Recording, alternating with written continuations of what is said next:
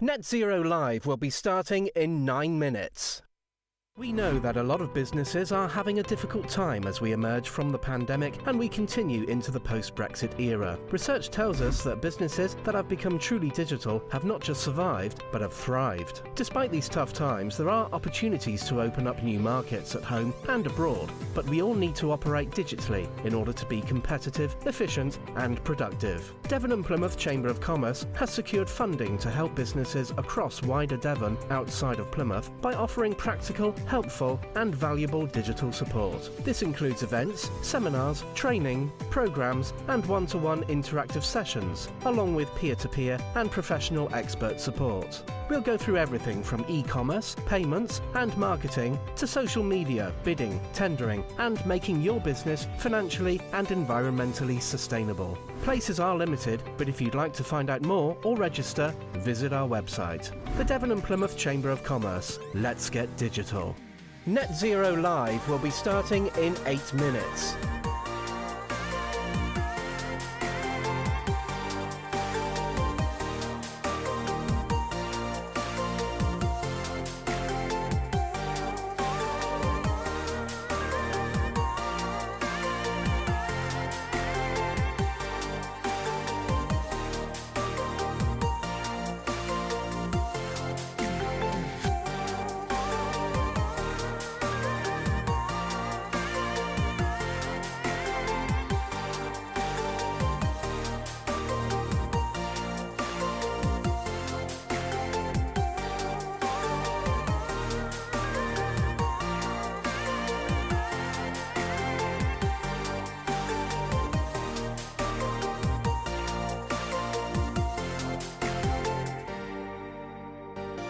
Net Zero Live will be starting in 7 minutes.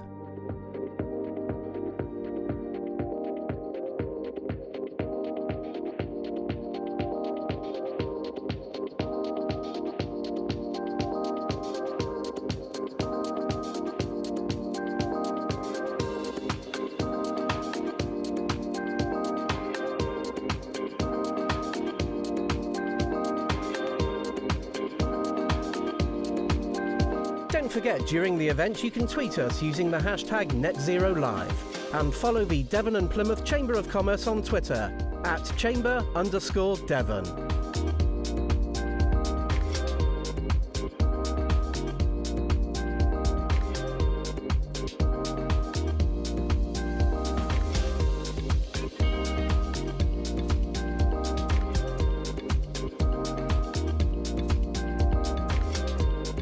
Net Zero Live will be starting in 6 minutes.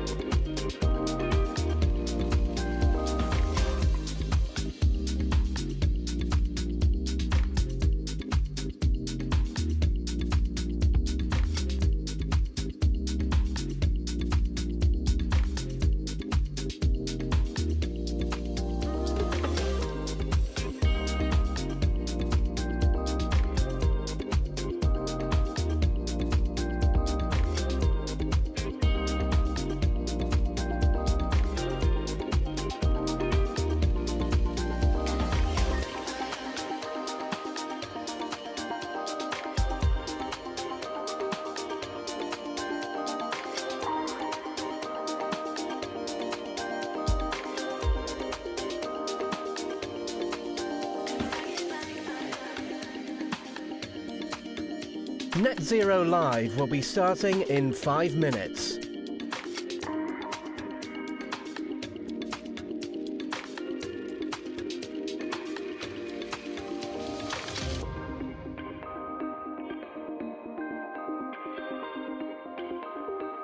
Don't forget, during the event you can tweet us using the hashtag NetZeroLive and follow the Devon and Plymouth Chamber of Commerce on Twitter at chamber_Devon.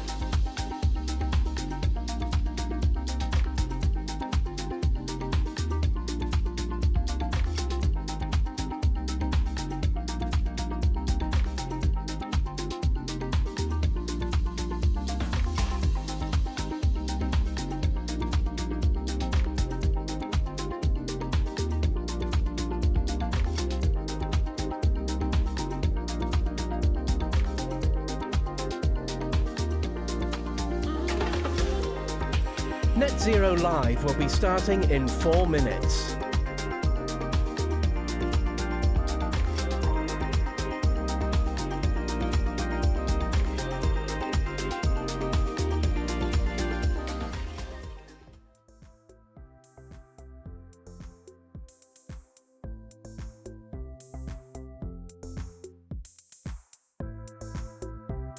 Don't forget, during the event you can tweet us using the hashtag #NetZeroLive and follow the Devon and Plymouth Chamber of Commerce on Twitter at @chamber_Devon.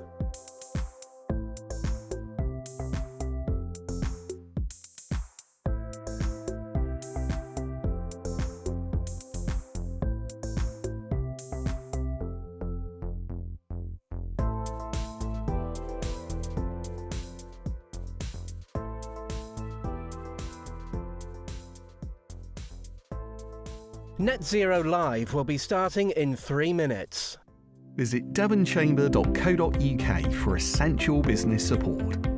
There are insights that will boost your business, such as details of the support programs we have in place, alongside articles, hints, tips and videos aimed at improving your business performance and potential. Download the Small Business Toolkit, designed to help you overcome everyday hurdles and run a more efficient, profitable business. You'll also find guides, advice and thought leadership, such as our library of articles, including how-to guides, thought leadership, and step-by-step advice from some of the region's industry leaders. And that's not all. There's a huge selection dedicated to everything you need to know about international trade. You can also find a calendar of events that you can attend for networking and training. devonchamber.co.uk. Click start your business.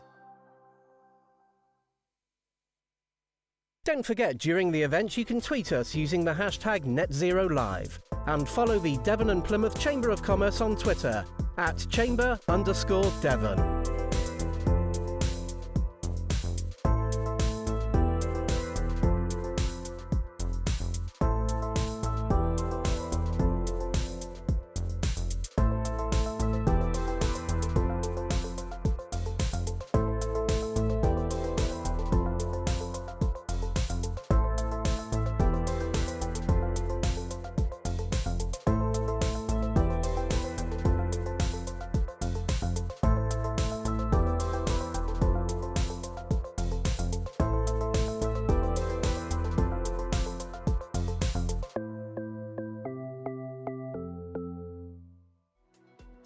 Net Zero Live will be starting in 60 seconds.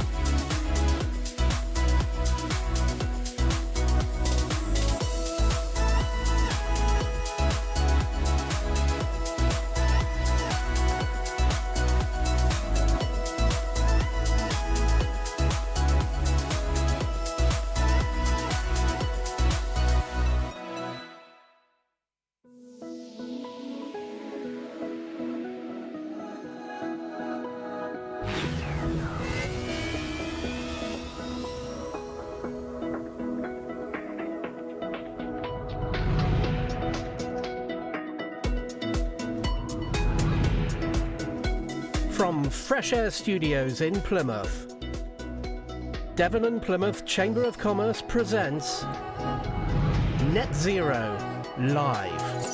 Jam-packed with information and advice on how you and your business can work towards a greener, brighter future for us all.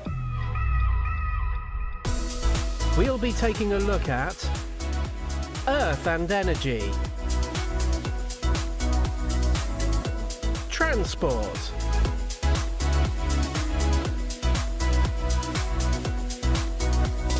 marine,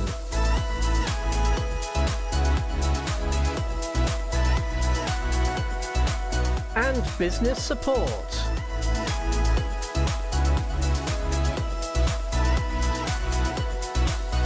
With thanks to our headline sponsor, YGS Landscapes, and our event partners, BCR, Low Carbon Devon, and Enterprise Rent-A-Car.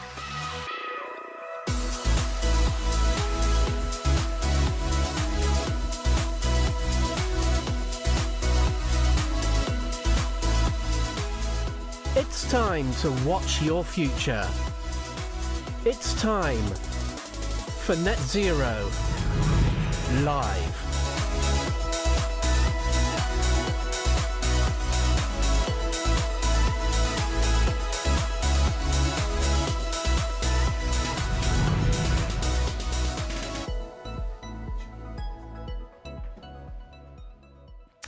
Yes, good morning. Welcome to Net Zero Live for the Devon and Plymouth Chamber of Commerce. My name's David Fitzgerald, and over the next 4 hours we'll be taking a look at the green issues, the issues that affect us all, and the green agenda. We'll have experts joining us in the studio, giving us the answers. You can also contact us. We'll have that information in a few moments' time as the day unfolds over the next 4 hours. Joining me now, Stuart Elford, the Chief Executive of the Devon Chamber. And Stuart, thank you very much indeed for joining us today. Why is this event so important to you? Well, thanks for hosting, Fitz. And firstly, thank you to Fresh Air Studios for hosting us here in Plymouth for this fantastic event. Net zero, it couldn't be more topical. We've got COP26 in Glasgow as we speak, but we're very aware that businesses, all businesses, I think, want to improve their environmental impact. They certainly want to go towards net zero. And as British Chambers of Commerce, we've been pleading with government to help business to do that, be more carrot than stick. We want more incentive than penalties. Yep. What we want to do is help our members on that journey. We've started the journey ourselves. We've got an intern, Katie, who's helping us go towards B Corp, which is both sustainability and social impact. But we also want to share that with our members, show them what we can do, take little steps, all of us together towards it. We've got an electric cargo bike, we've got a hybrid enterprise club car, but there's so much more we can do. And today we're going to find out from all our members, from these experts, what they can do to go towards a net zero. I've seen that cargo bike. That is brilliant. It's great fun. I loved it. Yeah. Now, I say you're going to be with us. You're not, because you're doing an outside broadcast. The Chamber's first ever OB. Yes, it's going to be a hardship because I have to do it from a Jaguar I-Pace, which I'm going to hate. Wow. Yes. Yeah, okay. That's what I said when I accelerated in this thing. It does 0 to 60 in under 5 seconds. It's a beast. The development in electric cars it's been remarkable over the years. It's fantastic, and it's a truly, well, I won't steal my thunder for later, but it is a fantastic vehicle that is an electric car that is actually practical and fun and does everything. Brilliant. Well, just remember your licence. Yes, I will try. I will try. We'll speak to you later. Stuart, thank you very much indeed for joining us. Well, it's going to be a very busy day. We've got lots of people coming into the studios here. Let's find out how you can contact us. Send us your comments now on Twitter using the hashtag NetZeroLive. And don't forget to follow us at Chamber_Devon. You can also send us your feedback and questions by commenting on the Devon and Plymouth Chamber of Commerce Facebook page. And get in touch with us on LinkedIn. Just search for Devon and Plymouth Chamber of Commerce. Thank you for being part of Net Zero Live.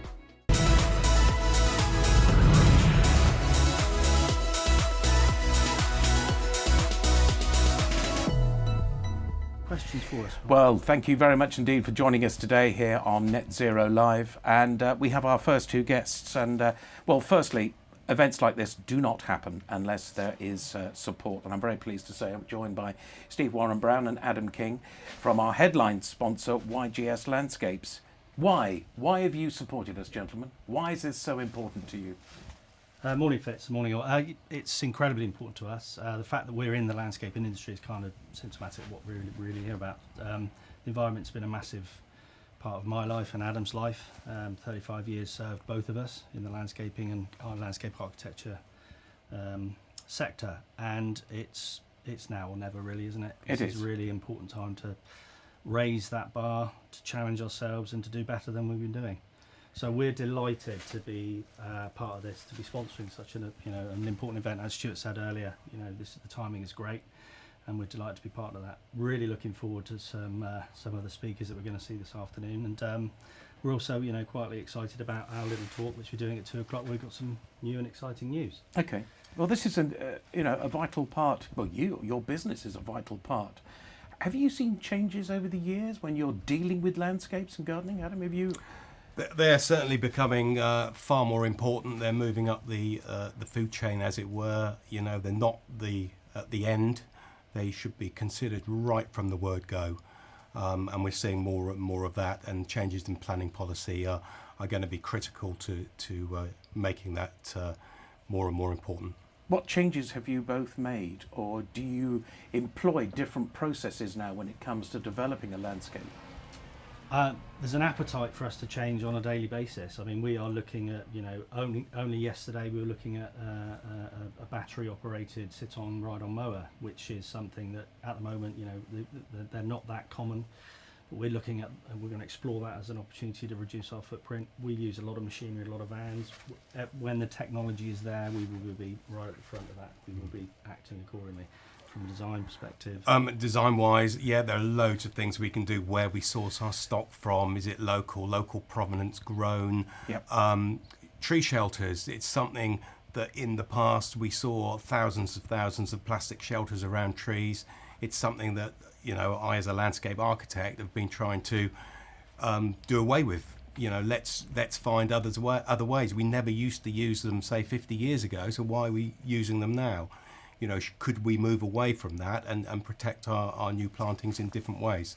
Yeah. Well, look, gentlemen, thank you so much indeed for joining us today. Actually, you must be busy, because I've noticed my garden. Things are still growing. Things are still there. They haven't died off. Maybe that is climate change. Do you need a card? Yeah. Give me the card later and a machete. Thank you very much Thank indeed. you. Steve Warren Brown and Adam King. Thank you. YGS Landscapes, one of our main sponsors today. We thank them as well.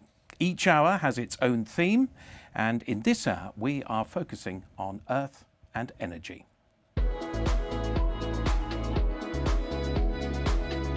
The Earth and Energy Hour is sponsored by BCR Associates. Visit bcrassociates.co.uk.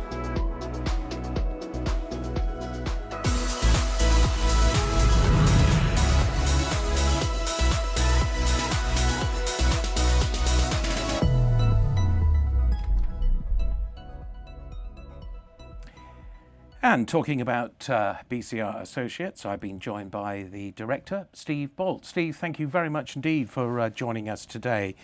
Can we start by you giving us a brief overview of what BCR Associates actually does?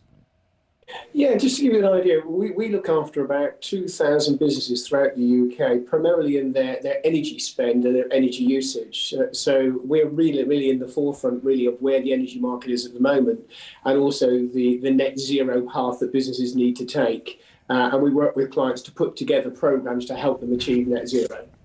Okay, well, net zero, that is the challenge. What are the challenges? What are the difficulties you've come across? If I could have the first slide, please. I think one of the key challenges, I think, in terms of where we are at the moment is how the UK actually uses energy. So this was the national grid back on the 25th. You can look at this right this minute in time, the source down the bottom. You could actually log on today and it will tell you exactly how we are using energy. And right at this moment in time, over 60% of our energy usage that actually is powering the grid is coming from fossil fuels. So it's coming from gas and coal. That is the pencil driver right at this moment because we've had a cold snap. Now that's a challenge, I think, for us, because if we listen to what the Prime Minister said yesterday at COP26, he is stating we need to get gas out of the energy supply chain so that we move to other alternative sources. And that is going to be a big issue for us. Some of those figures are a little alarming. Some of those are encouraging. Would you agree with that statement? The renewable energy, brilliant. Yes, I think we have somewhere in the region of 10,000 wind turbines in the UK, And at any one time, renewables can take up to 40% of the grid. We would need another 4 times that to be totally sustainable in terms of wind energy. And the challenge you have, I think, in terms of both solar and wind, is the fact that you need a sunny day, you need a windy day, and you don't always get both. So how you store that energy is also a challenge as when it's generated. So we do have a number of different issues, I think, from a UK point of view. And the biggest challenge is we're just not self-sufficient. We don't produce all our own energy. So we actually import energy from Russia, from Ukraine, from Norway, across the Channel. And so there are some issues that we have to tackle to make ourselves A, self-sufficient, and B, renewable. And bear in mind that the Prime Minister also mentioned at COP26 that he wants the UK to be 100% renewable by 2035. Right. Well, you mentioned self-sufficiency there, which is the main challenge.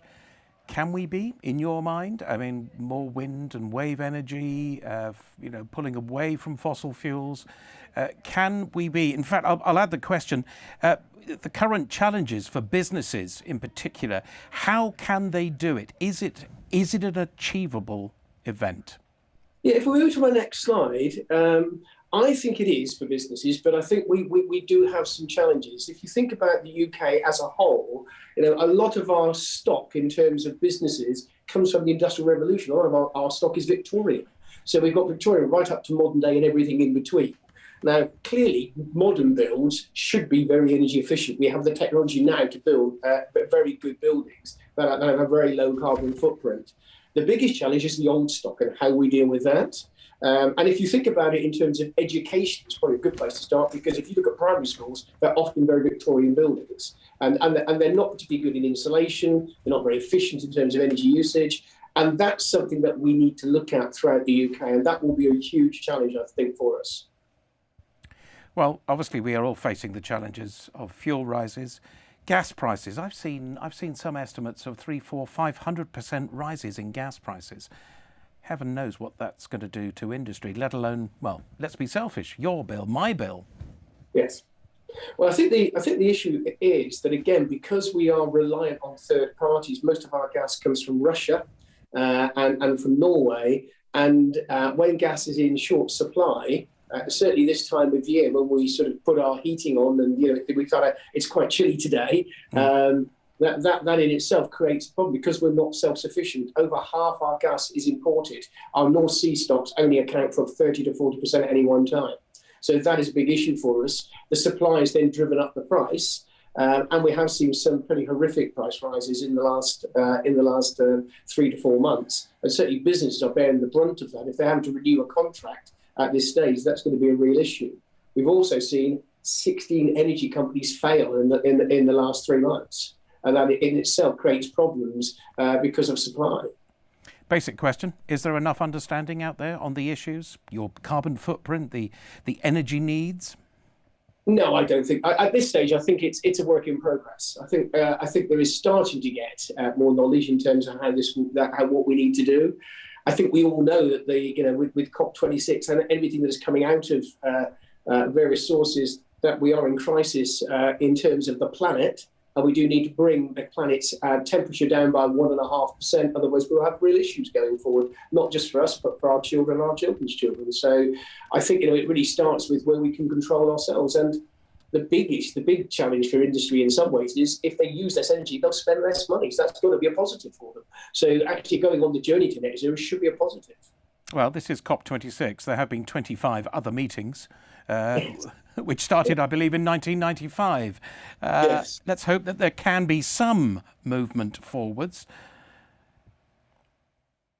Yeah, you'd hope so. I think that the challenge is always going to be how we fund all of this. And if I go to my last slide, actually, which is sort of pulling all this together. Yeah. What that really looks at is, it's about starting a process. It's about, from a business point of view, having an understanding of where you are in terms of your carbon footprint today. We all get an energy bill. The bill will tell us how much we're using. What it won't tell us is which part of the site is using it. So if you have heating systems, if you have a manufacturing process, breaking down how your site actually uses energy is the best place to start. because that can then show you where you might be able to make savings in your manufacturing process, in your working processes. And then it's looking at what renewable options are available to you. And there's always this big concern that it's going to cost a lot of money.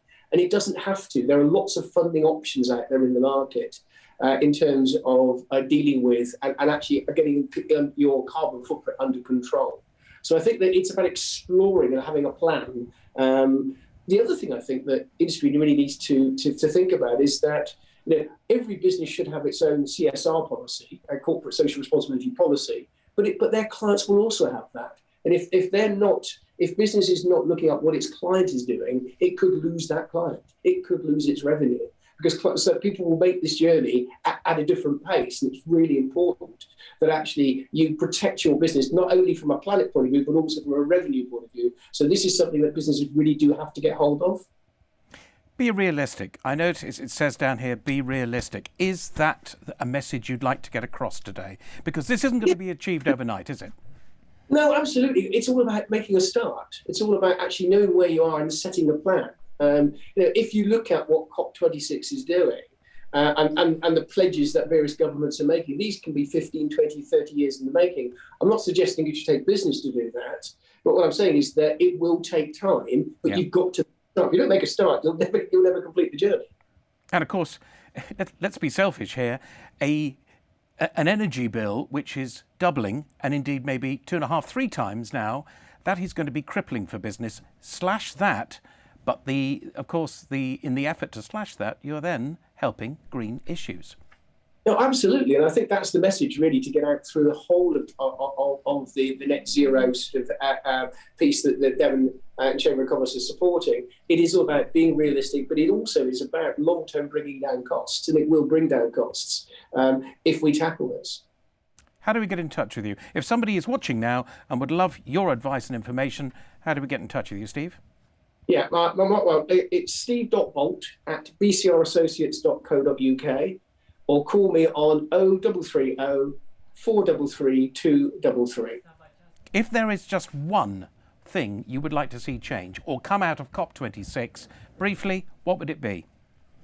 I think I think the governments have to support business actually in making the transition. It needs to make funds available to business so that we can actually tackle some of these big issues. The biggest issue of all is going to be one of gas and getting gas out of the whole energy supply chain, because at the moment we are totally reliant on gas. It is the key element we're actually using.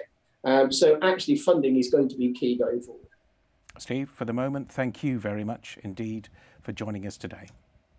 Thank you. Steve from BCR Associates there. Well, you're watching Net Zero Live from the Devon and Plymouth Chamber of Commerce, and we'll be looking forward to hearing a little bit later on from Steve. Our social media correspondent, Jasmine, will also be able to come here in a moment and tell us how you have been contacting us.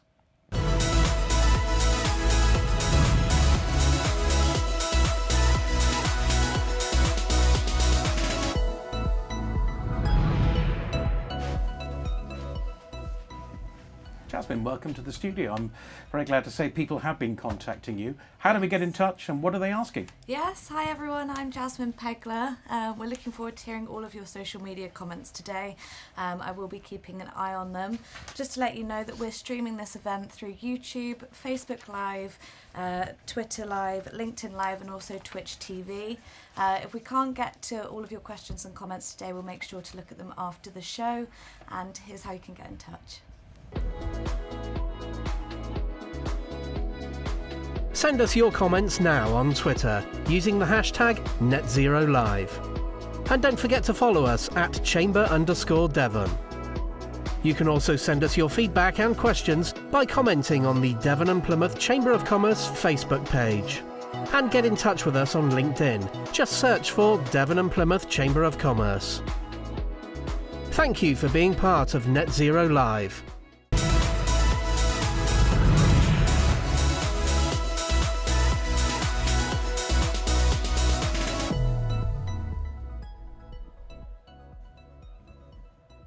Good morning once again. Busy day as we take a look at Net Zero Live.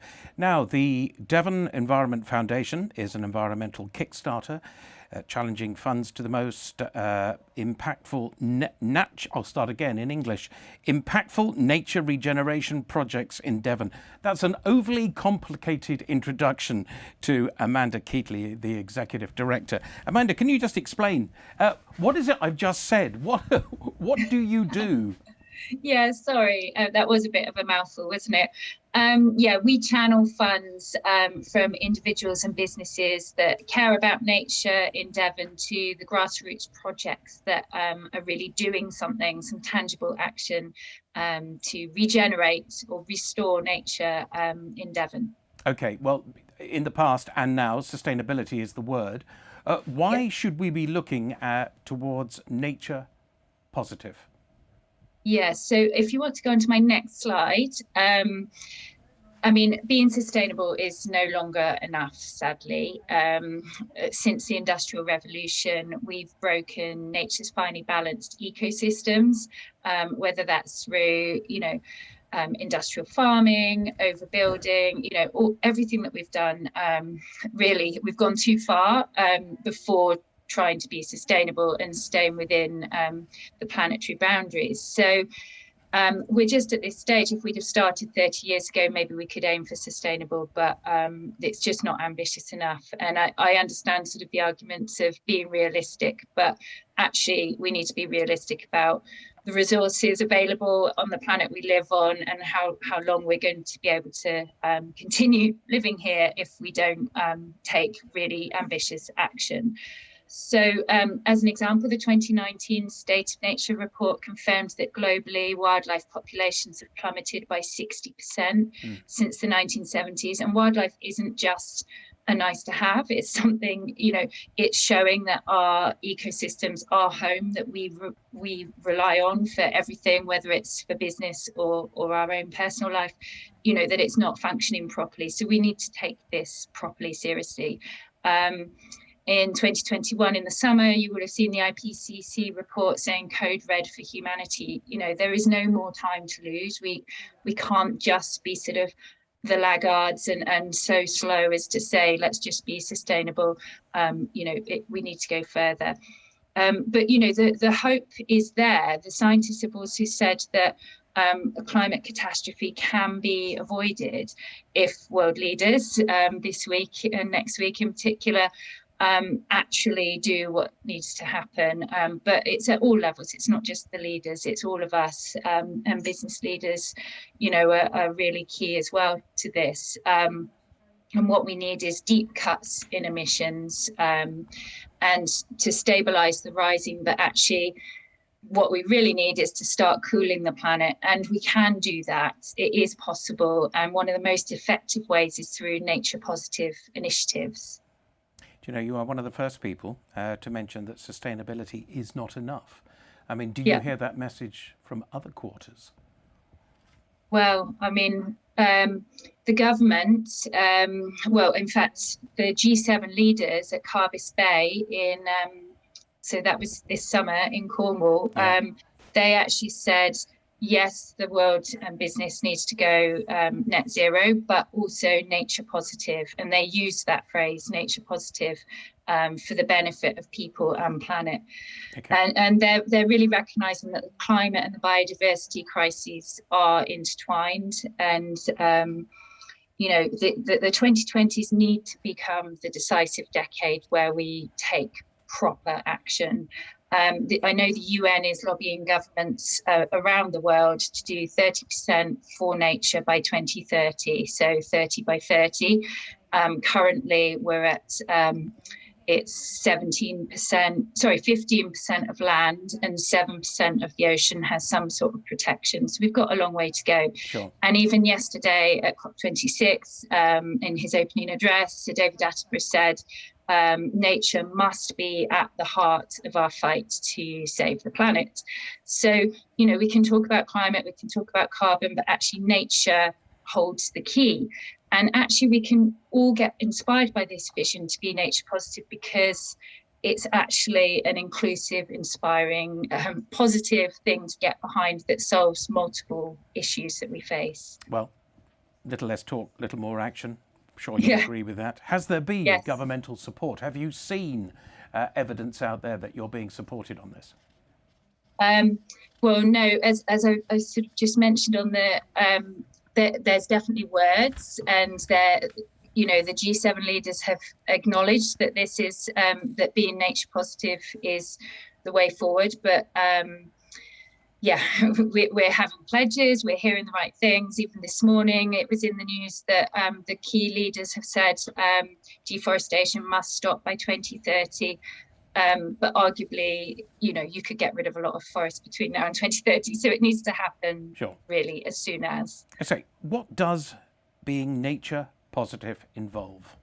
So it goes beyond, being nature positive goes beyond damage limitation, which I think is what a lot of people are talking about at the moment, whether it's reducing carbon or plastic. We need to go beyond that, beyond polluting and emissions, and actually enhance, restore, repair the damage that we've done, because we've broken the balance of the ecosystems. And there are lots of benefits to this. A nature positive approach enriches biodiversity, it stores carbon, it purifies our water. It was obviously in the news last week about all the sewage issues. If we use nature to help clean the water and filter runoff and things, if we have growth along our riverbanks, that really helps us and saves money in chemical ways of dealing with this. It prevents soil erosion, it reduces pandemic risk, which obviously has huge economic impact, and so much more. So it basically makes us more socially and environmentally resilient. And the other thing to say about being nature positive is traditional environmental messaging has always focused on fear and maybe guilt as well, actually. But being nature positive, it helps it, because look at the negative side of things, it sometimes makes us feel overwhelmed or switch off. But if you talk about being nature positive, it actually is inspirational and inclusive and gives us hope for a better future. Has there been advancements here in Devon? Can you give us some examples of how nature positive initiatives have actually struck home?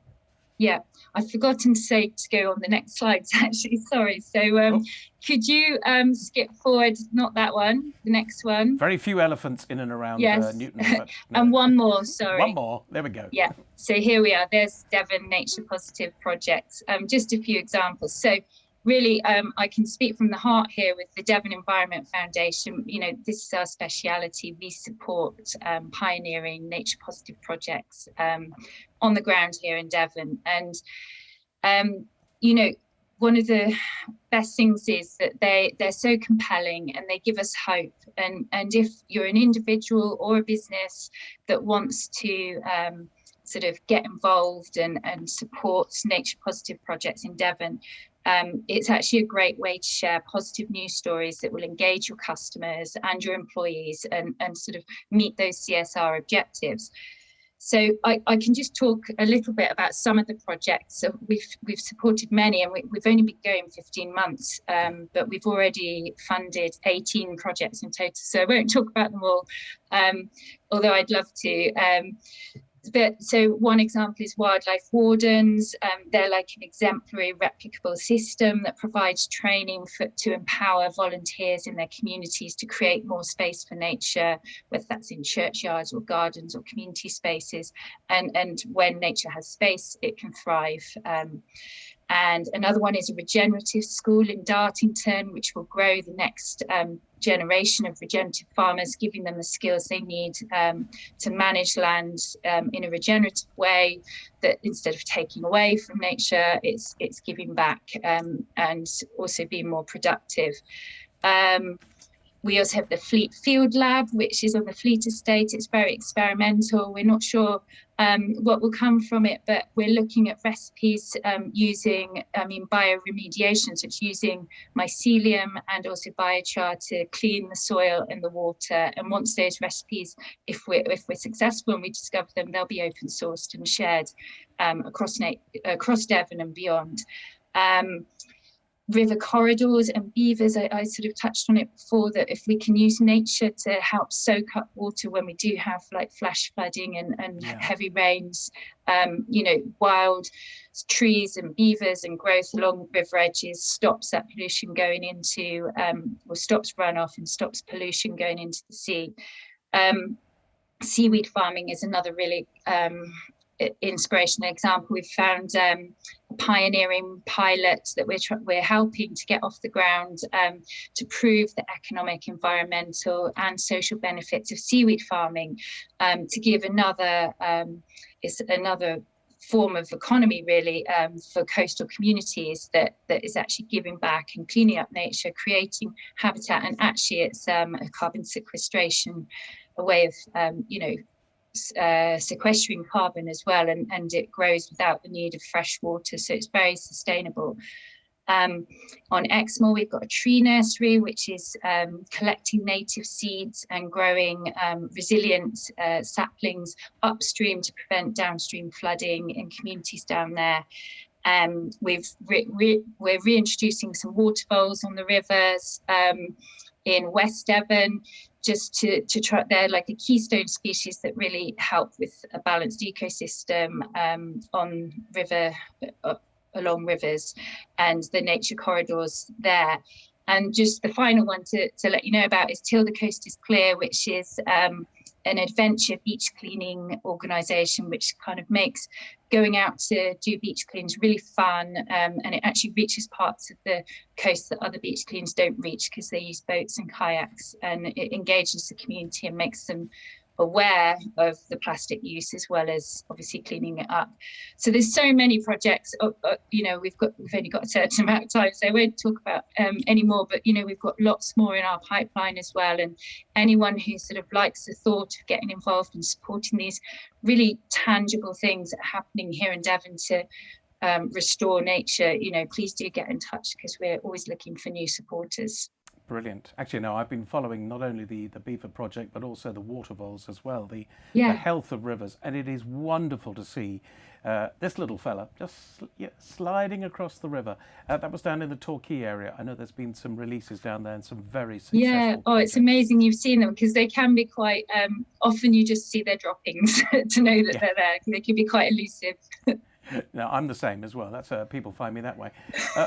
Water voles, beavers, the project's amazing. Fleet Field Lab as well. Look, how can a business get involved? How can a business be more nature positive? Well, so from their perspective, in their actions and what they do, the first point is to take responsibility for your actions and ensure that what you're doing matches your values. And you can lead by example to influence, your colleagues, your suppliers, your whole industry. And if you start doing the right thing and take that first step, you will actually unlock a ripple effect of change.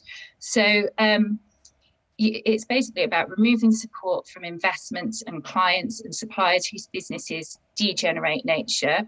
And this, is going to be hard because it's things that we're used to supporting, but we have no choice. We need to change and move and take away our support from it. So that is things like fossil fuels and deforestation, things that involve plastic pollution, industrial agriculture. So we need to remove support from those practices and then add our support to investments, clients and suppliers whose business practices regenerate nature. So that can be renewable energy, regenerative agriculture, rewilding, seaweed farming. There's so many things that are going to be popping up. Just as an example, if you were building houses, for example, I've heard of a developer who, is not just looking to minimize negative impacts such as insulation and things like that. Obviously that's important, but actually looking for every opportunity to add in biodiversity, whether that's via green walls and green roofs, like hedges instead of fences, ponds, orchards, bird boxes, bat boxes. There's so much you can do with a little bit of imagination to add in space for nature with things that humans need. There's a very good resource, just quickly, getnaturepositive.com has case studies and actions by sector. So if people go to look at getnaturepositive.com, they could, if they're in the finance sector, they can see actual things they can do for finance or other sectors. And also, of course, donating to the Devon Environment Foundation and getting involved with our work is another way. Getnaturepositive.com. Amanda, thank you. Thank you very much. We'll speak soon. That's Take Amanda care. Keatley there, Executive Director of Devon Environmental Foundation. Thank you to Amanda there, and thank you for joining us today on Net Zero Live. Still to come, we'll be talking to Alex Munro from Devon Energy Partnership. It's time to grab yourself a cuppa. Net Zero Live continues after the break.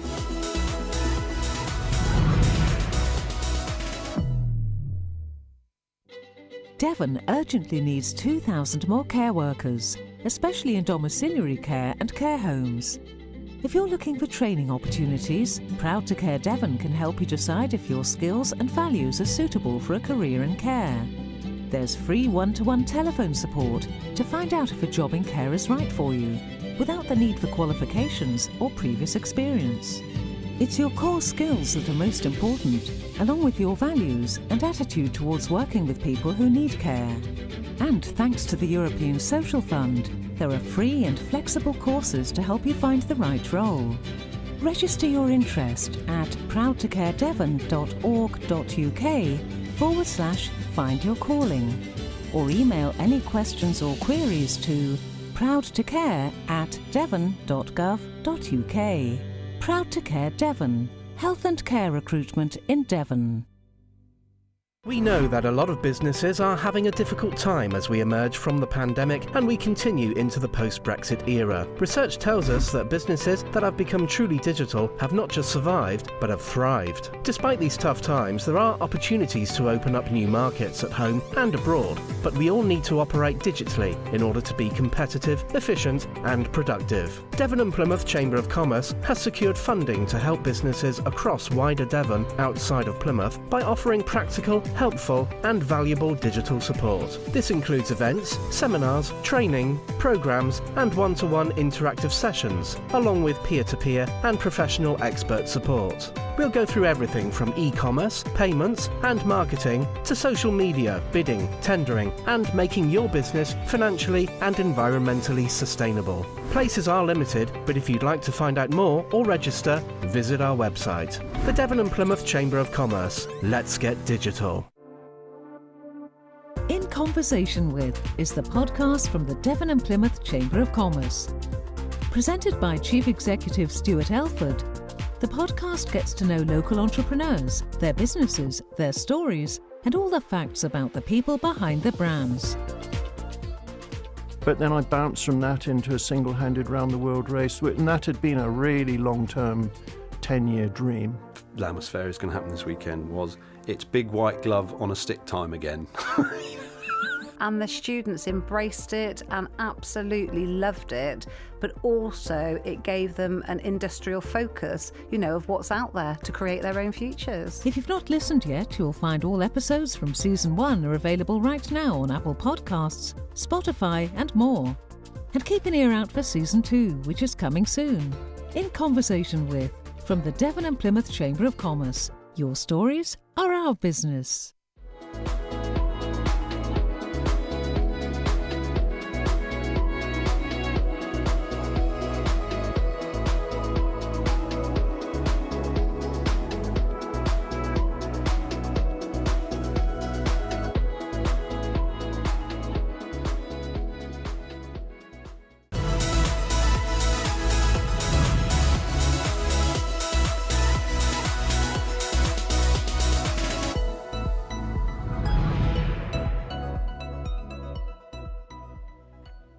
Welcome to Net Zero Live on behalf of the Devon and Plymouth Chamber of Commerce. My name is David Fitzgerald.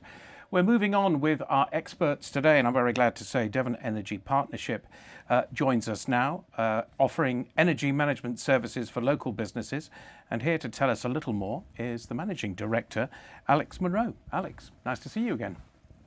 Good morning, David. Yes, thank you very much indeed. Now, with energy costs running, I think it's probably a wild statement, out of control, would you agree with that statement? Businesses really do need to think and change.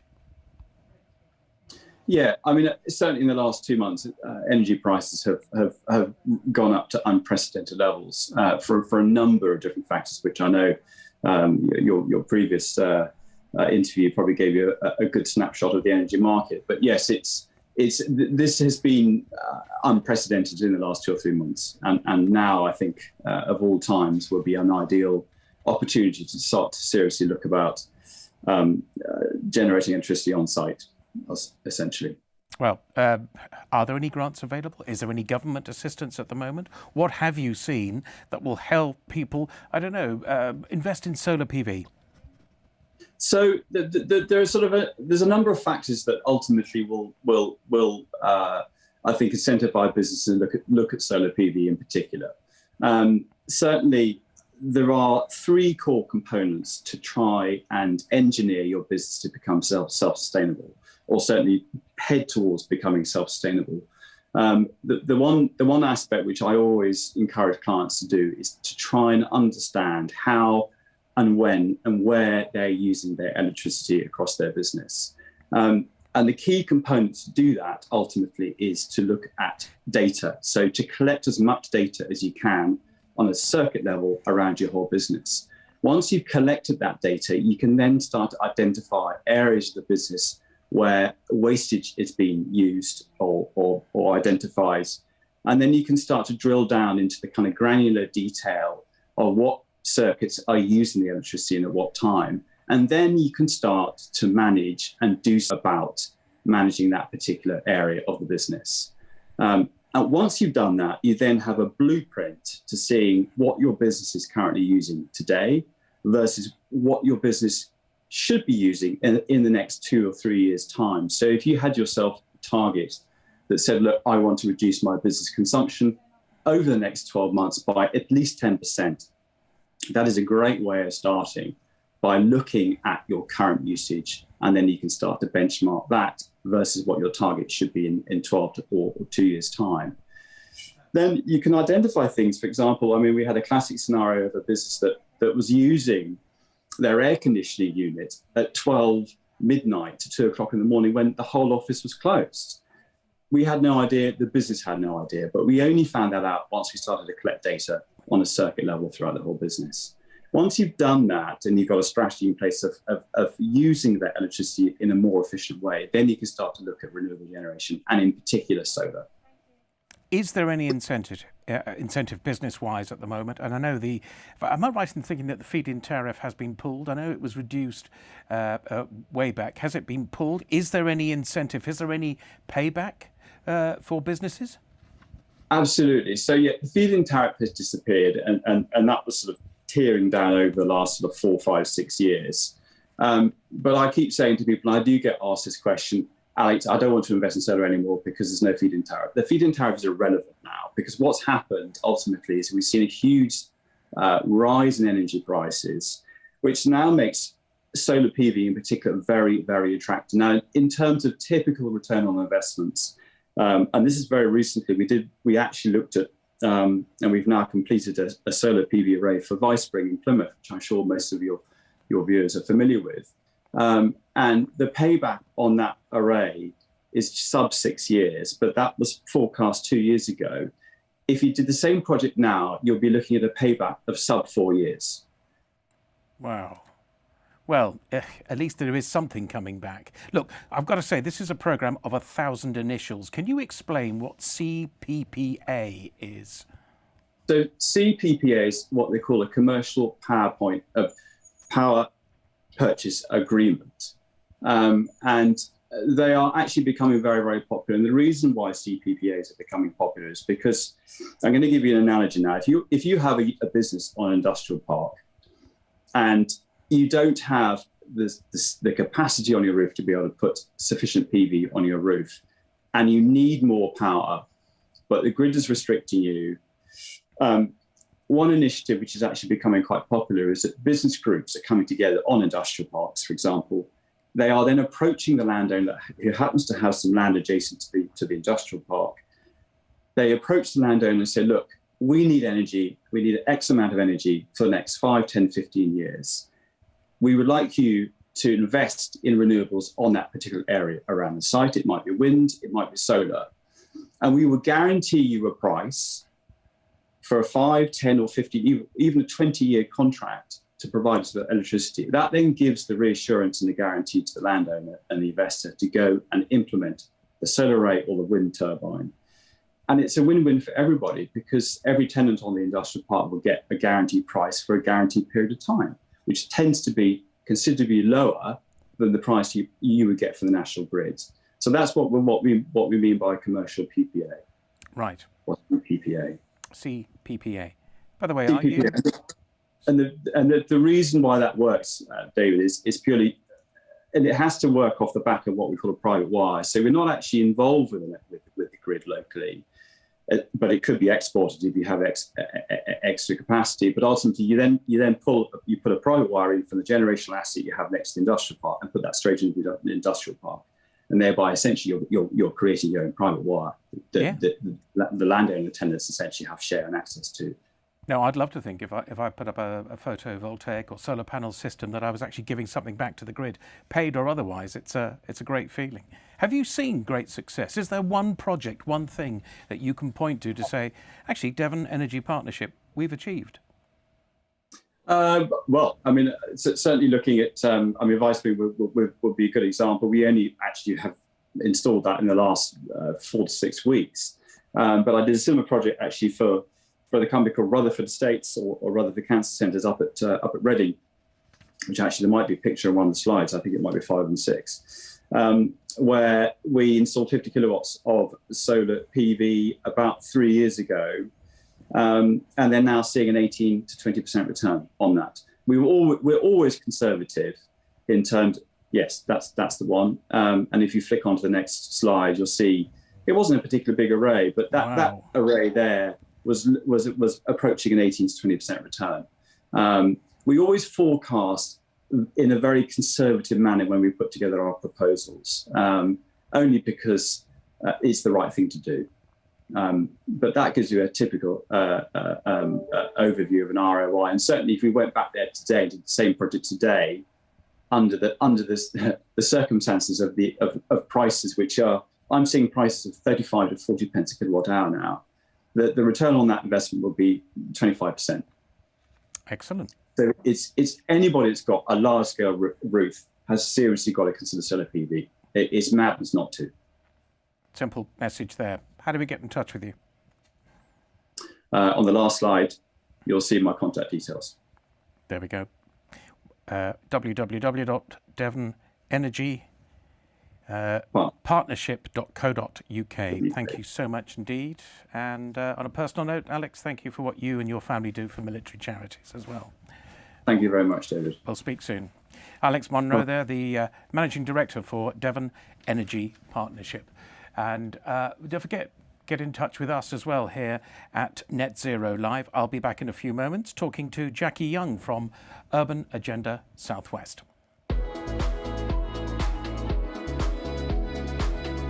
The Earth and Energy Hour is sponsored by BCR Associates. Visit bcrassociates.co.uk.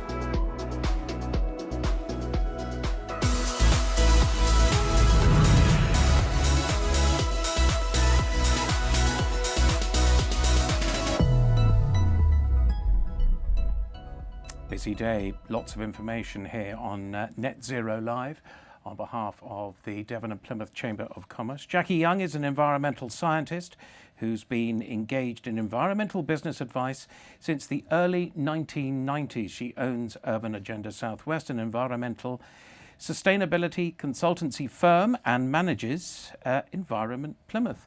Again, a very long introduction, Jackie, to what you do.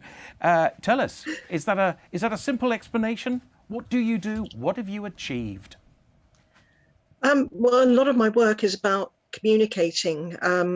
Basically, it's about listening to what people are concerned about, and that's particularly the case for businesses, and then coming up with solutions that suit them, and solutions that are cost effective, that are realistic, that are proactive, and that suit the needs, and something that works for them. And that's just the same for community groups that have got great project ideas for the environment, as it is for businesses looking to tackle net zero or carbon neutrality, whatever it happens to be. We listen and we come up with solutions. Well, how can businesses find help? Because this is a complex path. You are the expert. How can you give help? I think there's a lot of information. I mean, I've certainly been working recently, researching on Google for various items. And Google is amazing because before that came along, you couldn't really sort of do much research. But it's a case of looking at what you're asking and finding somebody who can provide that information. And I know there are new teams at the university, the low carbon team there. Obviously, they can get in touch with Devon and Plymouth Chamber and speak to the team there. There's also now a new team at the City Council here in Plymouth. There's also teams across Devon that can help. There's climate change advisors, and it really does depend on what people are asking for. But in other cases, there are guidance options offered by organisations like the Carbon Trust. So it really does depend on what you're wanting to ask, and then seeking that advice accordingly. But you can guide people. That's the main message. Oh, there. Definitely, yeah. Are there any legal reasons for businesses to seek out help with environmental management? There are, and sometimes it's not very easy to find these either. They're not necessarily headlined as carbon neutrality or zero carbon or carbon management. For example, the environmental reporting regulations from 2019, based effectively on the Companies Act 2006, require companies to report in their annual reports and their annual accounts on their environmental performance. And it contains, or the guidelines contain, an amazing set of questions and statistical options for that reporting. But it probably wouldn't come up if you were looking under carbon management. Right. So it's worth checking that one. But there's also other options and other requirements depending on your size. A lot of what we do here in the UK is based on the size of the company, its return, the amount of energy it uses, perhaps, if it's over a certain megawattage. I found one yesterday that actually depends on how many people you're employing, and that's the Energy Savings Opportunity Scheme. And again, it looks at what you use and how you use it. Some of them are based on energy use, some of them are based on emissions, but it is pretty essential that you find out what you would need to do and how you'd need to do it, and make sure that you are complying, because the last thing you want is some sort of fine or levy imposed against you for something that you didn't realize you had to do. Sure. So it's not easy, and I appreciate companies looking at it for the first time thinking, what on earth do I have to do? But that's where the advice comes in. It's worth getting that advice and checking whether you qualify or not. Yeah, and there's so many schemes, so many acronyms. It's going to be a minefield. But the question down here, it's not a question I would ask. Is it worth the hassle? Obviously, yes, it is. I think it is, definitely. A lot of the drivers that we've been looking at recently, they're not necessarily tackling climate change or reducing emissions. In some cases, they are looking at what your competitors are achieving in terms of carbon standards and marketing and promotion, what they're saying on their websites and in their adverts. So sometimes there's a competitive element to it. And if you can win out on that, then you obviously win the contracts and do better. But there's also the element of cost savings. Yep. There is the element of meeting those standards and avoiding any taxation or fines even. There's also, just check my notes down here. There's also the fact that if you do even a basic energy audit on your company, and there are lots of companies offering energy audits, you can save between 3 and 15% on your energy bills. And with the energy prices as they are at the moment, that's a hell of a lot off your annual budget. So yes. It's worth doing in terms of the hassle. Okay, it might take a little bit of time. It might take a little bit of baseline data and going through the paperwork and seeing what your bills were in the last 2 years. And certainly in the last 2 years, because of lockdown, it's thrown everything out of kilter. So people may need to go back to 2018-19 rather than 20 or 2021 to set that baseline. But in the end, it makes you look good. It makes you greener. It reduces your emissions. It improves your resource efficiency, and it can save you money. So yes, it is worth the hassle. That's it, saving money. A hotelier, a friend of mine, has just changed all of his bulbs to LEDs. He halved his power bill, only for that to be swallowed up and gone with the current rises. But at least, as he says, he's made the effort. And, very much so. And what would it be if he hadn't? That's the main thing. Look, what can businesses do if they want to find out more? How can they get in touch?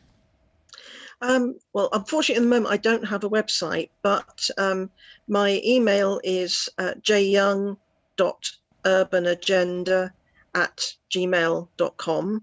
And they can always contact me through Helen and Stuart at the Chamber, or they can get in touch with info@environmentplymouth.org, which is the citywide green network that I manage. And through that network, we have the opportunity of asking questions of specialists from across the region, everything from plastic to wildlife. So that's worth doing. And I should add that there's never a daft question in this. If it's worrying you, if it's something that you need to know the answer to, then it's not a daft question. No. And we can definitely find somebody who can help. Jackie, never a daft question. That's the best way to finish that one. Once again, your email address again? It's jyoung.urbanagenda@gmail.com. Brilliant. Thank you once again for joining us today. Thank you. Net Zero Live. A lot of information. Please get in touch. In fact, let's find out from Jasmine how to get in touch with the programme today.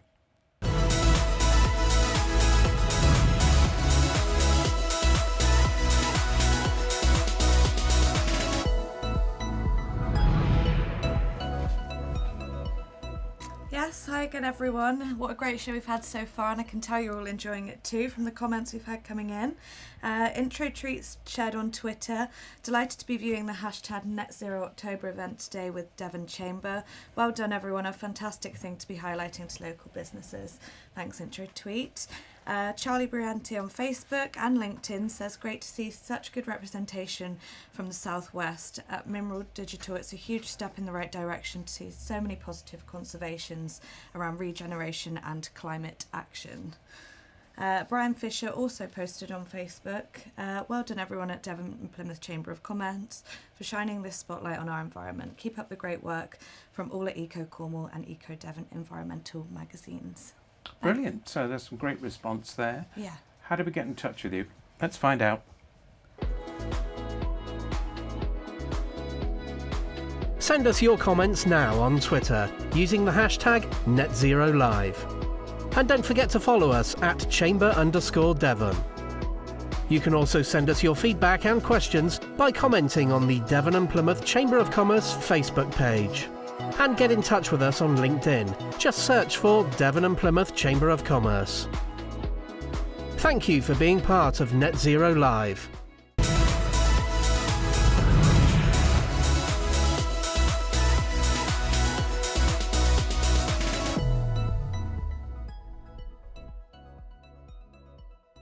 Thank you once again for watching Net Zero Live, and please get in touch with us. Lots more to come in the next hour. Our guests will be from GWR and Go Southwest, and Stuart will be out at the Chamber's very first outside broadcast from West Hoe Quayside in Plymouth, trialling, as it says here, a swish new electric vehicle. I see the pun that they've tried to squeeze in there, but it really is a magnificent car. Thank you for watching.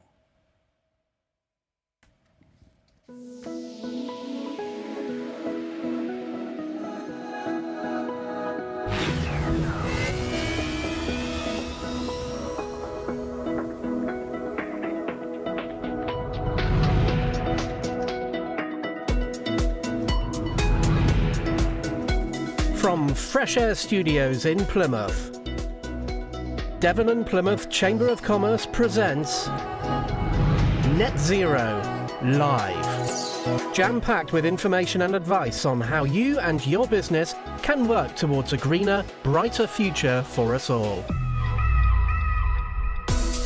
Earlier, we explored Earth and energy. Still to come, transport.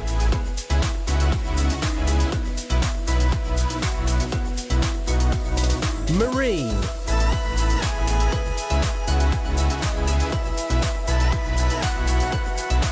And business support.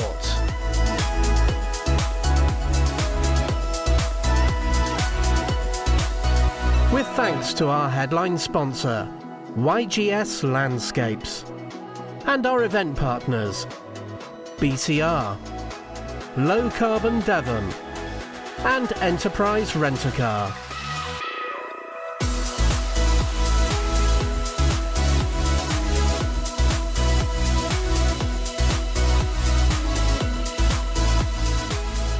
It's time to watch your future. It's time for Net Zero Live.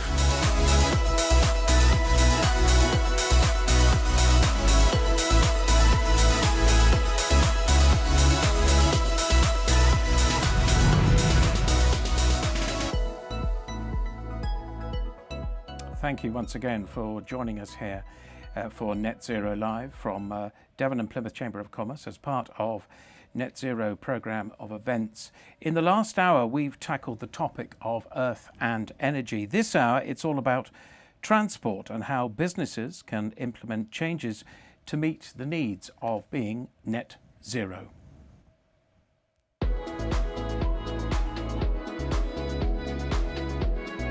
The Transport Hour is supported by Enterprise Rent-A-Car. Visit enterprise.co.uk.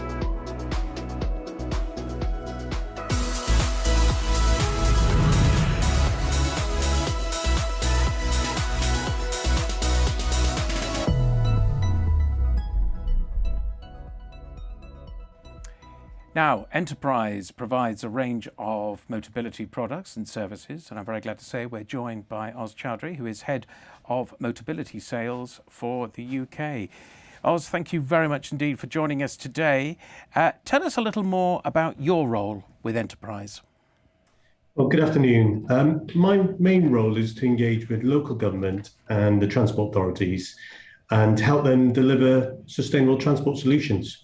Working very much with other transport operators, so in partnership, in collaboration with micromobility, shared mobility, public transport being a big partner, and delivering real live solutions to the consumer, whether that's for personal commuting requirements or business travel. Okay, how is the Motability landscape changing, or is it changing? It is changing. The Motability landscape is changing because right at the heart of it is decarbonisation. So a lot of transport operators, including enterprise, are understanding the role that they can play in helping giving the consumer more choice, more access to sustainable transport. We at Enterprise, we run the largest car club operations in the UK. And it's very, very effective. I think for every car club we deploy in the UK, we can displace up to 18 and a half vehicles. So you're sort of giving people the ability to access vehicles, EV vehicles, and move away from maybe that historic ownership model to more usership model. I think that's important when you're looking to tackle congestion, the issue of climate change, but more importantly, just giving people sustainable access to travel. Has that change been easy? I mean, have you had business or government or personal assistance on this? I think what's really changed for us at Enterprises, we've seen much more engagement both with central and local government. A lot of the local authorities and the transport authorities are actively engaging with transport operators and asking for your feedback, your experience, barriers to entry, and that's allowing us to evolve either existing products and make them much more relevant in this whole conversation of decarbonisation. But more importantly, it's allowing us to feedback on implementing solutions. A lot of the solutions don't have to be perfect. I think we've got to really see a change in behaviour. So there needs to be a catalyst, a change to behaviour, and that can be the private sector working very closely with the public sector, sort of partnership agreement that delivers solutions that can evolve and change that travel behaviour, because unfortunately too many of us are wedded to our vehicles, single occupancy. I think before COVID there was something like 38 million unoccupied seats every morning in the morning commute. I think we're probably back to those levels. So it's really important we as transport operators, and I'm including the public transport operators, the micro-mobility providers, the car club operators, we all get together and deliver some of these collaborative solutions. Some of those figures are alarming, but collaboration seems to be very important with the whole project here. It does. There's one project I'd like to highlight is in Scotland. We've been working with Hightrans, who are run the transportation in the Highlands. It's a big area the size of Belgium, and it's very rural. And so Enterprise, in partnership with Hightrans and all the other transport operators that operate in that area, have deployed a mass platform being a mobility as a service platform where we've integrated all the modes of transport. The main aim is to give people the ability to plan, book and pay for loads of transportations, different modes, everything from ferries to buses to trains to car clubs, active travel, bike. But to get to that point that we've now deployed and it's live, but to get to that point, we've had to collaborate because you've got different operators with different commercial models, all with very different brands and marketing strategies. And actually what you've got to do is simplify that and deliver a very clear message to the consumers, the residents in the Highlands, as to why you're delivering a digital platform and making it easy to access more sustainable transport. So not easy, but what is right at the heart of that sort of project and has been powering our success so far has been collaboration, understanding that we all share a vision. And that vision, I think, has been to really change people's perception on the way that they've historically just accessed vehicles and not considered other forms of transportation, particularly public transport, and getting them to actually realize that it could be more sustainable, more cost effective, they can save money, and actually it's probably more relevant. That's one thing COVID has done. It's focused people to readdress the idea of just having a car parked on your drive where it's hardly used, 80% sat on your drive doing nothing, and realizing that there is more choice and there's better options. So you are right, collaboration is key. It's not easy, but you have to have a vision. And I think working with the transport authorities, local government, as that sort of gatekeeper to help us have a clear agenda is very important. So I'm a big advocate of that. And I think that's what we've shown in the Highlands with the Go High Mass project. As you say, it is not easy, but collaboration has helped. Is there one particular partnership you could point to say, look, this has been a real success, we really have moved forward? Yeah, one of the partnerships I'd like to highlight is Enterprise has partnered with Brompton Bike Hire.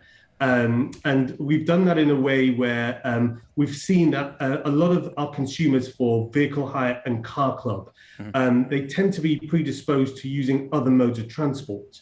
So we quickly realized that where we were operating our car club, very close by there would be docks for Brompton Bike Hire and others. And so we realized that actually it would be beneficial for enterprise to partner with someone like Brompton because we give our consumer more choice. And we could see the feedback that we were getting from our car club and vehicle hire consumers that really they're coming to us for solutions and more choice. And if they can see us partnering with other transportation providers, micromobility providers, it just makes it easier, more intuitive for them to make the right decision. It doesn't need to be complicated. So with Brompton, we simply put some of their bikes into one of our locations in London at Russell Square. No digital integration required, just put two brands together, put the assets in the location, enterprise acts as agent and handing over. And it's just been a real success. And actually the slide that you can see now is indicative of the way we've developed that relationship with other operators as well. We're looking to place our services and others at ferry stations alongside public transport operators. We work very closely with LNER, who we have Car Club and Brompton Bikes, a lot of their platforms. So you can access, that sort of first mile, last mile, or very short journey requirement solutions. And again, all very sustainable. We're looking at EV vehicles, we're looking at active travel, looking at EV bikes as well. So I think, there's some great examples there. And it's, I'm hoping that, over the next 12 months, we'll see more partnerships develop with other operators as well, because I think that's how we're going to solve this. This can't be done in silo. It has to be done in collaboration. That's what I was going to ask you about the future. You sound very positive. The future, a little bit better in your eyes? Yeah, absolutely. I think we've got past that stage now where we were all sort of deliberating about whether this was the right thing to do in terms of challenging the way people have historically travelled and accessed transport. I think we're now at that stage where we are deploying. We probably learn more from our mistakes than we do our successes, and that's a good thing, because what you're looking to do is bring in scalability to a lot of these projects, whether it's car clubs working in partnership with Bromptons, the mass platform in the Highlands, or the Coventry launching their mobility credits in and around the area. All of these projects are leading to really successful deployments, learning data. Not just data for the sake of data, but intelligent data telling us, how we can evolve, how we can scale, how we can change people's behavior. So I am very optimistic. I think we've got past that stage of just talking about, what is the right thing to do. And I think we're now in that deployment area where I think we can see more support from government, and we're seeing a lot of support, is funding to help change behavior. So I think we just saw a slide there for the BP hubs, and I think there's a screenshot there for mobility credits. There you go. That slide there is showing you where Coventry Council have asked residents to give up their old diesel vehicles, typically 10-year-old vehicles, have them scrapped, but then in return you get given £3,000. I mean, that's a lot of money, but that money can be spent on sustainable transportation. And I think that's a really, really good example of where we are right now in the UK. We've moved to that actionable, that deliverable stage. I think there's a lot of optimism to be had when you look at something like the Coventry Mobility Credit Scheme. We just need other local authorities and transport operators to start learning from these projects, sharing the data, the learnings, good and bad, and deploying more. We will make mistakes, but that's okay. I think we will evolve as we learn from those mistakes. Brilliant. Very positive message to end on. How can we find out more? How do we get in touch with you? Please send me a message and connect with me on LinkedIn. I share in all my projects on LinkedIn. Also, if you go to the Enterprise Car Club website, if you look at that website, we share a lot of our case studies, and also we share the partners and who we're working with. So all the PT operators, all the bike share companies I've mentioned, they're all on there, they're all featured, and you can contact anyone from Enterprise there, or all contact details on there. So hope to make contact with you all soon. Thank you. Brilliant. Oz, thank you very much indeed for joining us today. You're watching Net Zero Live.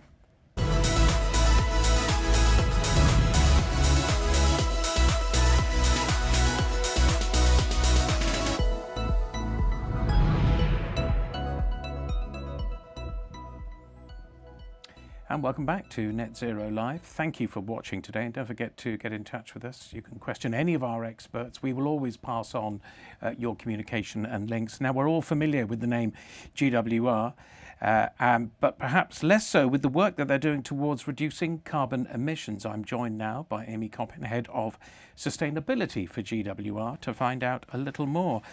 Amy, welcome to Net Zero. Thank you for joining us today. Can you begin by giving us some idea of the area covered by GWR? This is an incredible infrastructure you must have. Hi, thank you for the welcome. Yes, we cover from London, Paddington, out through the Cotswolds, across the southwest, through to South Wales, Cardiff and Swansea, and down through Devon and Cornwall to Penzance. So a huge geography covered within our network, with a huge variety of users, from leisure, business and travel commuters. And we also have the sleeper service running from London down to Penzance nightly as well. So lots of variety across the network. Yeah, indeed, an incredible area. What's your role in the company? So I'm head of sustainability, head up a small team that look at our environmental and energy impact, in a really fortunate position to work with every function of the business to make sure that sustainability is really embedded in all our decision making, and that it's really business as usual for us. I must admit, I'm a bird watcher, I'm a nature lover. You must be in charge of millions of trees when it comes to the area that you cover. And I've got to say, the wildlife is absolutely benefiting from some of your issues already, I'm very glad to say. What is GWR doing for decarbonising? So we were really pleased to see the government release the Transport Decarbonisation Plan in the summer. And we've been working really hard with Network Rail to understand the possibilities for the network infrastructure. Yep. And what opportunities that brings for us to make modifications and introduce new trains. So we've been developing our fleet strategy with net zero in mind, looking at opportunities for further electrification, where it's possible to use battery trains on branch lines, for example. And also looking at what is needed for climate resilience across the network. Many people will be aware that a lot of our rolling stock is quite old now. And although it has been refreshed through the years, there is an opportunity to really change that, introduce some new trains and make sure that they really are accommodating for the future needs of passengers, whether that be for accessibility or things like really good Wi-Fi to enable people to work on the move and make that commuting time really beneficial to them. Well, we've been talking about extreme weather issues here. And of course there is, a company like yours is going to be affected by weather the whole time. And that's something that must be behind your efforts as well. Yeah, absolutely. As part of our decarbonisation planning, we're really factoring in climate resilience to that as well, making sure that any technological improvements and innovations that we put in as part of that net zero plan also future-proofs our trains and our assets for future climate impact. So that's really important to us. Yeah. And ultimately, we need to keep people moving as much as possible and make sure that the services can withstand any climate impacts that crop up in the future. Okay, what's been delivered in the Devon and Plymouth area? What have you achieved already? What are you hoping to achieve? So there's lots of really great work going on in the Devon and Plymouth area. We've got the Devon Metro new stations opening soon at Marsh Barton and Edgenswell. They've been delivered in conjunction with local authorities and Network Rail. In a couple of weeks, we're reopening the Dartmoor line to Oakhampton, which is really exciting. One of the first lines to reopen through the Restoring Your Railway fund, and that's reopening after 50 years. So it's giving a really good opportunity for local people and people from further afield to travel to the area by train rather than car. We've also got the Greater Exeter strategy, developing long-term plans for the Greater Exeter area, which is really exciting. And we've been working on developing what we call bus branch lines, which is an extension of the train service, partnering with local bus companies. So we've recently started the Totnes to Kingsbridge bus branch line, taking people down to that area of South Devon, which is going to be really exciting and a great offer to support local tourism. And Plymouth Station as well. Aren't you redeveloping Plymouth Station? Hopefully keeping some of the Victorian angles, says he as a train spotter. Yes, there's an £80 million investment in Plymouth Station, which is great. Again, that's working in conjunction with Plymouth City Council, at the university and Network Rail there. And also, isn't there some sort of development, or at least some sort of advancement, Plymouth to Tavistock? Yes, again, working with Devon Council, Network Rail and the local authorities, we're making the case to reopen the Tavistock line in the future to improve that connectivity. Okay, now that's going to be very exciting as well. What does train travel play? What does the existence in reducing car usage and improving air quality? Yeah, it's really important. We know rail is one of the cleanest forms of transport, and we can move a lot of people very quickly.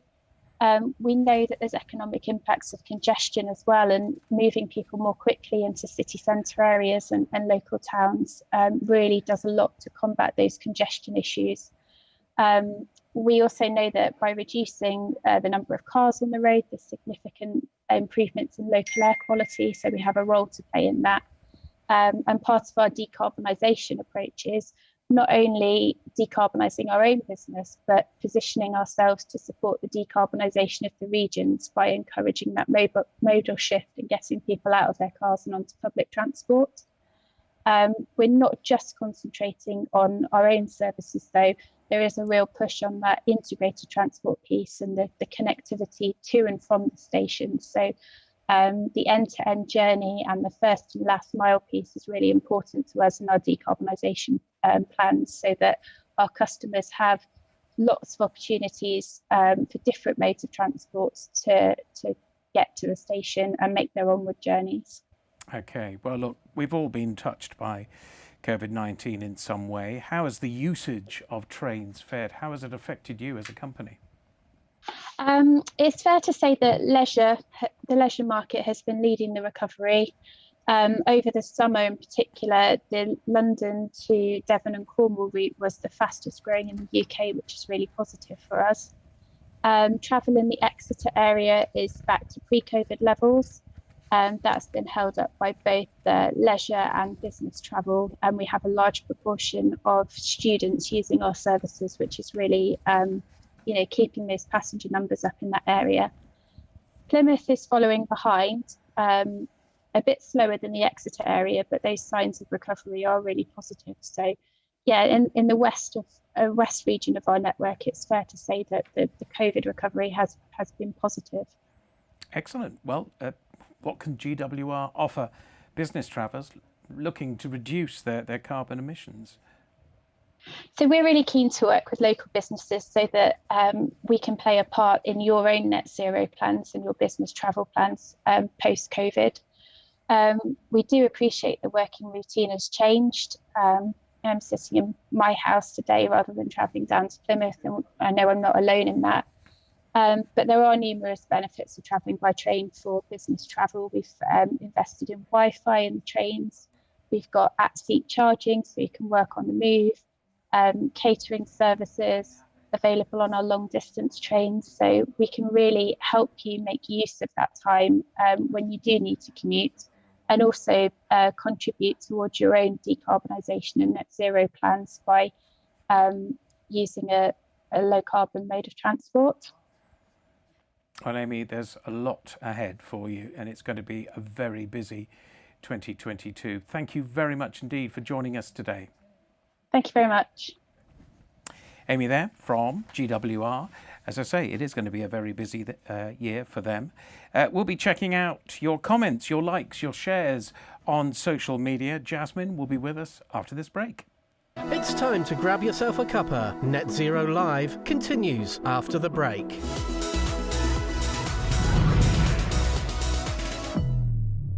Visit devonchamber.co.uk for essential business support.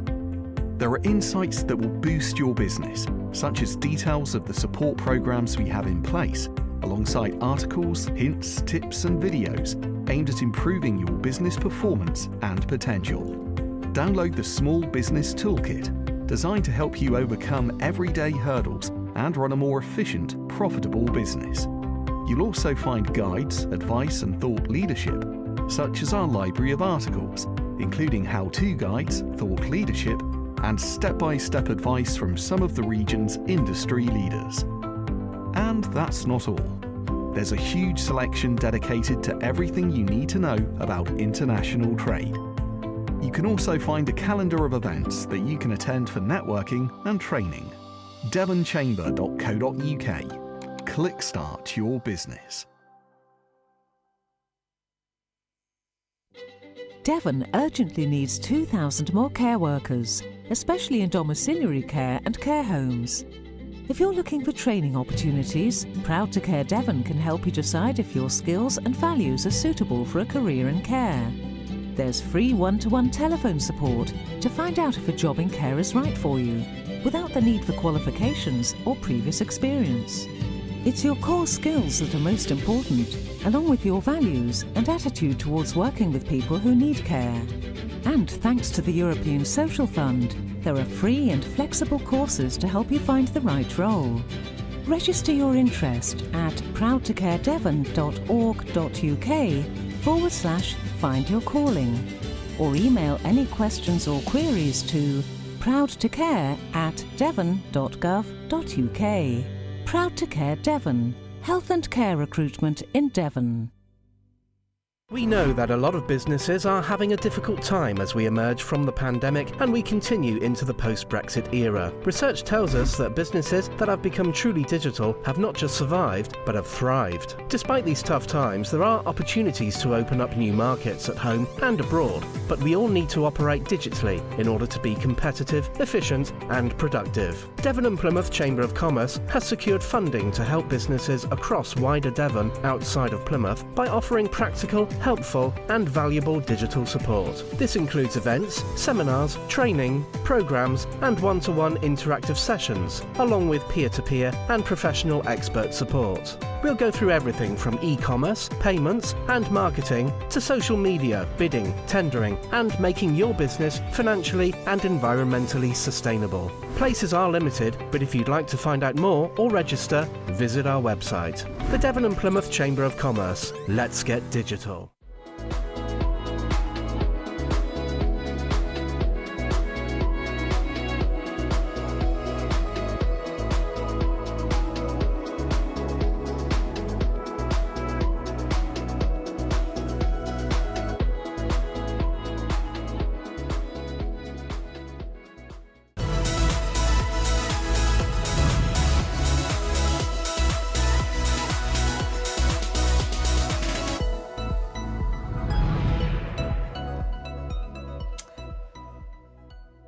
Hi everyone, can't believe we're on our second hour already. Just going to have a look at some of the social media comments that have been coming in. Lindsay Brown on Facebook says, looks amazing, have a great day. Tom Lavis on LinkedIn says, watching live, great job everyone, looking incredibly professional. Thank you very much, guys.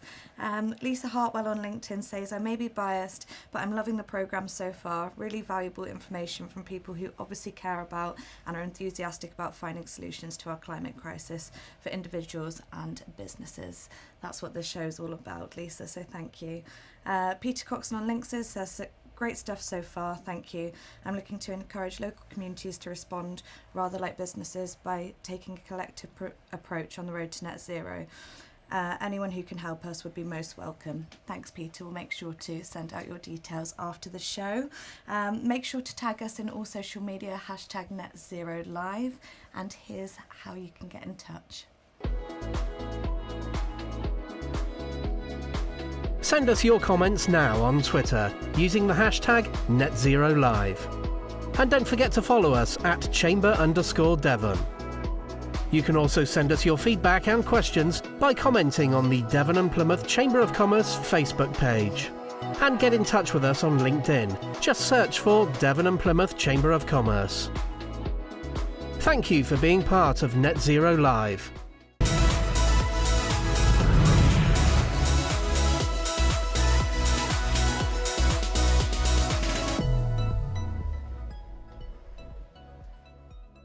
And welcome back to Net Zero Live. Soon we'll be heading out to West Hoe Quayside, where Stuart has been test driving the Jaguar I-Pace. But first I'm joined by Danny Street, Head of Sales for Roger Young. Roger, Danny, did you lend him that car? Yeah, unfortunately, yeah. I'm just looking at the feed coming in. It's mostly in one piece. That's excellent. It's positive. Good news. Danny, welcome Thank to Net Zero Live. We're hearing so much about the move to electric vehicles at the moment. What are the main benefits? Other than the main benefits from an environment point of view, with zero noise pollution and local carbon reduction, obviously from a driver point of view, there's a huge amount of benefits from a company car driver. Not only driving a beautiful, fast car, but vehicles, £495 company contract hire figures, but the company car tax on that because such low CO2 emissions, so a 1% benefit in kind for that. So if you take the I-Pace, for example, a £70,000 P11D figure, you're kind of looking at that, giving you a 1%, £700 a year. So you're paying about £24-25 company car tax. So take that, you're benefiting the environment, your CO2 emissions, and you're paying good company car tax for doing it. Okay, main question, good range in these vehicles? Yeah, absolutely. The range is fantastic. I think one of the main things people get concerned about is range anxiety, but we've got to work out, is the vehicle the right car for you, for the main thing. So we have a number of vehicles, plug-in hybrids, just as important as full battery electric vehicles. Even a plug-in hybrid's giving you a 44 grams per kilometre, so that's really helping the environment, just going for that. So a longer journey, you can pick that. But if you're going to go for a fully electric vehicle, range is going to be driven from home mainly. So we can do 200, 240 miles as a range, but most people 60, 80 miles every day, charging back at home. That's the tend of the range they're using to and fro the office as a steady drive. Okay, well, we'll come into the actual chargers in a moment. But first of all, as I say, another set of initials. What is the difference between PHEV and BEV? Yeah, plug-in hybrid and battery electric vehicle, probably the main thing. So plug-in hybrid, you can use the vehicle on a normal combustion engine, and you can save the electric range for a congestion zone or your local driving, for example. So you can drive on both engine and electric vehicles. A battery electric vehicle is purely electric, so there's no combustion engine, it's purely electric. For an example, an I-Pace is a 90 kilowatt battery that sits underneath the floor pan of the car, and you're using solely electric power. Right. Chargers. Do you need a specialist charger? Chargers, there's lots of chargers available to you, so there's no specific specialist charger, but you can charge from home. Most people would charge using somewhere like a Pod Point charger or a BP Charge Master. It can all be installed at home. It's a 7 kilowatt charging rate, so it's simple, it's easy. There is grants available to help the contribution towards the costs. Right. And money-wise? I mean, money-wise, if you're going to charge it overnight, what's it going to cost? Well, charging overnight, you're looking 16, 18 pence per kilowatt. Our I-Pace is a 90 kilowatt battery, so that's what £12.60 is as a full charge. If we look at that on your usage over a period, £12.60 to do 200, 240 miles. But let's say 200, so that's £12.60 to do 200 miles. That's £1,260 to do a 20,000 miles. So if you compare that to a normal diesel car, 20,000 miles, that's £100 a month you're paying to run that electric vehicle. You put that £100 a week in a diesel vehicle? Do you know, I'm sorry, I can endorse that. Yeah, that's exactly what I've just filled up, a tank, yeah. which is absolutely alarming. Charging. I mean, can you actually, if you're caught out elsewhere, I've already seen the electric points, I've seen them with the councils, I've seen them with petrol stations, I've seen them everywhere. They are freely available. Yeah, absolutely. One of the main things we do need to understand ourselves is they're out there, they're available. There's numerous amount of apps, websites. ZapMap is the main one I'd recommend. Anyone revisit ZapMap. You can kind of see it potentially on screen in front of you. The bottom one is kind of showing you all of the charging points available in our area in the southwest. There is thousands of them. The top ones are the ones I would recommend, which is the rapid chargers. So they're 50 kilowatt, 100 kilowatt chargers. So they're the ones that's going to give you a quick charge. But like me, if you're visiting a life centre or you're visiting your leisure suites or whatever the case may be, if you want to stick 30, 40 miles in on your charge whilst you're having a half an hour swim or whatever the case may be, they're out there, they're available. How quick is a quick charge? Quick charge, you're looking 45 minutes, we'll put a really good charge in for you. If you're going to do on a rapid charge, if you use a 7 kilowatt charge, it's going to take slightly longer. Yeah, sure. But it depends on the charging rate you're using. But you can charge up to 50 to 100 kilowatts per hour.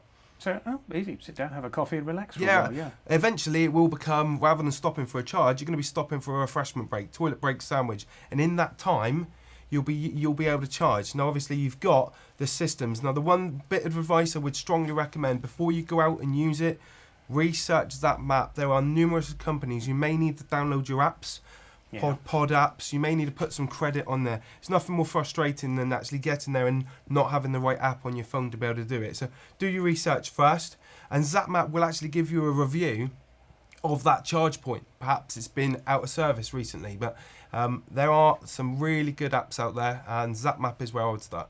I've seen these in London, seen these at the side of the road already. Yeah. How do I know if an electric car is going to be right for me?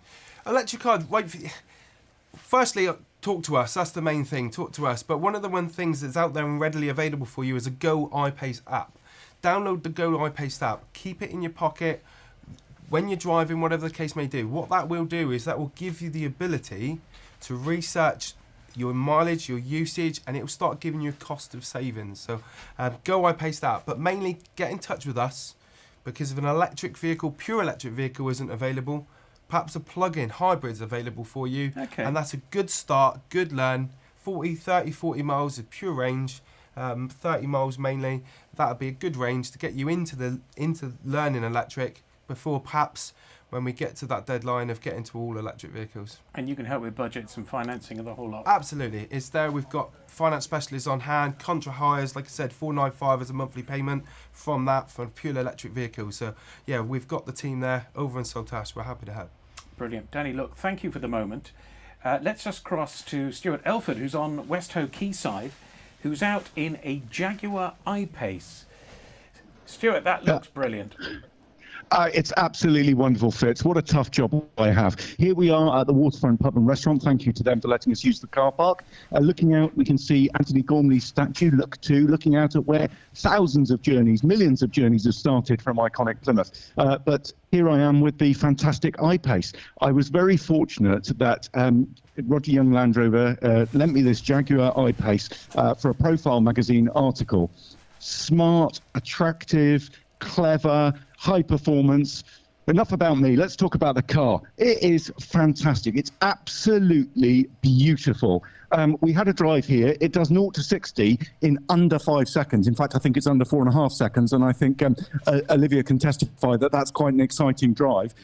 We'll just have a quick look round. So if we go around this side of the car, you can see what happens when I unlock it. It's just amazing. Little handles pop out the side ready for you. And if we come round to the boot, we open it up with the press of a button, and you'll see we have this cavernous boot here, big enough for the chamber dog Charlie. He would love this. I think Charlie would like to be chauffeured around in an I-Pace. Just another press of the button and that shuts. And then if we come around to this side of the car, we'll let Olivia sit in and let you have a look inside this gorgeous cockpit. So Olivia's going to step in there. This is an amazing car. And what I really love about it is it smells like old Jaguars used to. That wonderful smell of leather that I remember from my younger days when my dad was lucky enough to have one. But of course, this is a car that manages to do a number of things. It not only is environmentally very friendly, but it's practical like an SUV. It's fast like a sports car. It's exciting, but it's actually a proper electric vehicle that does what it needs to do. It's currently showing over 230 miles range, and I've no reason to doubt that. And very kindly, Danny's provided one in the colour I'm going to have for mine when I can afford it, the blue one. Could you just ask Danny, does he want it back this year or next? Danny, did you get the... Yeah, I think Roger may have something to discuss about that one if I let you have it at the moment. But I'll, if I want to keep my job, I'll maybe turn around and say, let's have it back in a minute. That's exactly. All right, well, look, between the Waterfront and Fresh Air Studios at Mill Bay is about 100 miles, isn't it? Yeah, right, yeah. He's okay. His maths falling. I'm very, very glad to say. It is a remarkable car. I mean, look, every car's got to be performance. When you put your foot down, there's no delay, there's no lag. That's it. It goes. Yeah, instant power. Instant power. Yeah. And Stuart, you found that you've driven it sensibly. I've driven it. I can't say sensibly. It's got grins per mile, this thing. When you put your foot down, it's like, I said in my article, it's like the Enterprise where the guy says punch it and he pushes the throttle forward and everything goes a bit blurry. But it handles like it's on rails because it's got the battery slung low in the car.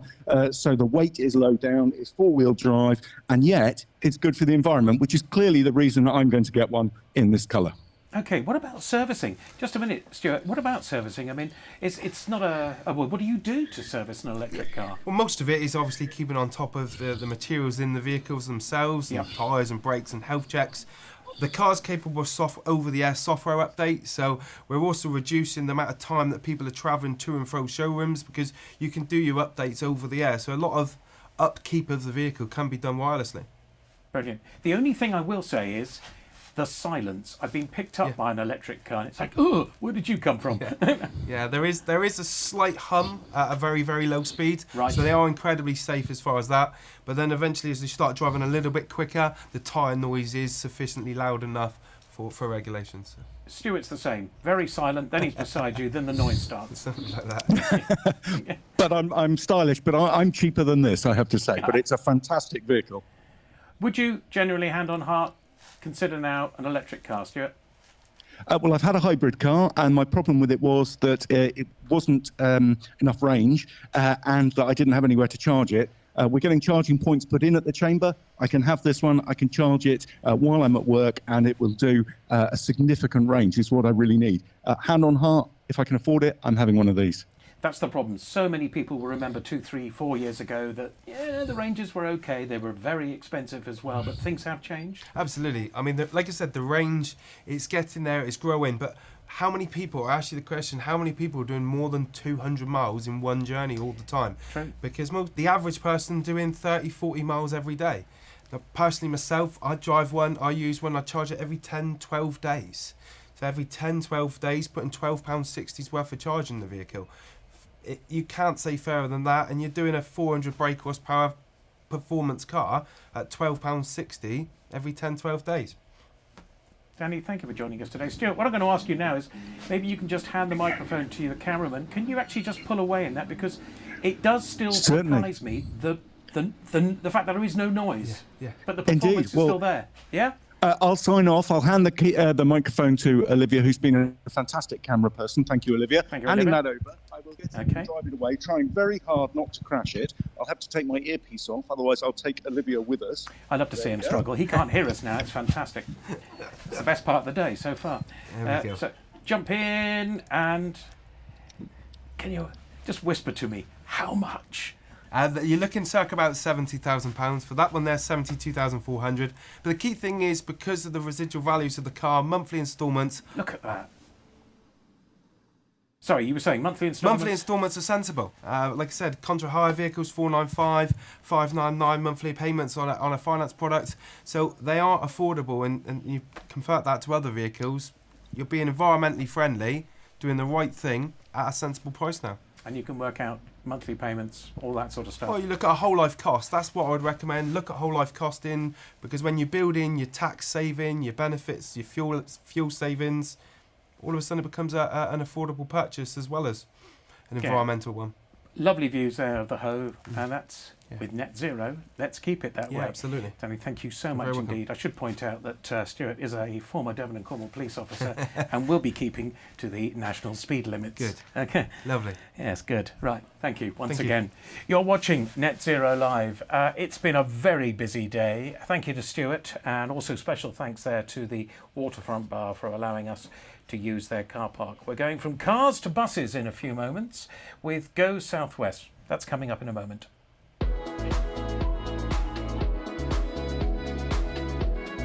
The Transport Hour is supported by Enterprise Rent-A-Car. Visit enterprise.co.uk.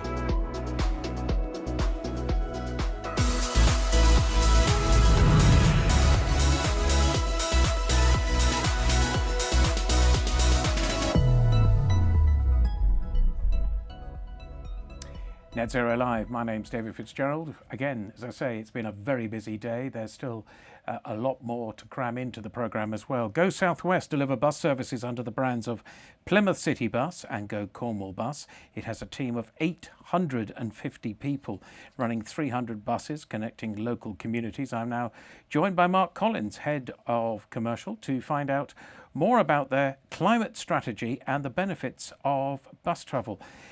Mark, nice to see you again, as ever. How are things going, first of all, in general, with transport within the area? David, good afternoon. Transport in general for us, we are around 75% of our pre-COVID levels for passenger numbers. So we've still got a way to go, and hopefully people's opinions around going to net zero can play a part in making bus a part of their everyday journey habits. Right. Well, look, let's put that question to you. How can you, as a company, play a part in becoming net zero?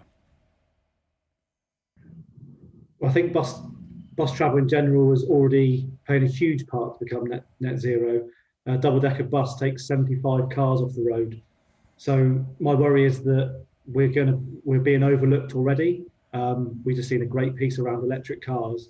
We see the piece earlier from Oz around enterprise cars, but I think bus has a bigger picture, a bigger part to play, and that's around solving issues around congestion and road space as well as becoming net zero. So road space becoming less and less, increased traffic on our roads.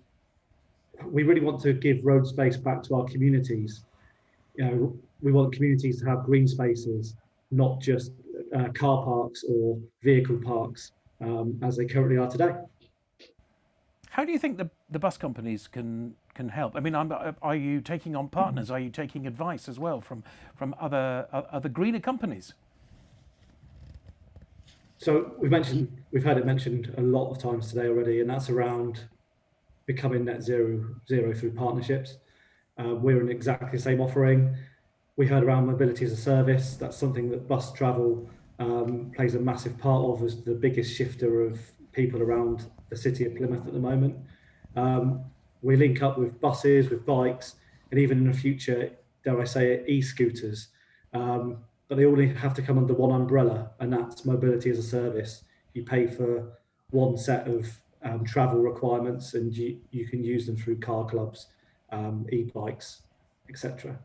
Actually, I'm very impressed with the number of gas-powered buses you've got on the roads at the moment. Those, I'm assuming the large thing on the roof is where the canisters are, or are they canisters?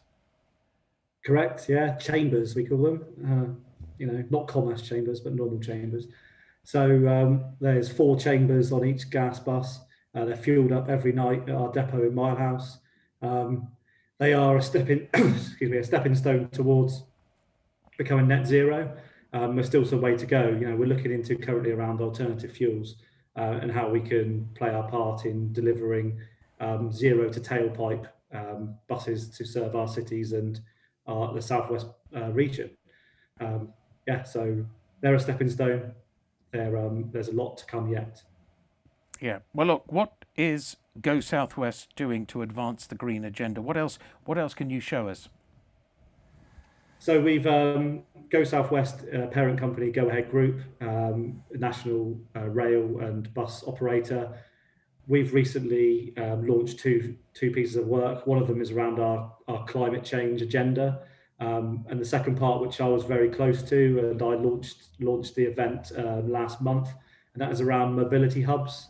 We partnered with a company called Arup, who have designed transport solutions for people going through interchanges.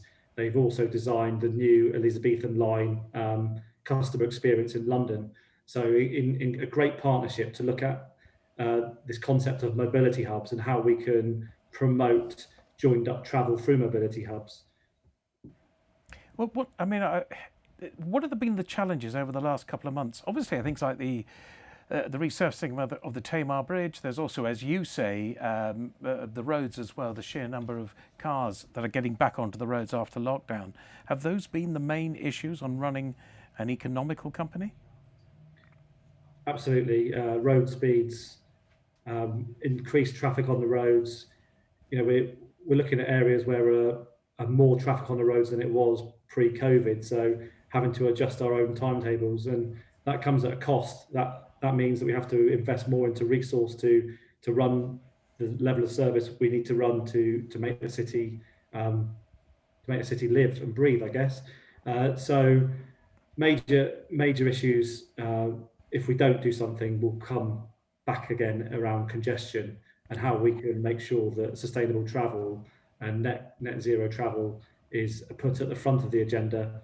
And one thing that has been great, the National Bus Strategy was launched earlier this year, and the local authorities which we run, so Devon, Cornwall and Plymouth, local authorities have all submitted their bus service improvement plans to the Department of Transport this week, which is asking for funding around how we can make bus travel better and join it up with other modes of transport to reduce congestion, to speed up journey times, and to make sure that people think twice about using their car and use something that's joined up, like mobility as a service. And the last time I was at your city centre hub in Plymouth, I know you and your team were explaining to me you've got some big changes coming up, even the way that the buses pull up within the areas now. Yeah, there's lots of new infrastructure ideas. Royal Parade is one of them. There's funding in there for new bus stops and bus bays. But going back to this mobility hub, it's around making sure that mobility hubs within the city, which Plymouth City Council have got a tender out for at the moment, to place 50 mobility hubs around the city. This is around where buses can interjoin with car clubs and electric bikes, and also hire electric bikes to enable people to do their journey in parts. So you might be able to take your bike from your house to the bus stop, securely store it, and then use the bus for the second part, and then maybe use a hired electric bike at the other end to get to your final destination. Something that is really high on the agenda. You've got a very important role for the future. Public transport in general has got a very important role for the future. You're going to be there. By the way, are you hiring at the moment? Are you expanding the services? We are hiring. We're hiring across Devon and Cornwall at the moment for new drivers. I think there's a national shortage of drivers within the HGV and PCV licence area. We're feeling those effects at the moment. We've got plans. We've got people in the pipeline. Our training school is now doubled in size to enable us to deliver more drivers onto the road. So yeah, there'll be more and more public transport coming. Are you getting government help? Are you getting authority help? Are you, because the last budget did actually put forward investment in public transport, but I couldn't help noticing I didn't see South West mentioned. Yeah, there's this is all part of the bus service improvement plans where the local authorities have worked with the local bus companies in partnership to enable funding to be spent in their local authority areas. So we've been working in conjunction with Stagecoach, for instance, in Plymouth, to make sure that the bus part of the infrastructure is joined up. So we become a greater good as bigger parts, instead of just Plymouth City Bus or just Stagecoach will become the bus services in Plymouth. So you are really positive for the future, and it's going to be a greener future? Yeah, so we're in the new year. We're going to launch a partnership that I've been working on with through the Go Ahead Innovation Board, and we will be launching this app that will monitor your CO2 consumption throughout the day that you use your transport. And then we want to ask you to make a change to your habits and maybe ditch the car or take up walking to work, etc. It doesn't have to be bus, it could be bus, bike, walk.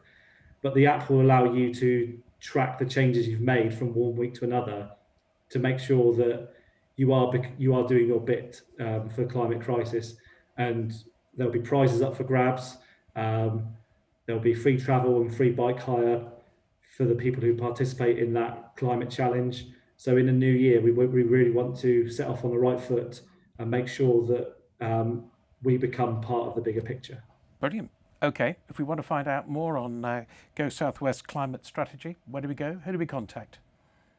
So Go South West Climate Strategy is on the Go Ahead website under sustainability. And there's also a piece there around the future of mobility, which is the Go Ahead hubs that I mentioned earlier on. In the new year, we'll be launching our climate challenge around our app-based carbon counter. So more news in the new year. But we've been doing great things with technology this year, as you will know from our victory at the Devon and Plymouth Chamber Awards last month.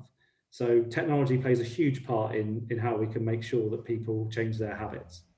Mark, for the moment, thank you very much and good luck with the future, and well done on the investment that's being put in place. Thank you.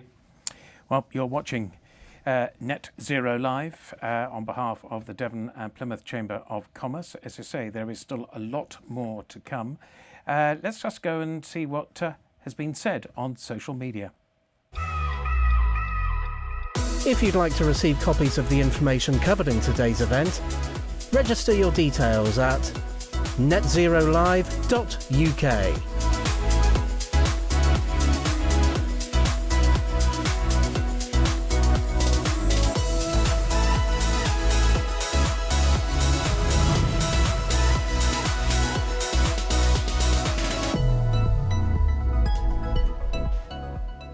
Jasmine, you are nipping about today. I know. I think I've got about 8 slots on here, but what a great show we've had so far. You must have been encouraged by A, the response, and B, also the comments, because I've actually learned something. The one thing that stuck with me, sustainability. It's not about sustainability. No. So much more needs to be done. Exactly. Just looking at today's speakers, there's so many different angles to it. I mean, Nature Positive with Amanda Keatley. I think there's a lot of people watching this that are now starting to see sort of new angles to the crisis that we've got going on at the moment. But it's great to see our hard work paying off. And thank you everyone for your positive support today. I'll go and have a little look at some of the comments we have. Our headline sponsor, YGS Landscapes, tweeted, what a brilliant event to be part of. Thank you so much to YGS for being our headline sponsor and to all of our other sponsors to making this event possible. We couldn't be more grateful. David Bayliss on LinkedIn says, Coventry Mobility Credits, great idea. How can we get the Enterprise Club going in Plymouth? Great opportunity. Come on, Plymouth, let's get on board. Well, David, we actually have the Enterprise Car Club at the Chamber, so they are beginning to spread around Plymouth, and I can definitely send you some more details about that after the show. Clive Hart commented, it's very good so far. Speakers have spoken with knowledge and authority and no hint of patronising. Most importantly, they've made it clear and quite easy to make positive change. It just takes the decision to do so. And I guess, again, that's what today's event's about, is looking at those little steps that we can take in achieving net zero. Getting so many of these experts in place, it has been, everyone has got their area of expertise, but also their overriding passion. Yeah, absolutely. And that's why it's great that we've sort of split it into the 4 areas and so much more research and resources that they're giving to viewers to actually go after the show and do their own sort of research. Which is what we all need to be doing. We do have a couple of other comments that have just come in. We've got Mark Payne, so great points from Steve on what businesses need to consider to achieve net zero. Everyone make sure to tune into Devon Chambers # Net Zero Live. We also have another one here, Neil HB on Twitter, enjoying watching Oz from Enterprise on # Net Zero Live. We'll definitely be looking at how you can get car clubs to benefit your business. So yeah, it's really great watching that, and I think I want to have a little go in the Jaguar I-Pace already. So yeah, he should be back by now. I'm looking at the clock. I reckon he's been stopped. We'll see. But anyway, keep those comments coming in, guys. And like I say, we are getting a lot coming in, but we'll make sure to answer them. And if you have just tuned in, here's how you can get in touch. Send us your comments now on Twitter using the hashtag NetZeroLive. And don't forget to follow us at Chamber_Devon. You can also send us your feedback and questions by commenting on the Devon and Plymouth Chamber of Commerce Facebook page. And get in touch with us on LinkedIn. Just search for Devon and Plymouth Chamber of Commerce. Thank you for being part of Net Zero Live.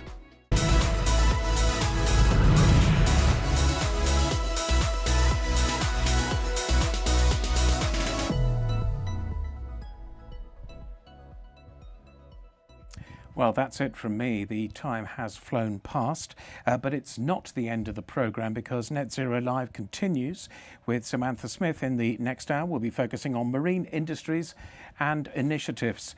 Sam will be speaking to Jet Engineering, Ocean Conservation Trust, Babcock, of course, and Plymouth University. But it has been a great day. Please keep contacting us on social media.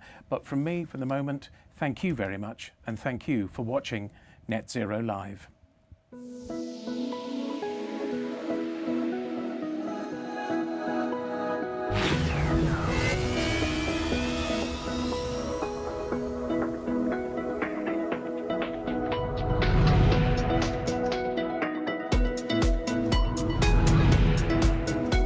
From Fresh Air Studios in Plymouth, Devon and Plymouth Chamber of Commerce presents Net Zero Live. Jam-packed with information and advice on how you and your business can work towards a greener, brighter future for us all.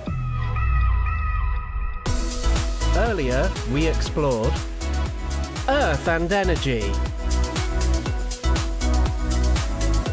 transport, still to come, marine,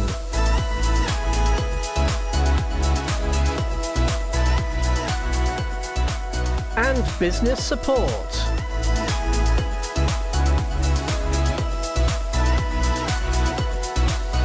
With thanks to our headline sponsor, YGS Landscapes, and our event partners, BCR, Low Carbon Devon, and Enterprise Rent-A-Car.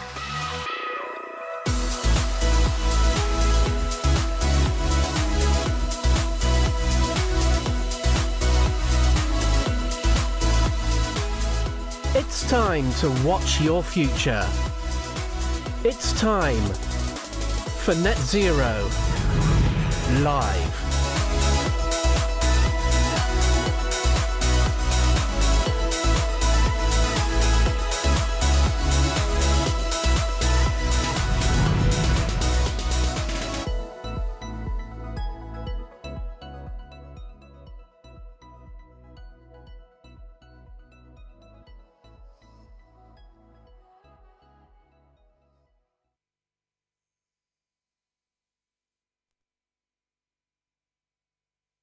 It's time to grab yourself a cuppa.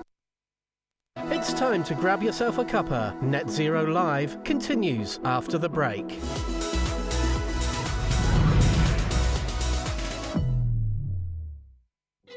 Devon urgently needs 2,000 more care workers, especially in domiciliary care and care homes.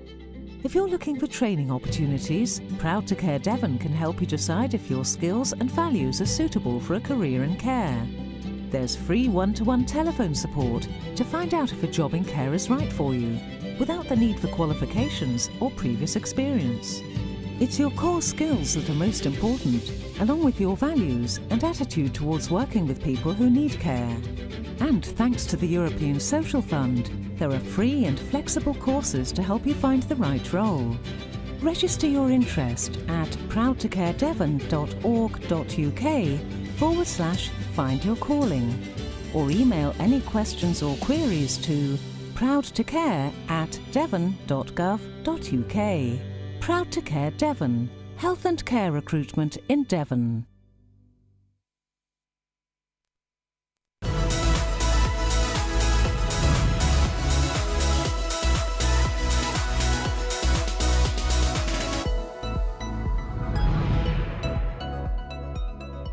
Welcome to Net Zero Live from Devon and Plymouth Chamber of Commerce as part of their Net Zero October programme of events. Hello, I'm Sam Smith, and for the next hour we're going to be talking about the green, or is it blue, agenda in the marine sector.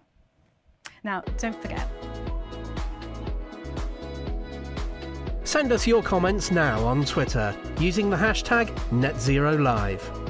And don't forget to follow us at chamber_Devon. You can also send us your feedback and questions by commenting on the Devon and Plymouth Chamber of Commerce Facebook page. And get in touch with us on LinkedIn. Just search for Devon and Plymouth Chamber of Commerce.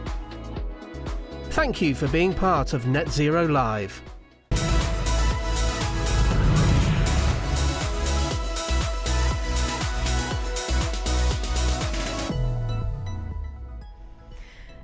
Now, somebody we're really pleased to be hearing from, but who can't be here in person, it's just like the Oscars, is James Thomas from Jet Engineering. But Paul Philpott caught up with him last week.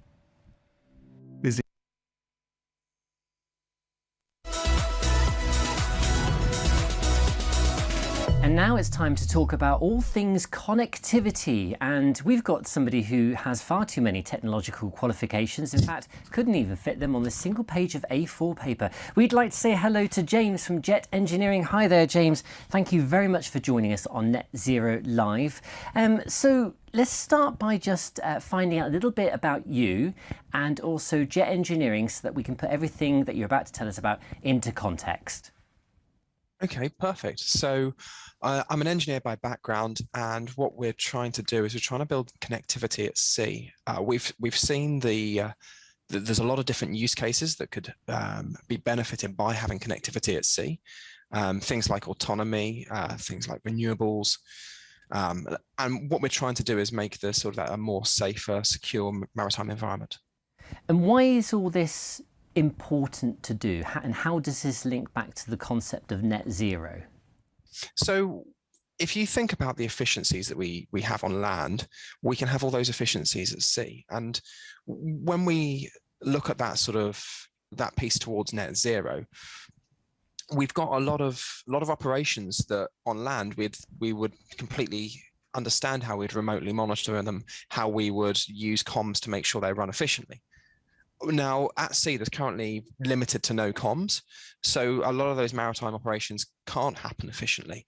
And if we look at the maritime sector as a whole, I think it's quite widely known it is a big contributor to pollutant. And currently we've got a lot of carbon that comes out of the industry, and I know there's a lot of really good work going on to try and reduce that. There's hydrogen fuel cell boats, there's battery electric boats, there's a lot of people that try to do things, but we've still come back to efficiencies.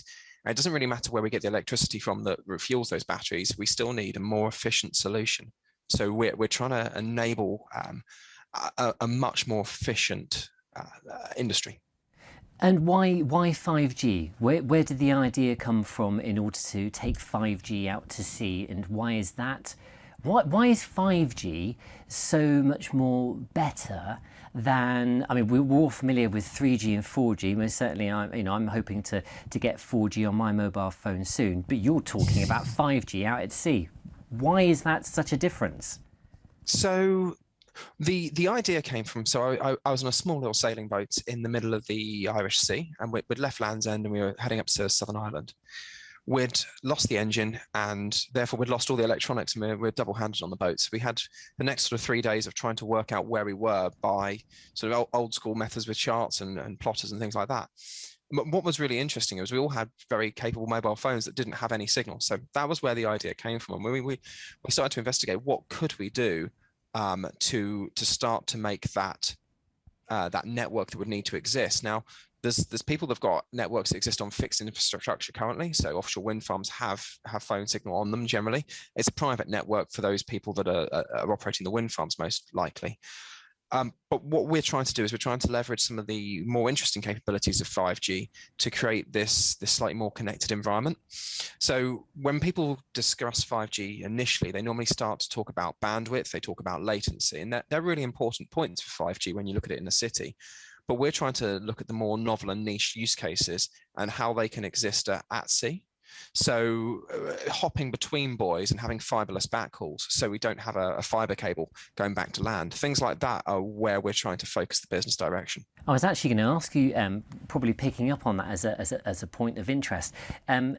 how you can't have floating mobile phone networks, can you? Transmitters in the middle of the sea. How do you physically achieve this? Because when we're on land, we know the concept of cell towers, and we know when you're inside, you're not likely to get a good signal. You pass from one cell to the other, and you drive down a motorway or the A38. You actually pass them. You see them in everyday life. How are you going to replicate that out at sea where there's no land, nothing to stick it on? So we've got buoys that we're looking to deploy. We've started designing and developing the hardware that mounts on the buoy, but there's actually not that many of them needed to form the network. So when we think about the mobile phone infrastructure on land, it's focused around hundreds and hundreds of people connecting at any one point, talking of city centres where you've got maybe 1,000 people on at any one point. Whereas if we put a mobile phone mast in the English Channel, even on a busy day, you're probably going to have 20 or 30 people. So we've got to radically rethink what we need to go onto that mobile phone mast, how we make that float. And that's what we're doing right now. So we've done a lot of work with the National Physical Laboratory to try and work through how do we make sure we have the range requirements, what antennas do we need, how do we specifically beamform, how do we do all those things that make it environmentally sustainable and efficient, because again, it's completely off-grid telecoms, which I don't think anyone's really done before, certainly not with floating at sea, and in 5G, we're definitely the world's first on that. And what's really interesting is that construct of actually it's redefining what a mobile phone network looks like. It's a completely different concept to what a mobile phone network on land needs to operate as. And you're talking about creating this network for things like marine autonomy and companies, organisations that you work for at Jet Engineering. But are there any applications for me as a standard person? If I go if I go on a cruise, will I find that I'll be able to make better phone calls while I'm out in the middle of the Atlantic? So we've actually been working with Royal Dorset for around about a year now, and one of the things we've been doing there was looking at beach safety, and beach safety was a really clear use case for telecoms. They currently have real issues with it. And one of the things they find is that there's no signal coverage under the cliff edge. So your mobile phone mast is often on the top of the cliff, blasting out to sea and all across the land around it. But actually that cliff edge and that littoral zone, the piece next to the beach, there's no signal coverage. So people like the RNLI said, wow, this has real impacts for us, because we currently have a challenge that we're trying to rescue people, and we know that they've probably got a phone on them, but they don't actually know where they are because they've got none of that signal right down by that coastline, especially when they get cut off by things like the tide. So that's the sort of impacts we're trying to try and help with, rather than sort of giving mobile phone signal to a cruise ship per se.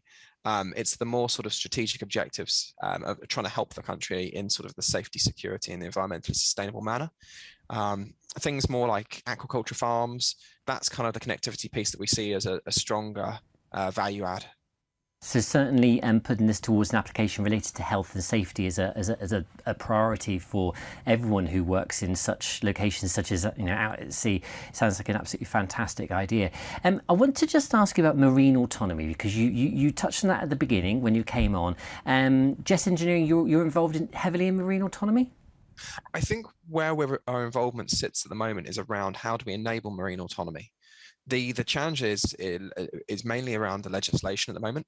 There's a lot of legislation that says you can operate marine autonomy, but you need a guard boat. You need someone there to physically make sure you can manage the vessel you put in the water that's working autonomously.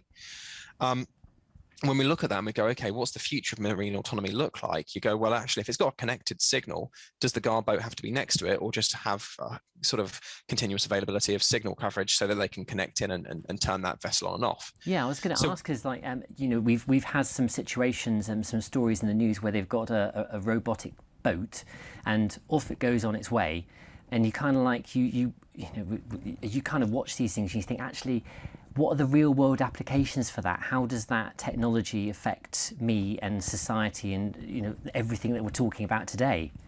So with those autonomous boats, at the moment they have to have a guard boat next to them. So we can enable that to be taken away by giving them the network coverage out to sea. And that's the thing we're working on, is making the hardware that enables that use case to actually happen. And when we look at that, we can then start to look at the next step on that journey, which is short sea shipping, I think, is going to be the thing where autonomy plays a big part.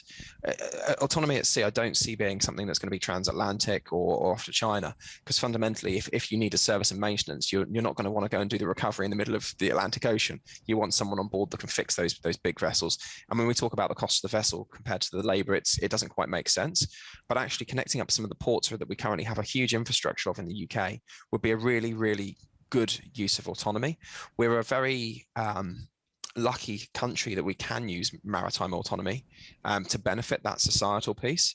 And when we look at it and think that actually shipping per kilometre and the amount of goods is very environmentally sustainable. So I think that's something that we need to sort of focus on as a nation, is to look at how do we build up that infrastructure around the country.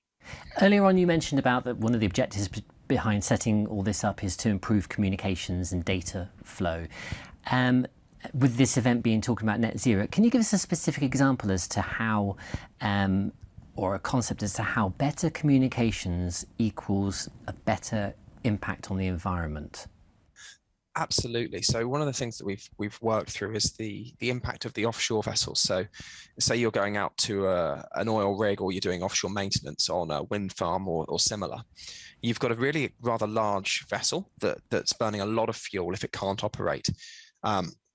And it's in the hundreds of litres per hour of fuel that's being burnt whilst it ticks over if it's unable to operate. So by providing better data decision-making information and giving that efficiencies in the operation, we can save thousands of tons of CO2 per year from being emitted in the first place. And that's the primary thing that we're trying to to make happen, is to ensure that we impact that before it's created into the atmosphere, rather than go and capture it, which is a great idea. Don't get me wrong. It'd be great to pull it out the atmosphere, pull it out the water, or wherever we can pull the CO2 back out of.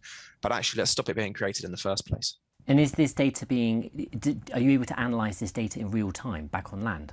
Yeah, absolutely.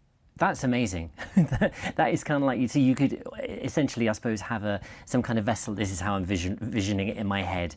You kind of like got your vessel out at sea, doing what it needs to do, and then you've probably got like a control room back on land, monitoring all the efficiencies via this continuous flow of data. Is that literally what's happening? Exactly. That's what we're positioning for. Correct. Brilliant.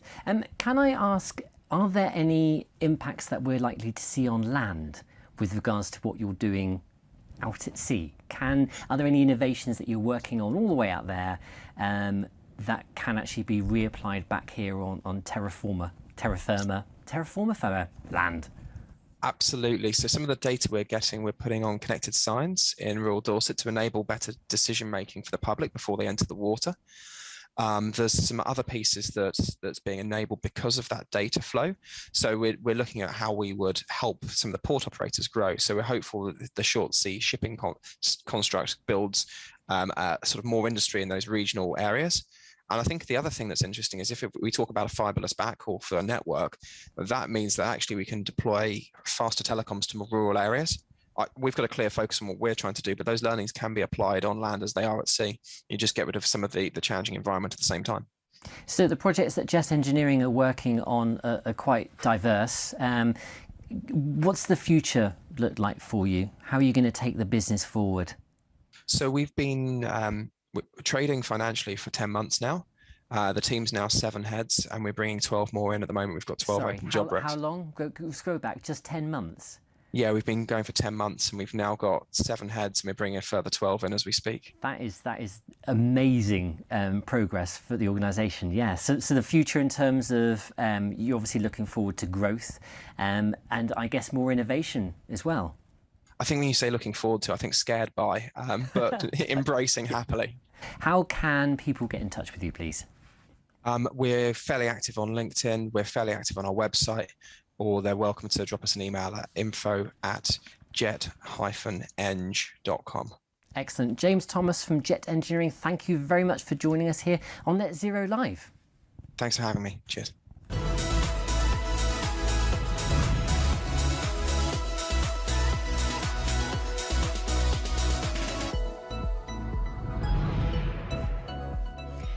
Brilliant stuff. That was Paul talking to James Thomas from Jet Engineering a little bit earlier. Well, Mark Parry is the Development Officer for the Ocean Conservation Trust, which is based at the National Marine Aquarium in Plymouth. Hi, Mark. Good afternoon. Hi, thanks so much for joining us here. Thanks for having me along. So let's start off by you telling us what the Ocean Conservation Trust is all about. Is it separate from the NMA? So the National Marine Aquarium was established 20 years ago, or just over 20 years ago, and it was established as a charity, and that charity was the National Marine Aquarium. And as time's gone on and our sort of portfolio of projects has diversified, then the National Marine Aquarium, the name of the parent charity, didn't really represent all of the other things that we did. So we changed the name just, I think, 2 or 3 years ago to the Ocean Conservation Trust, trying to represent more of the other things that we do. So we fund projects overseas and at various places around the UK. So more of a holistic view of what the charity was now doing. But of course, very much still running the aquarium as yes, well. yeah, very much so. So the Ocean Conservation Trust runs the National Marine Aquarium, and that's one of the greatest tools that we've got with regards to communicating to 270,000 people a year, showing people some wonderful exhibits and trying to excite them about the marine life that we have in Plymouth Sound and also around the world. So yeah, the National Marine Aquarium for us is a tool of education, if you like, and engagement. Yeah, and sharks. And sharks. And yes. sharks. Everyone loves the sharks. Oh my God, 20 years of taking my children around the aquarium. So tell us about some of the stuff that the Trust does that the public might not be quite so aware of.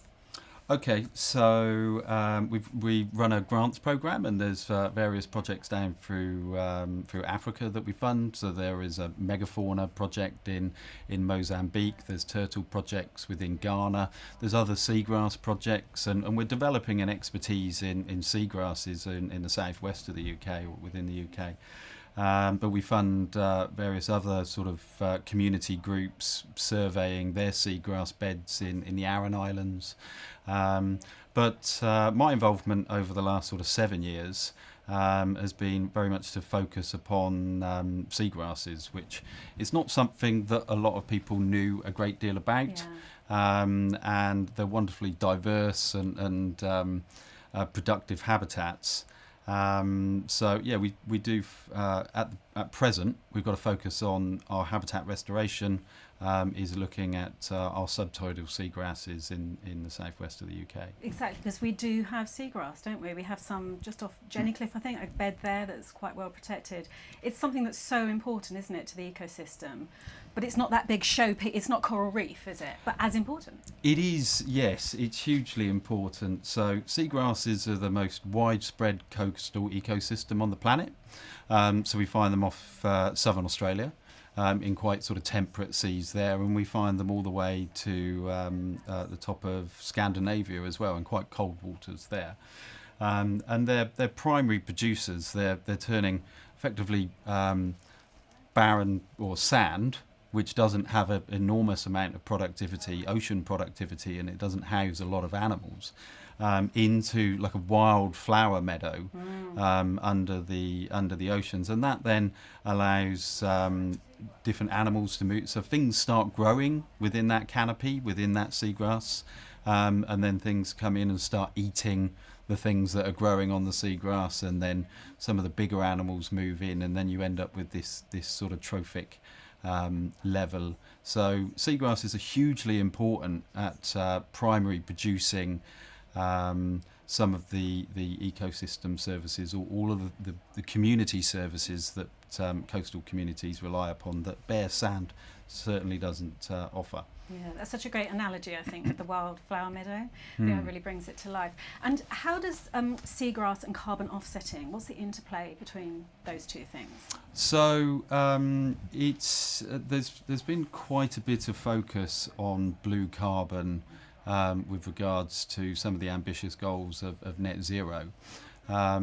So blue carbon is effectively any carbon that's stored in the ocean, but some of our coastal vegetative habitats, which include salt marshes and within the UK seagrasses as well, Included in that group would be mangroves, but we don't have the climate for mangroves.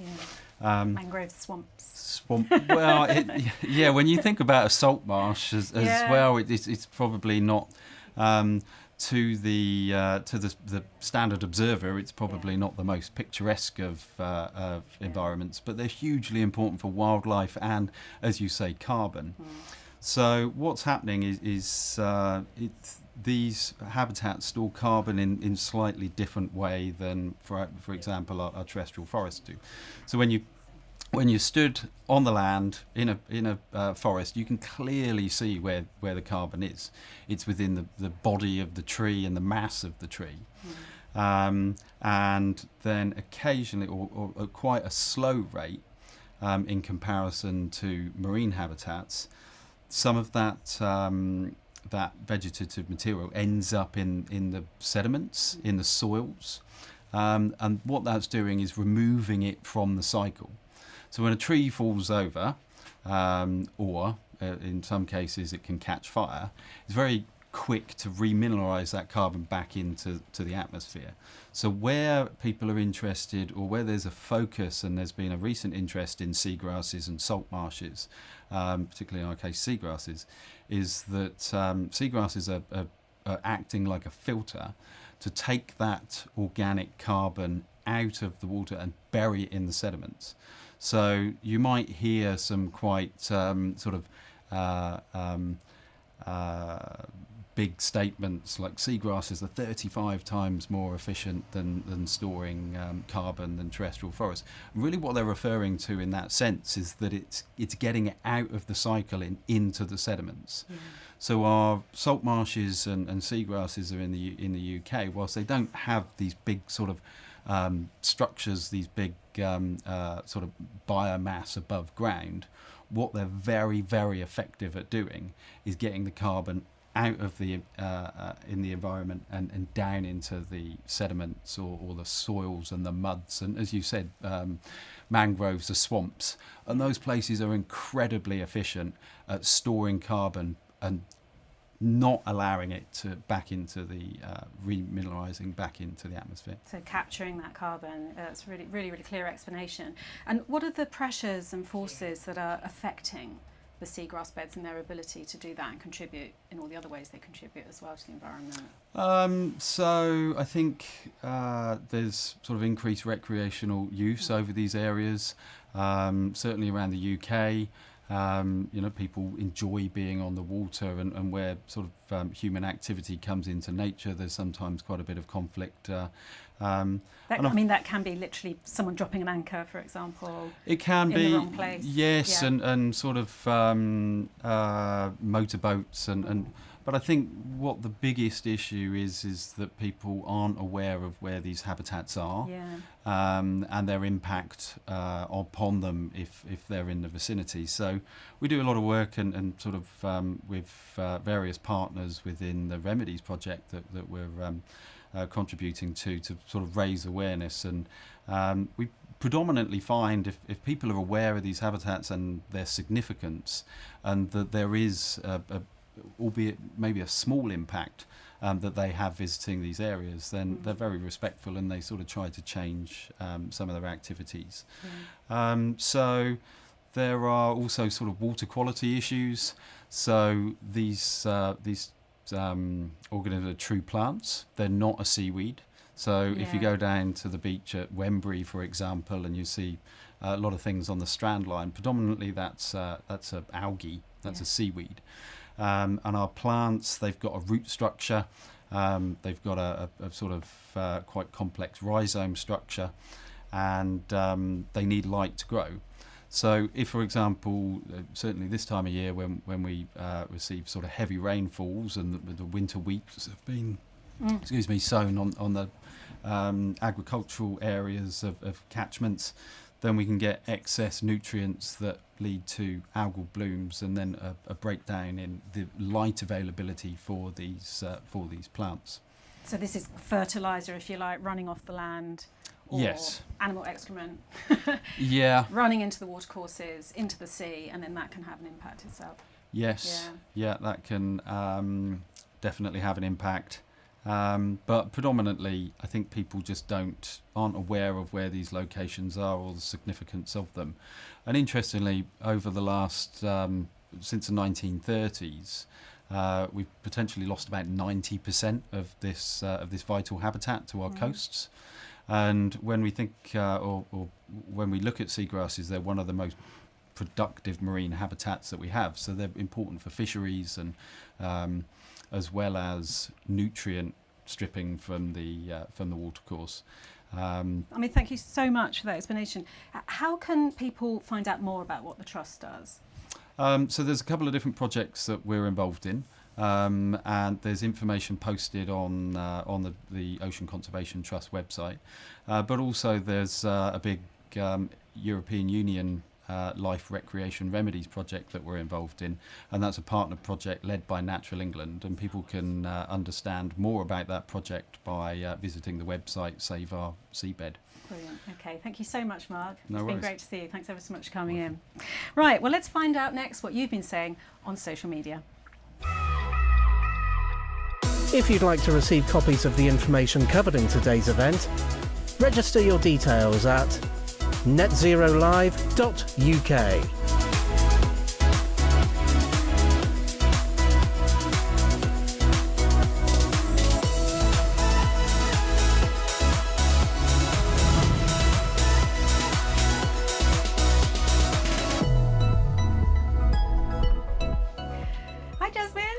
So what are people saying on social media? Right, let's have a look. Dr. Robin Daniels on LinkedIn says, great event. It's so important to help businesses with practical steps to addressing the climate emergency. Thanks, Robin. Andy Davies on LinkedIn says, thank you so much for doing this. All of us here at Intro Tweet are loving it. How can we find out about our own impact on the environment? #NetZeroLive. We will be sending out resources after this show, so make sure you do actually register your details on netzero.uk, and you will get an information pack after the show too. David Bayliss on LinkedIn says electric cars are the way forward, but need to be tempered against the enterprise message. We don't all need to own a car, not good for the environment or for carbon, so we need to go to a shared use model. Also, road noise is still a polluter, and you could see during the pandemic how quiet it was in Plymouth, mainly through the lack of traffic on the roads. That's a good point. He wants to share that Jag with Stuart. Yeah, exactly.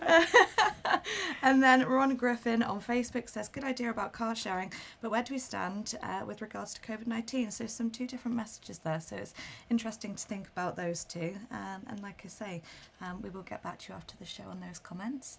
And if you've just tuned in, here's how you can get in touch. Send us your comments now on Twitter using the hashtag NetZeroLive. And don't forget to follow us at Chamber_Devon. You can also send us your feedback and questions by commenting on the Devon and Plymouth Chamber of Commerce Facebook page. And get in touch with us on LinkedIn. Just search for Devon and Plymouth Chamber of Commerce. Thank you for being part of Net Zero Live.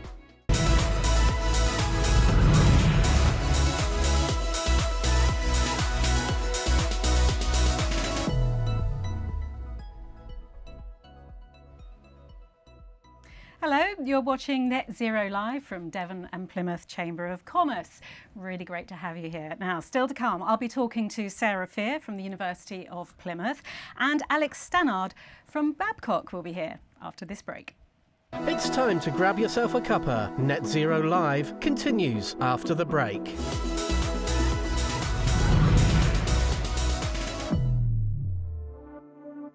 In Conversation With is the podcast from the Devon and Plymouth Chamber of Commerce. Presented by Chief Executive Stuart Elford, the podcast gets to know local entrepreneurs, their businesses, their stories, and all the facts about the people behind the brands. But then I bounced from that into a single-handed round-the-world race, and that had been a really long-term, 10-year dream. Lammas Fair is going to happen this weekend. It's big white glove on a stick time again. And the students embraced it and absolutely loved it, but also it gave them an industrial focus, of what's out there to create their own futures. If you've not listened yet, you'll find all episodes from Season 1 are available right now on Apple Podcasts, Spotify and more. And keep an ear out for Season 2, which is coming soon. In conversation with, from the Devon and Plymouth Chamber of Commerce. Your stories are our business. Visit devonchamber.co.uk for essential business support. There are insights that will boost your business, such as details of the support programs we have in place, alongside articles, hints, tips and videos aimed at improving your business performance and potential. Download the Small Business Toolkit, designed to help you overcome everyday hurdles and run a more efficient, profitable business. You'll also find guides, advice and thought leadership, such as our library of articles, including how-to guides, thought leadership, and step-by-step advice from some of the region's industry leaders. And that's not all. There's a huge selection dedicated to everything you need to know about international trade. You can also find a calendar of events that you can attend for networking and training. devonchamber.co.uk. Click Start Your Business. We know that a lot of businesses are having a difficult time as we emerge from the pandemic and we continue into the post-Brexit era. Research tells us that businesses that have become truly digital have not just survived, but have thrived. Despite these tough times, there are opportunities to open up new markets at home and abroad, but we all need to operate digitally in order to be competitive, efficient and productive. Devon and Plymouth Chamber of Commerce has secured funding to help businesses across wider Devon outside of Plymouth by offering practical, helpful and valuable digital support. This includes events, seminars, training, programs and one-to-one interactive sessions, along with peer-to-peer and professional expert support. We'll go through everything from e-commerce, payments and marketing to social media, bidding, tendering and making your business financially and environmentally sustainable. Places are limited, but if you'd like to find out more or register, visit our website. The Devon and Plymouth Chamber of Commerce. Let's get digital. Devon urgently needs 2,000 more care workers, especially in domiciliary care and care homes. If you're looking for training opportunities, Proud to Care Devon can help you decide if your skills and values are suitable for a career in care. There's free one-to-one telephone support to find out if a job in care is right for you, without the need for qualifications or previous experience. It's your core skills that are most important, along with your values and attitude towards working with people who need care. And thanks to the European Social Fund, there are free and flexible courses to help you find the right role. Register your interest at proudtocaredevon.org.uk/find your calling, or email any questions or queries to proudtocare@devon.gov.uk.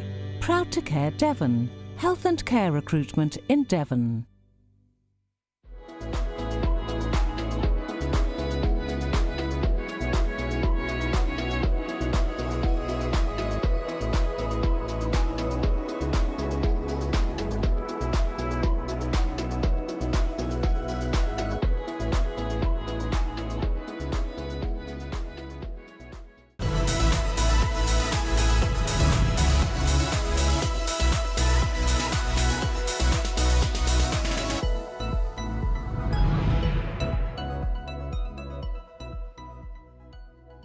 Hello, you're watching Net Zero Live from the Devon and Plymouth Chamber. Great to have you along. Now, as part of Net Zero October, some Chamber members had the opportunity to take a tour of Babcock International and learn more about their environment, social and corporate sustainability.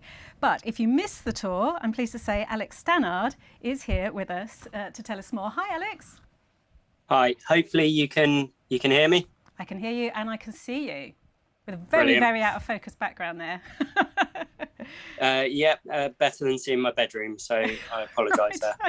I thought there might be sort of, trade secrets behind you, but it's your bedroom, that's fine. So, Alex, can you start off by telling us what Babcock does? Obviously a huge company for Plymouth, but what Babcock actually does and your role within the company?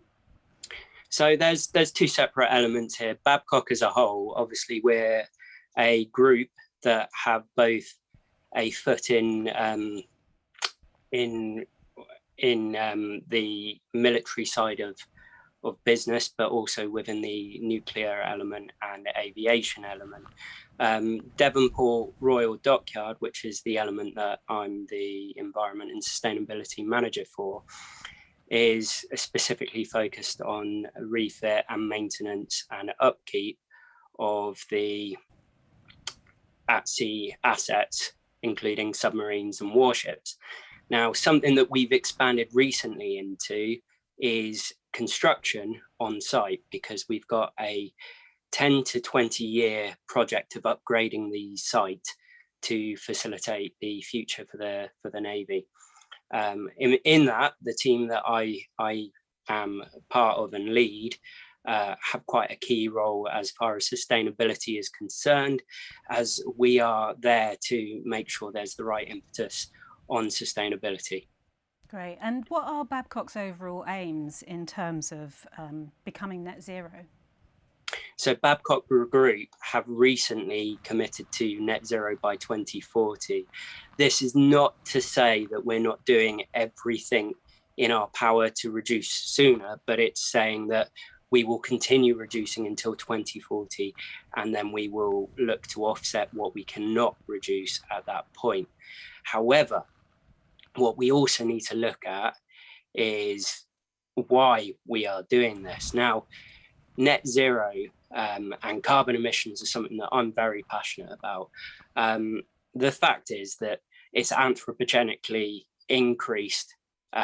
So man has accelerated the climate cycle or the carbon cycle here. And we need to, and to point out something I've got wrong in this slide, we need to prevent the acceleration hitting a 1.5 degree Celsius increase in temperature. Now, why we're trying to do this is pivotal.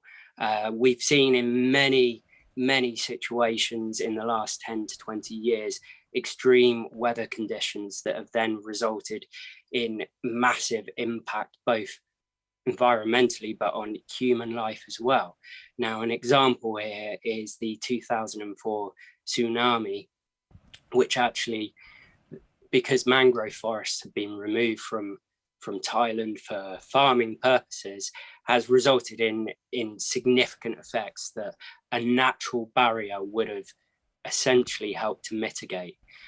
So there are key things. Now, what the key issues we are going to face as a business are slightly different to other businesses, and some of it is down to how we are funded, how our contracts are working, but there are other elements. For example, having a nuclear or radiological aspect to our site. We do require fossil fuels on site until a suitable alternative is available for backup power generation. Now, this is more for a safety reason than anything else, but it has to be there. And so there are some elements that take a little bit of time or require technology to catch up to allow us to take that to the next stage. I mean, you've got quite a job there, Alex. I mean, Babcock's this huge, complicated company. Can you just give us some examples of the sort of things Babcock is doing to try and achieve this target, given the complexity of what Babcock actually does and the scale of it? So one of the main things that's going to make a massive difference to our on-site emissions is we are currently looking at replacing diesel consumption with HVO, so that's hydrogenated vegetable oil, or hydrotreated vegetable oil, and that will drop our Scope 1 emissions by approximately 40%, and that will be, if it comes to fruition the way we're intending, will be relatively swift in what it will deliver. Hydrogenated vegetable oil, is that basically the vegetable oil that you use to cook with? Similar thing? To some degree, it goes through treatment before being used. But it's one of the routes we're looking at, because there are some items within our Scope 1 emissions that we just can't remove unless we use something like that, or we wait for hydrogen power to allow us to transfer across to that. Okay, and what kind of baseline figures are you working towards for net zero? So our baseline is something that's quite interesting. This is Devonport as a whole, so it's not just Babcock. But when and just bear with me whilst I slip over, we use the baseline year of 1920. Now, the reason for this is obviously the last 2 years have been slightly marred by COVID. And that's not to say that the data isn't good. It's just to say it's not representative of business as usual. So our Scope 1 emissions, that's approximately 20,000 tonnes of carbon being generated a year by the site, which is approximately 144 times to the moon and back in an MPV. And our Scope 2 emissions are approximately 40,000. But I will caveat that our Scope 2 emissions, which is electricity and steam, and yes, we do still utilise steam, are being generated by the energy from waste plant. Now, the conversion factors we used for that are actually national grid rather than directly from the energy from waste plant, because we're still working with them to calculate that. And those numbers could increase on Scope 2 emissions as a result of that. Ultimately, energy from waste, though having significant benefits because it's preventing waste to landfill, is not as clean as other routes of power generation, such as gas or obviously renewable technology, such as solar or wind turbines. Thanks, Alex. And if viewers are interested in learning more about what Babcock is doing, what can they do? How can they find out? I would be one of the main points of contact as far as Plymouth is concerned. So you can contact me on alex.stannard@babcockinternational.com, or on our group website. There is more on our Plan 040, which is what Babcock as a whole have committed to for the reduction of carbon, and it sets out our top-down strategy. We are in the process of developing the bottom up. When I say that, we've got certain elements that are already going on. We're just getting it to a more mature state where we can honestly, hand on heart, say every single decision is now taking into account carbon. Great. OK, thanks, Alex, so much for explaining that all to us. Thank you very much indeed for joining us. And coming up, Sarah Fear from the University of Plymouth will be joining us next. Visit devonchamber.co.uk for essential business support. There are insights that will boost your business, such as details of the support programs we have in place, alongside articles, hints, tips and videos aimed at improving your business performance and potential. Download the Small Business Toolkit, designed to help you overcome everyday hurdles and run a more efficient, profitable business. You'll also find guides, advice and thought leadership, such as our library of articles, including how-to guides, thought leadership, and step-by-step advice from some of the region's industry leaders. And that's not all. There's a huge selection dedicated to everything you need to know about international trade. You can also find a calendar of events that you can attend for networking and training. devonchamber.co.uk. Click start your business.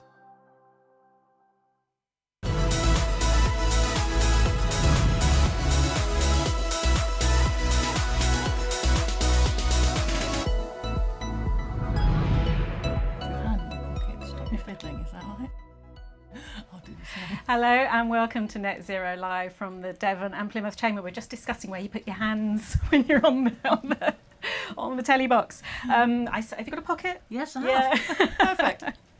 This is Sarah Fear. Sarah Fear, you're the Project and Knowledge Exchange Manager, great title, at the School of Geography, Earth and Environmental Sciences at the University of Plymouth. That must take you forever to type out on an email. I don't. My goodness. Well, thank you so much for joining us here in the studio.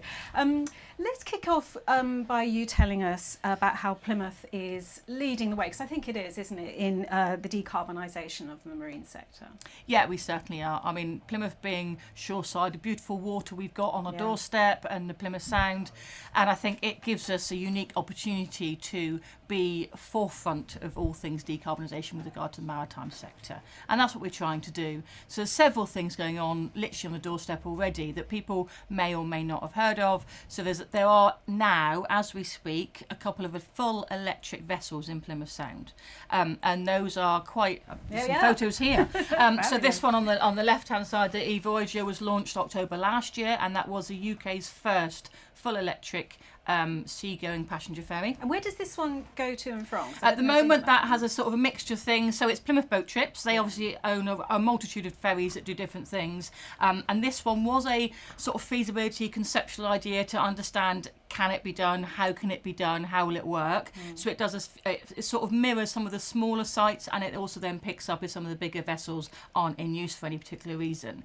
But they are now looking at the rest of their fleet and how they move that forward. And then also people will be very aware of the Mountbatten water taxi that goes across from the Barbican landing stage across to Mountbatten, and one of those vessels is also now fully electric. So I've been on both of them, and it is quite spectacular. You get on, there's just no noise.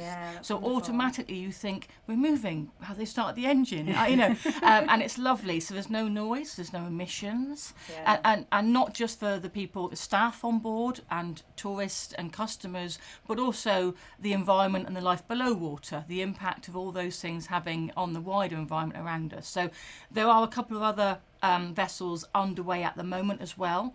So in a year or two, electric vessels as one option of clean propulsion will be available, and we'll see them regularly off the shores of Plymouth, which is a real positive thing moving forward. Yeah, I mean, there's nothing better than a ferry trip around Plymouth than a ferry trip around Plymouth in an electric vessel. Perfect. Yeah, absolutely perfect. And for inland waterways or coastal shorelines, electric is perfect. And there's lots of benefits of it. So really are leading the way in Plymouth here. But of course, as we've been talking about earlier today, charging. Of course, these vessels need charging.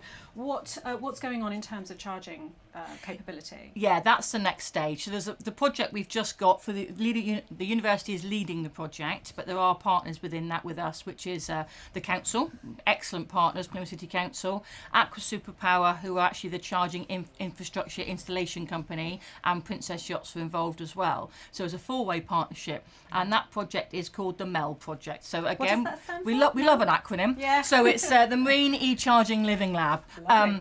So that will see us over the next 7 months. It's a very short project funded by the Department of Transport in partnership with Innovate UK, to put in a network of charging infrastructure for marine electrification for vessels in and around Plymouth Sound. So at the moment we are doing the background work on where are the sites, and it's easy to say the best sites should be here and there, but we have to take into account where can you actually get power to?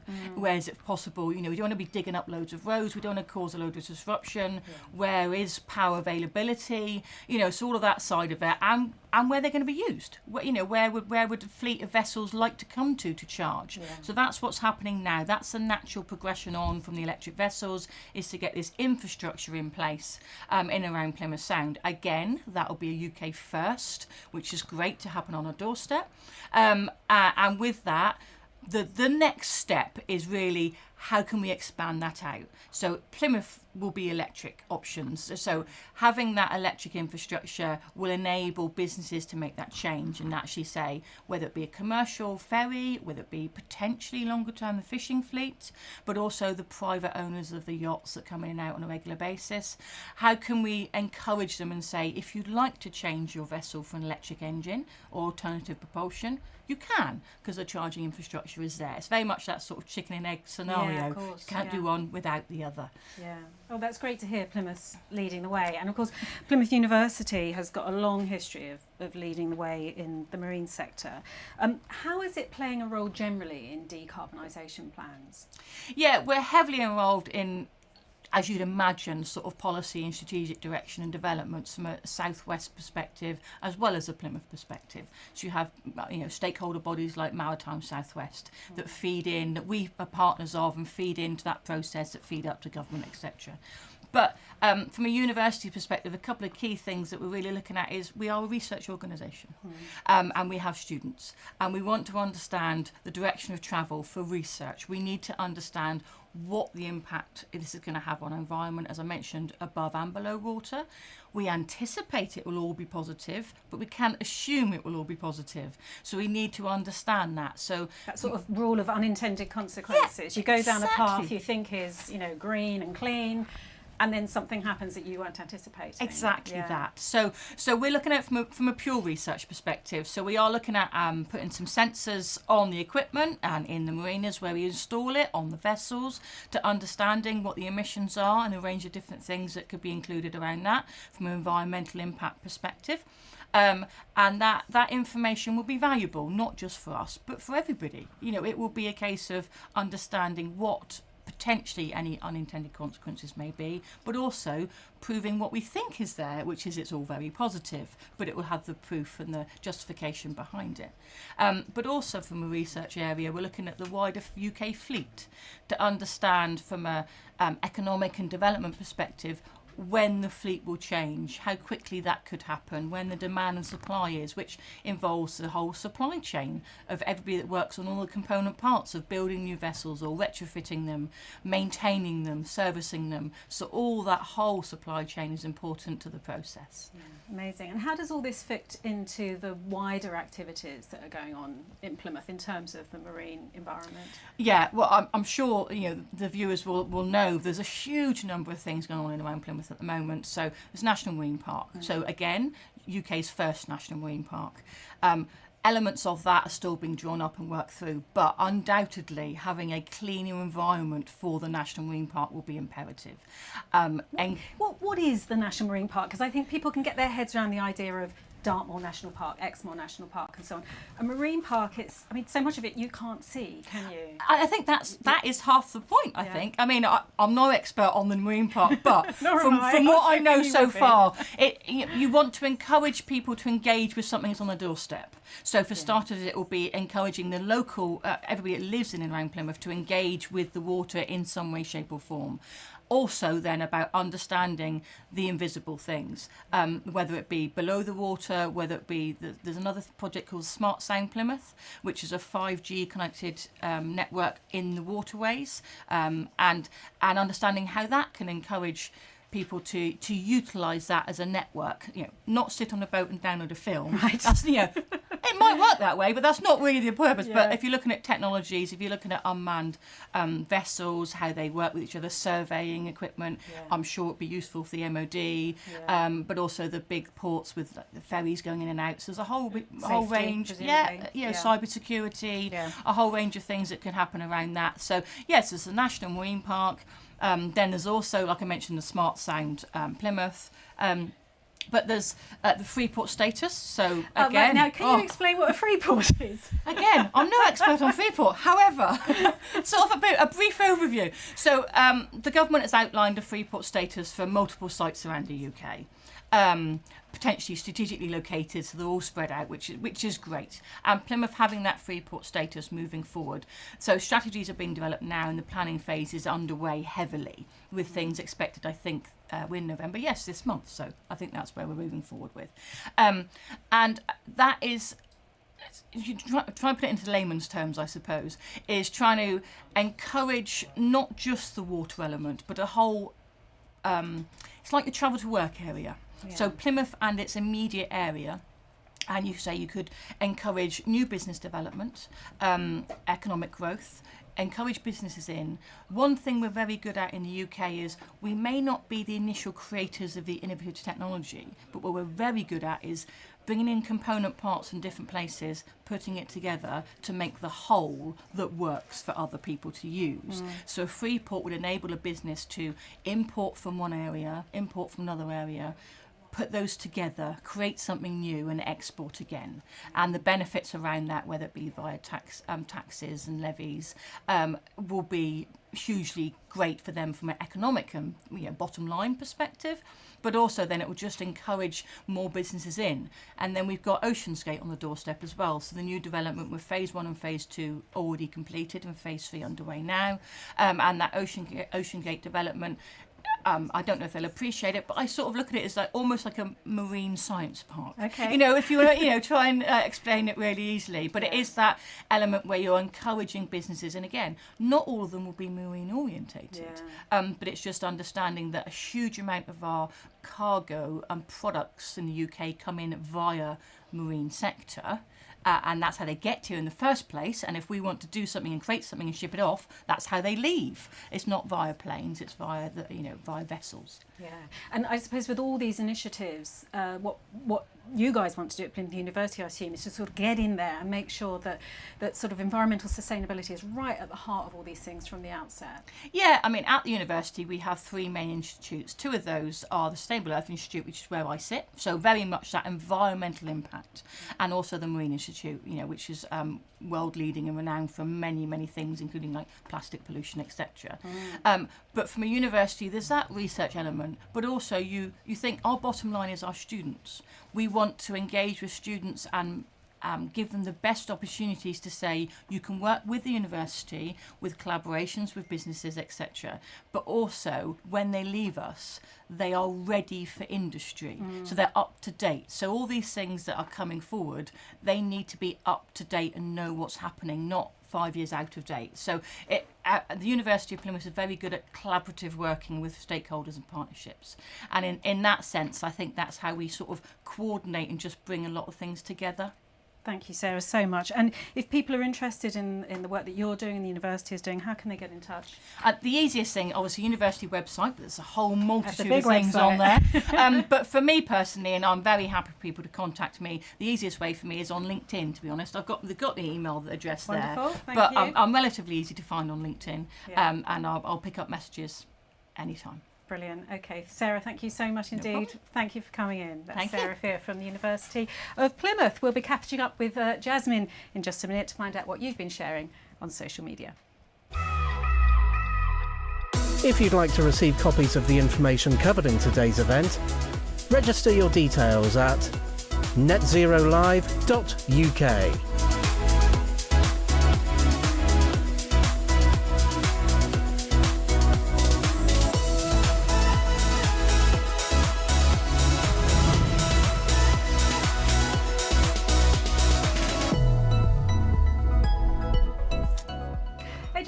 Coming in on the socials. Let's have a look. We've had a lot on this segment. So Hayley Wilson on LinkedIn says, some great comments and thought-provoking discussions. We at Southwest Farmer Magazine are always looking to publish companies' green stories in agriculture.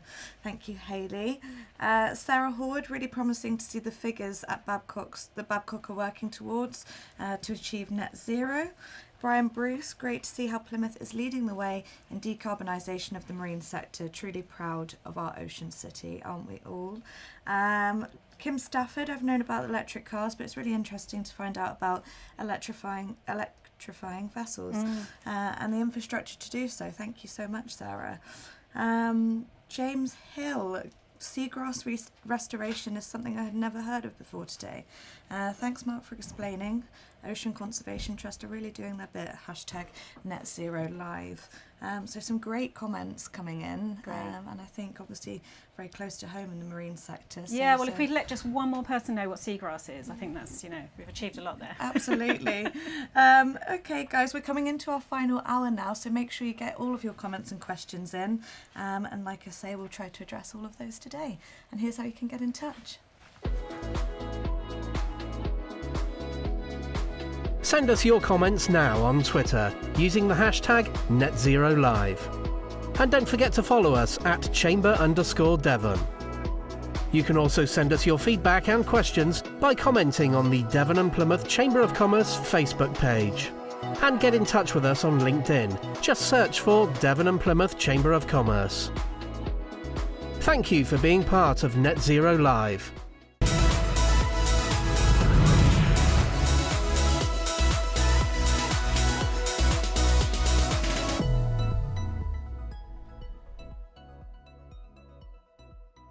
You're watching Net Zero Live. The wonderful Alexis Bowater is going to be here in the next hour with a great range of guests, including YGS Landscapes, Devon County Council, Low Carbon Devon and Plymouth City Council. But for now, thanks for watching.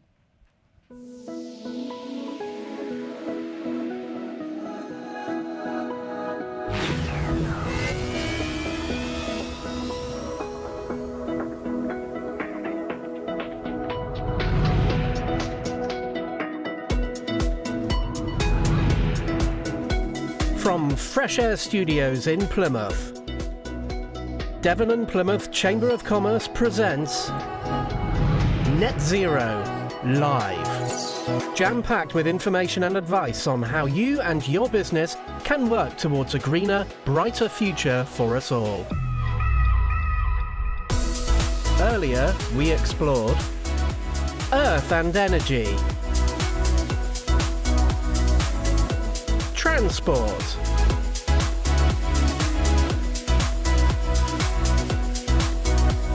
marine,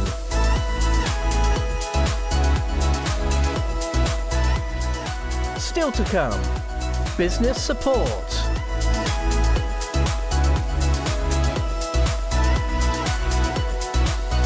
With thanks to our headline sponsor, YGS Landscapes, and our event partners, BCR, Low Carbon Devon, and Enterprise Rent-A-Car.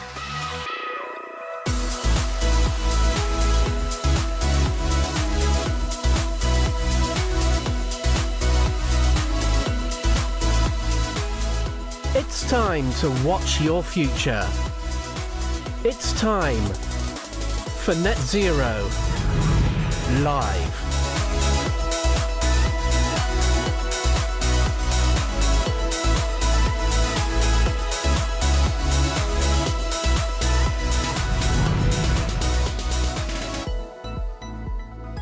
Hello and welcome to Net Zero Live from Devon and Plymouth Chamber of Commerce. It's lovely to be here this afternoon. I'm Alexis Bowater and I'm going to be with you for the next hour.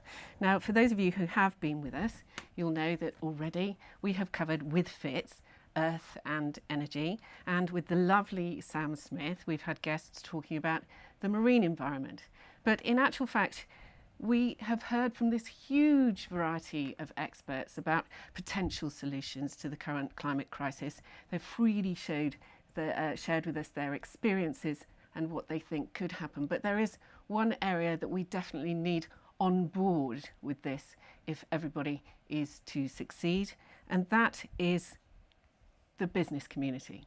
So we will now be talking about, for the next hour, business support.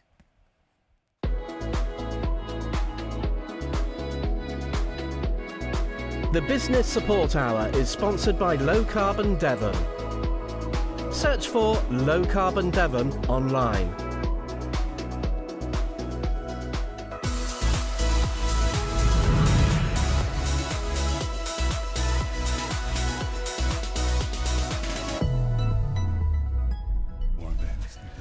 I can't believe that you just thought you were off air when you said, I'm going to do the boring. There's nothing boring about either of you. You are from YGS Landscapes. You are our headline sponsors. Thank you very much. First of all, just give us a little bit of background on your company. YGS Landscapes has been trading for over 35 years in Devon. We've been working throughout Devon and Cornwall, creating beautiful landscapes and maintaining landscapes. Real passion for us is the environment. We wouldn't be doing this if we weren't, and we were delighted for this opportunity. Adam's started YGS EC, and Adam's a fully chartered landscape architect, and we're looking to try and evolve our relationship in the planning so that we can have a bit more of an impact and hopefully educate, support future developments. I know you've been thinking about this for a long time. You've got some really smart ideas. You've done a lot of research already, but you've done research into urban reforestation. Tell me a little bit more about that. That's right. Well, I mean, the research we've done is into microforests. So the concept there is you take small parcels of urban land and you reforest them, and then you link them together using green infrastructure. And by green infrastructure, that could be parks, open spaces, street trees, or even verges to highways. And when you do that, they have enormous benefits. So these small parcels of microforest or woodland, they can support a large number of species, so they're great for biodiversity. They can store water, they can capture carbon, but also they're brilliant for well-being, health and well-being. So those are the key concepts. Can I just ask you, is that a little bit like they've done down at Marsh Mills and what they've done for the road to Mayflower? Well, actually, that was one of our projects. So, well, there we go. I didn't know that. I didn't know that was we came up with that idea a few years ago with building Plymouth, and that was to be sort of a commemorative piece. I see. Okay.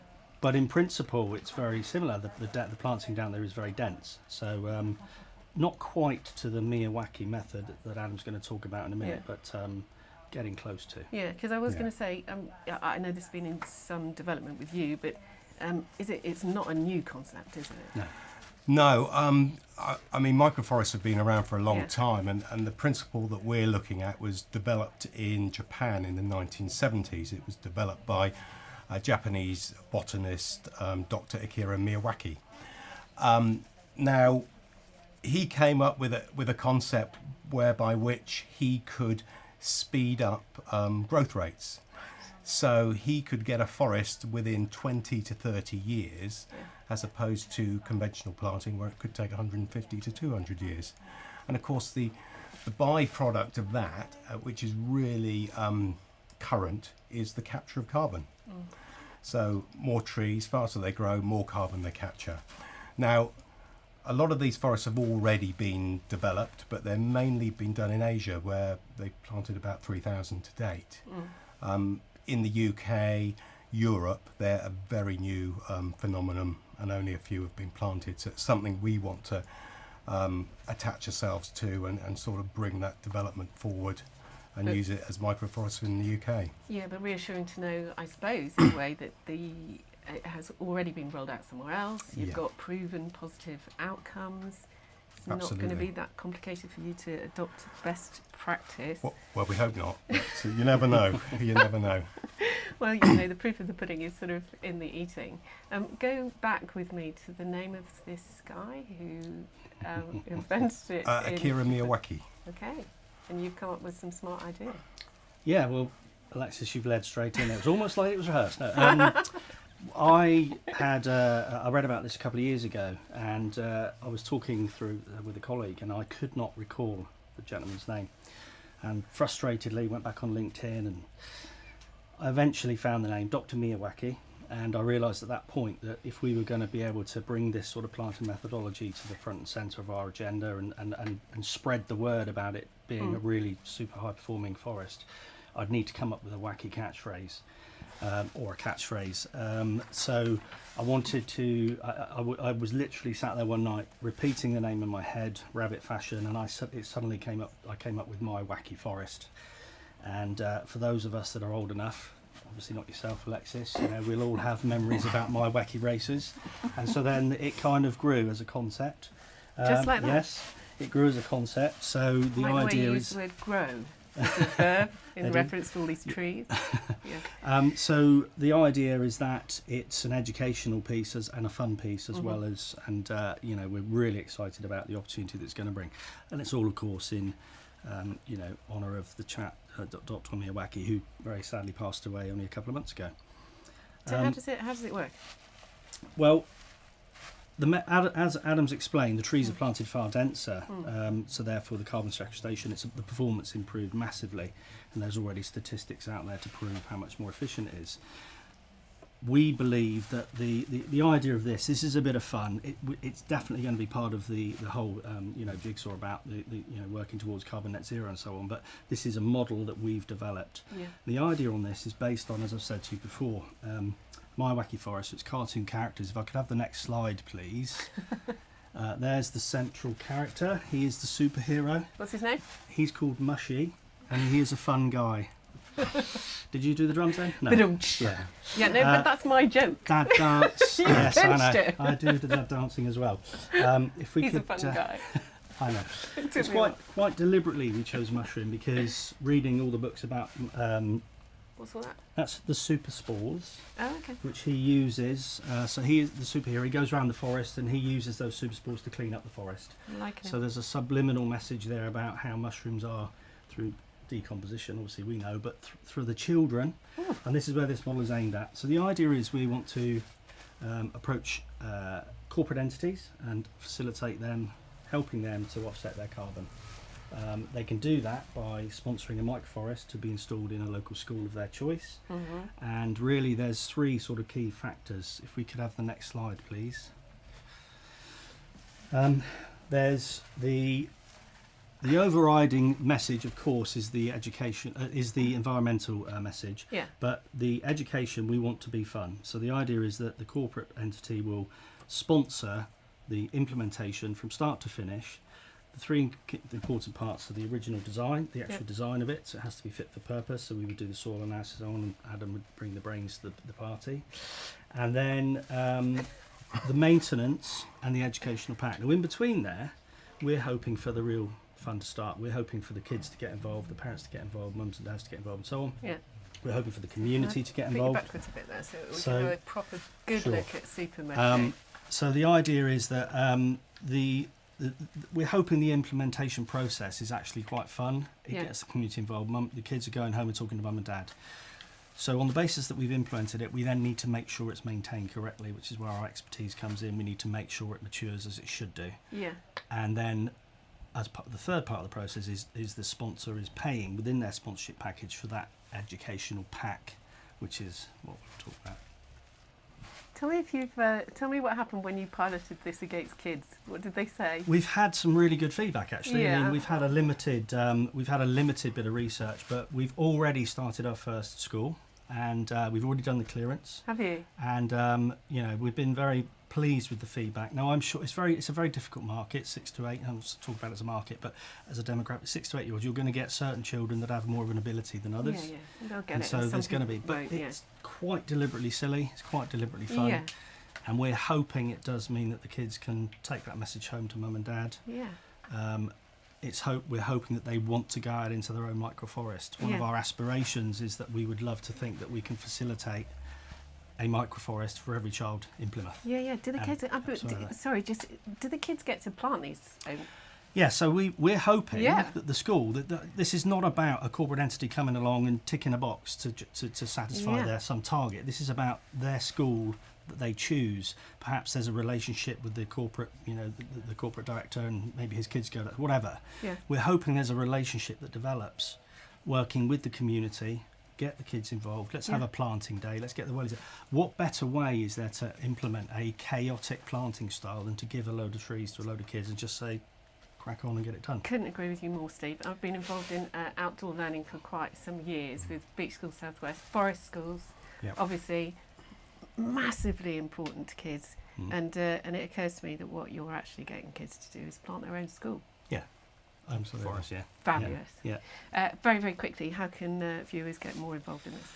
Well, there's a couple of more pages. There's their first. They come across a plastic bottle and they don't actually know what it is. So there's that subliminal sort of educational message. Yeah. Mushy can't actually solve that problem because his spores don't decompose the bottle. So it is a bit, there's a bit of depth there. I'm going to come back to you later. Sure. Right? Okay. We're going to, at the end of this hour, I want to talk to you more about this. Okay. And I want to know whether his best friend is called Peas.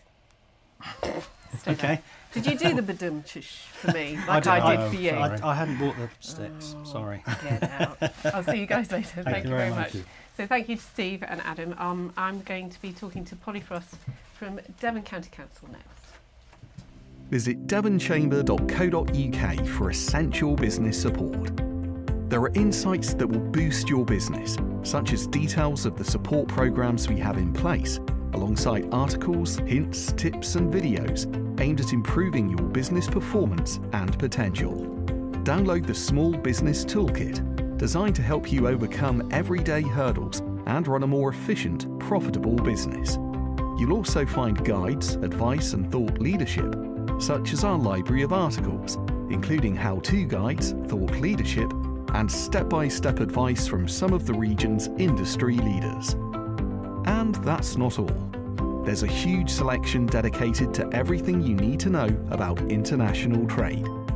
You can also find a calendar of events that you can attend for networking and training. devonchamber.co.uk. Click start your business.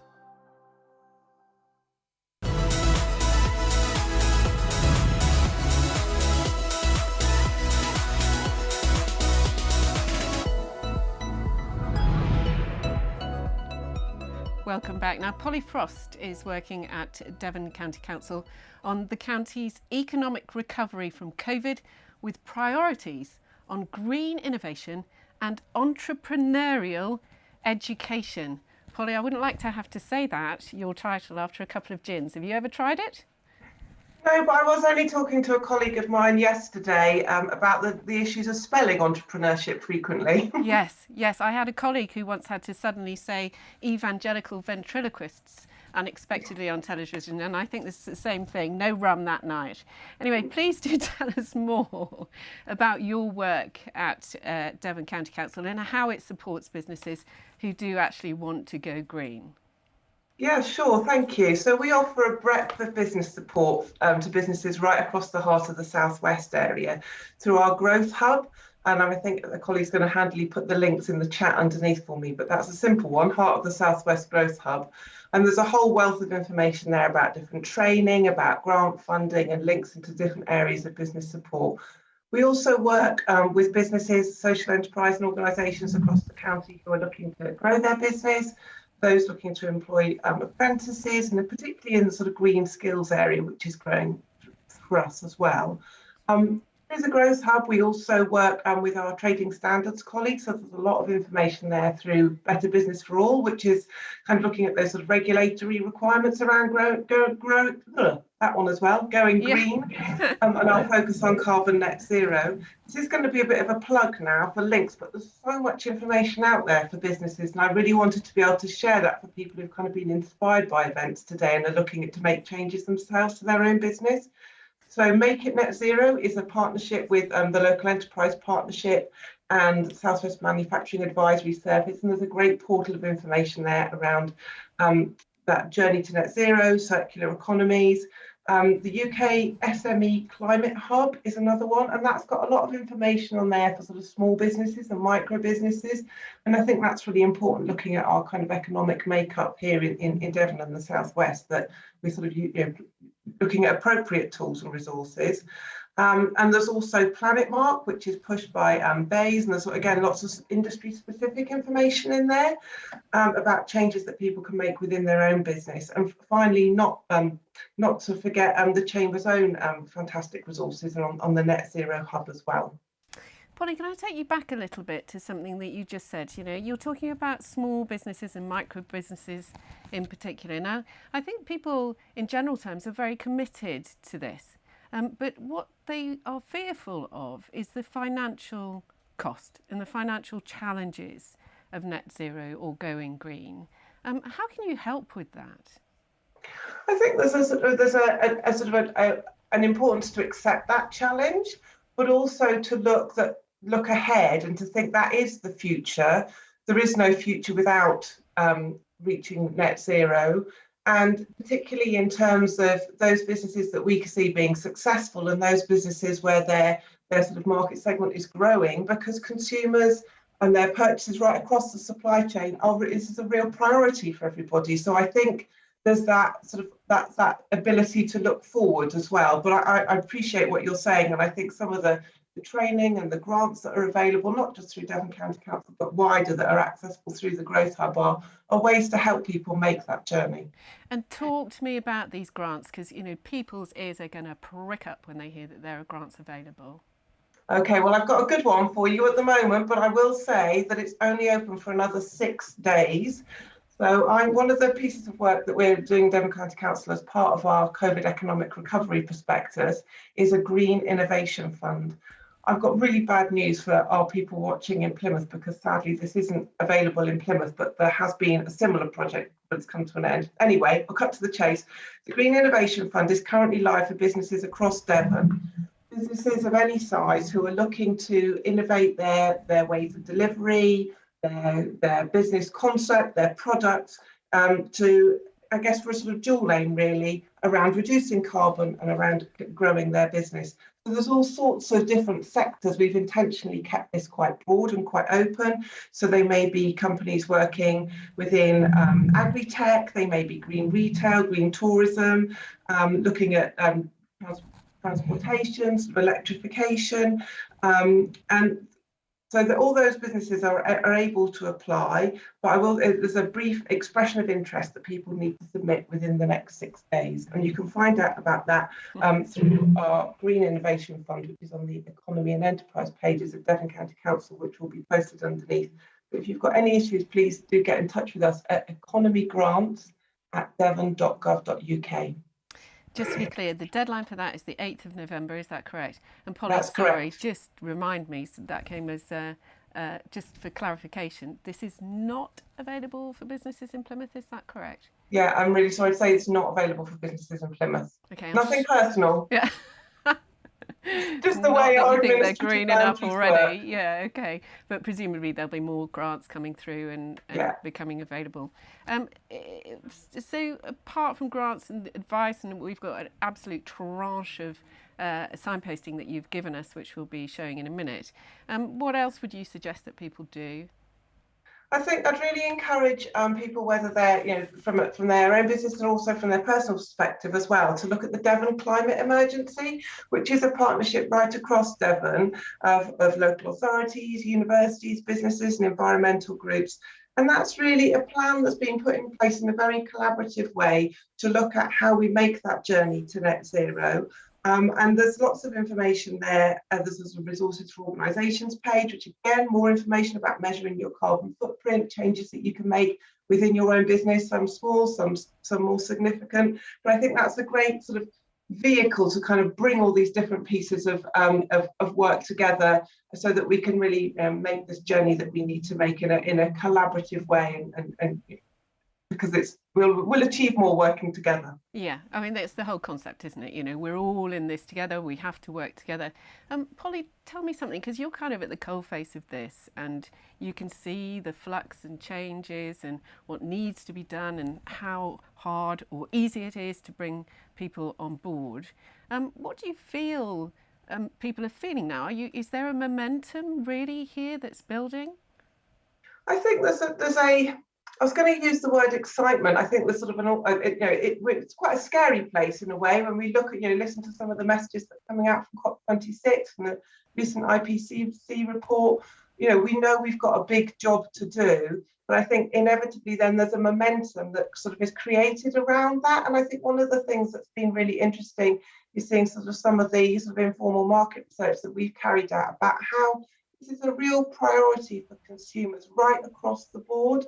And that kind of gives us a whole new opportunity to say right through from our business support to our skills to the investments that we make, that actually putting the climate crisis and our journey to net zero at the centre of that, there's a huge opportunity for us all within that.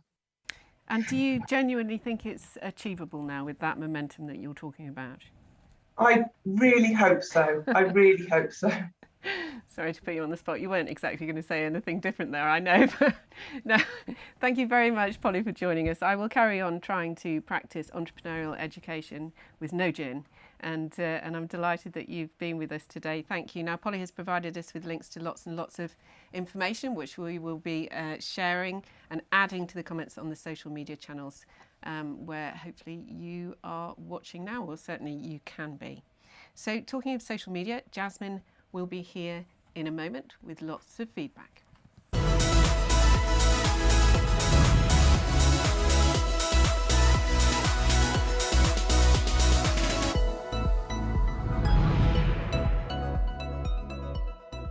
Jasmine, hi. Nice to see you. Nice to see you too. You've been really busy this afternoon. I know. Oh, tell us what's coming in. Right, let's have a look. Jason Monroe on LinkedIn says, hello from Ecomatus, all heading in the right direction just to make it happen. Good stuff. Polly Frost, who we've just actually heard from, thank you Polly, has said really pleased to be a part of this. Well, thank you for being one of our guest speakers. Clive Hart says fascinating times, especially currently where the focus is marine.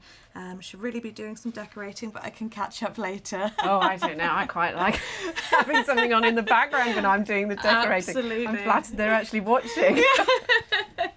That's lovely. I like that. Yeah, Alex Benjamin, learning about urban reforestation on the Chambers.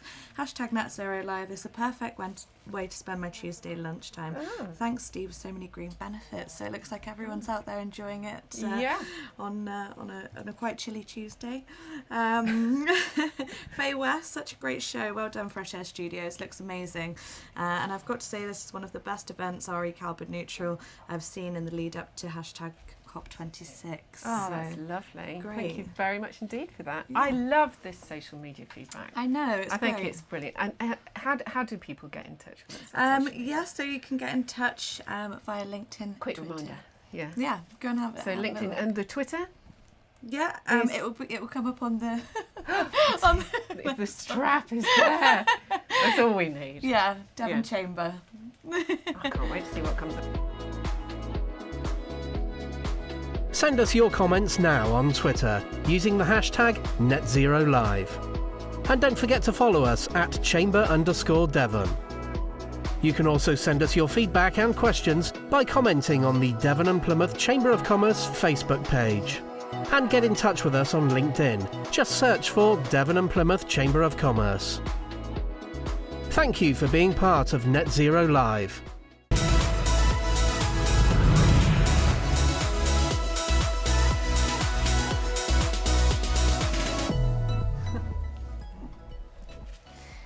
Well, welcome back to Net Zero Live from Devon and Plymouth Chamber of Commerce, part of their Net Zero October programme of events. We're in the business hour now, and I am joined by Anna Peachy. Thank you very much. Thank you for I having me. hear you lead the Inclusive Economy team at Plymouth City Council. That's a massive title.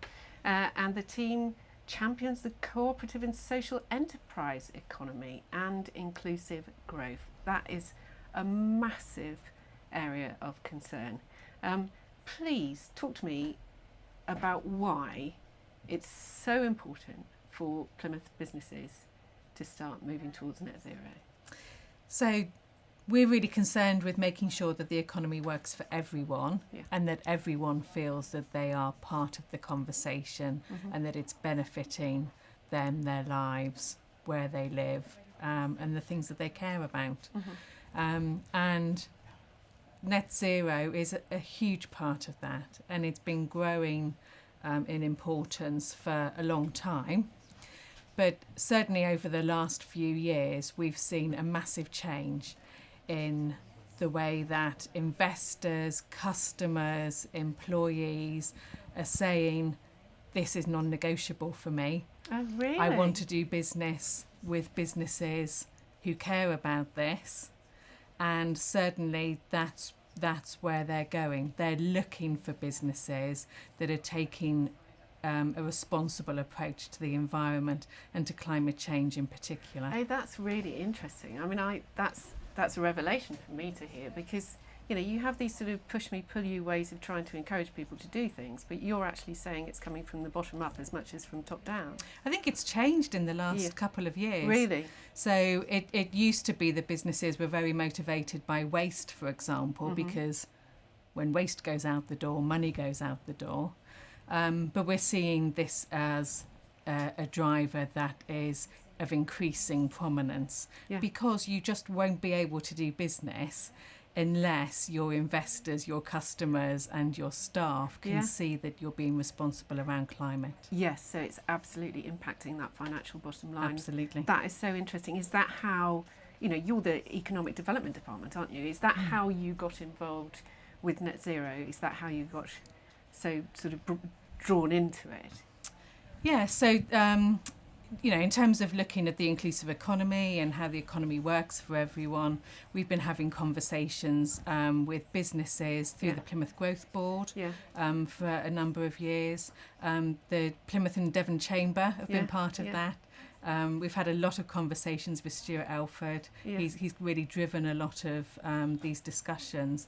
We're seeing businesses wanting to champion this.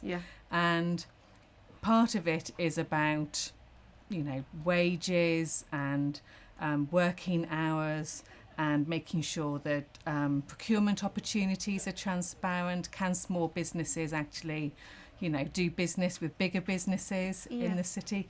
That's a lot of inclusivity, but certainly environment and carbon in particular, and getting net zero with carbon is increasingly prominent and all wrapped up with all of the other things. Yes, so you also have the Resurgam Charter.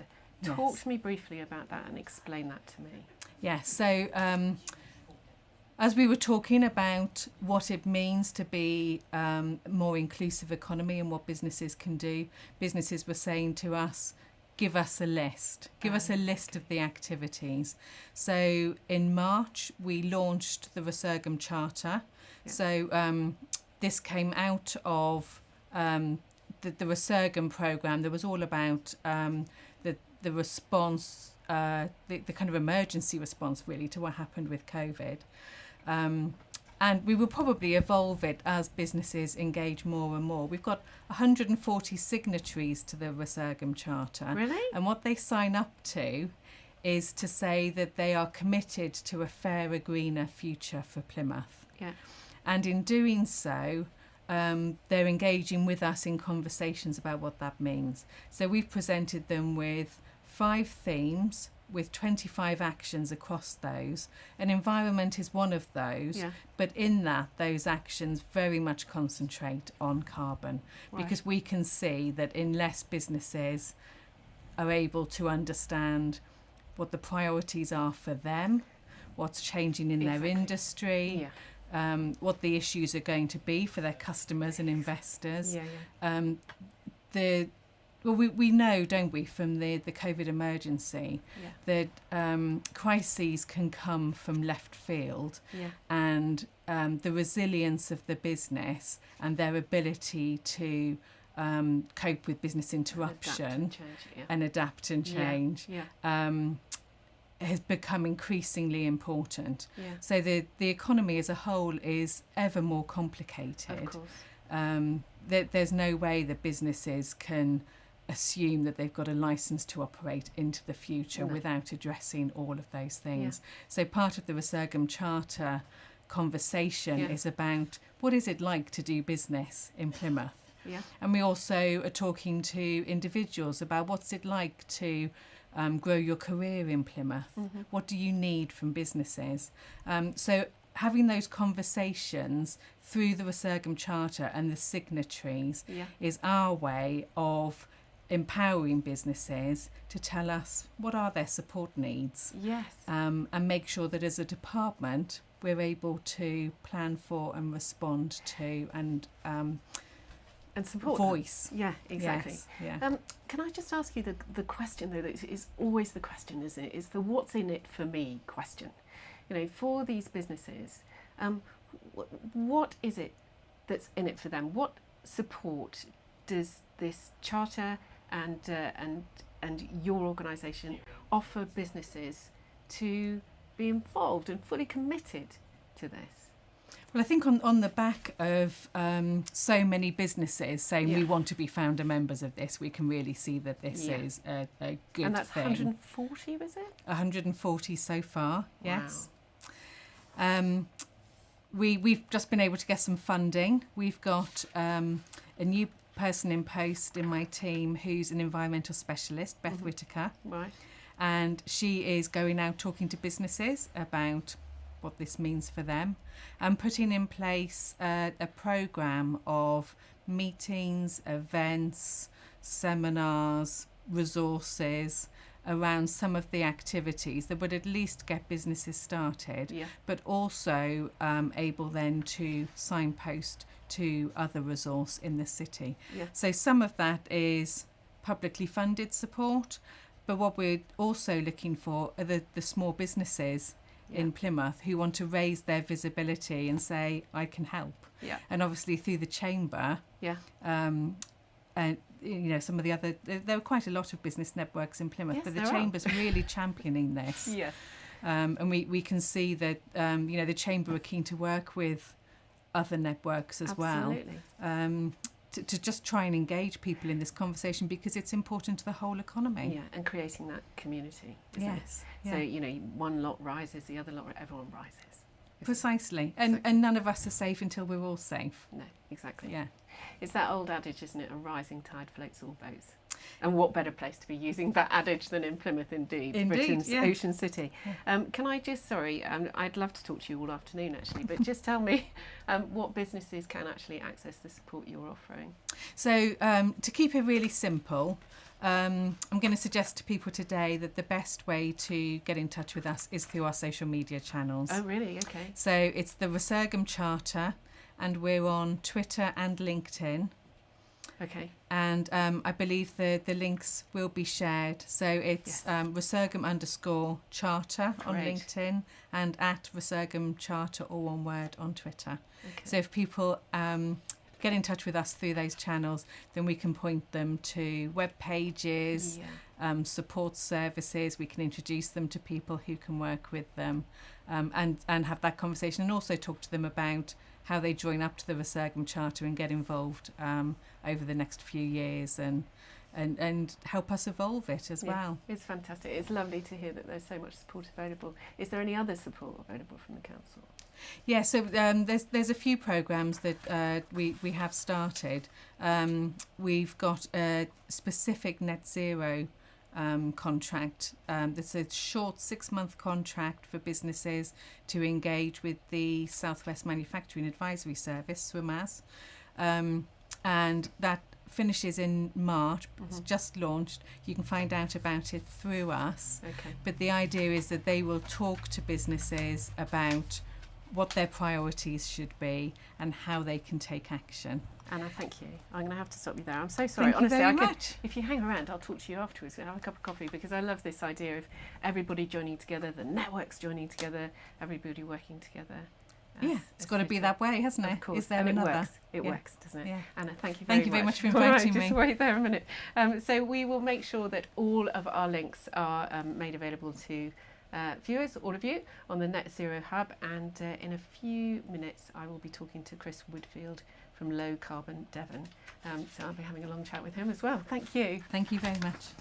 It's time to grab yourself a cuppa. Net Zero Live continues after the break.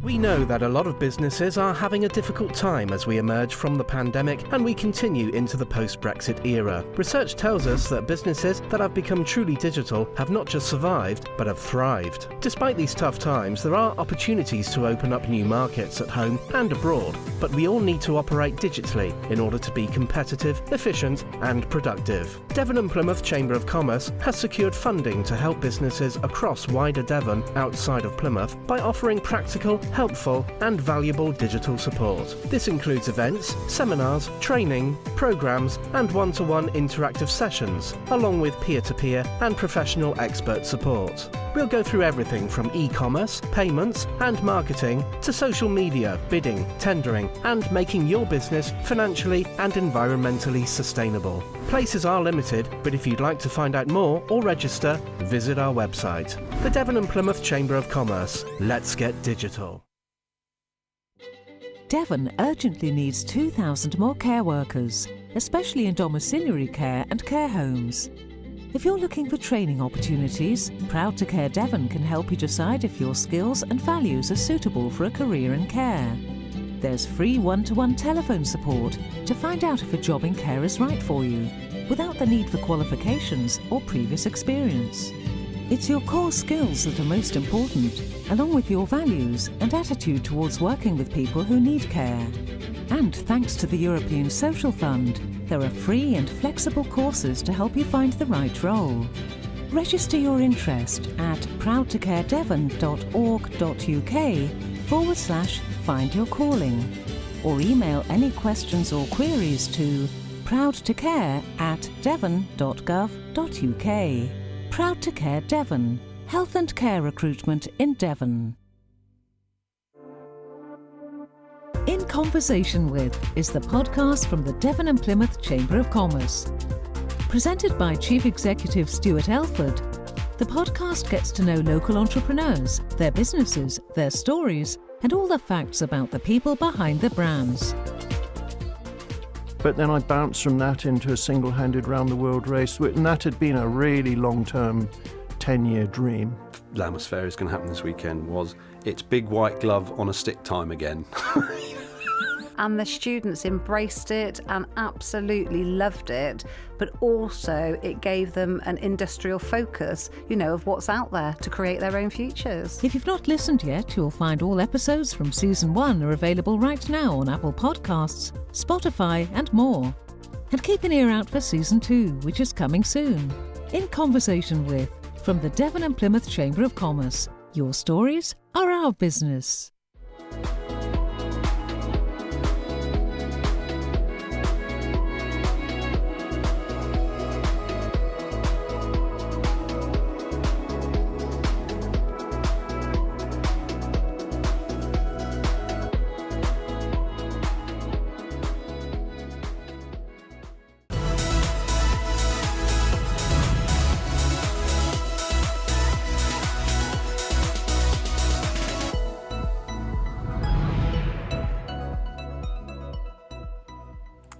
Well, welcome back to the Business Hour on Net Zero Live. I must say we've been having such a lovely time with such amazing interviewees. I can't believe that 40 minutes has gone already. I'm getting a bit carried away.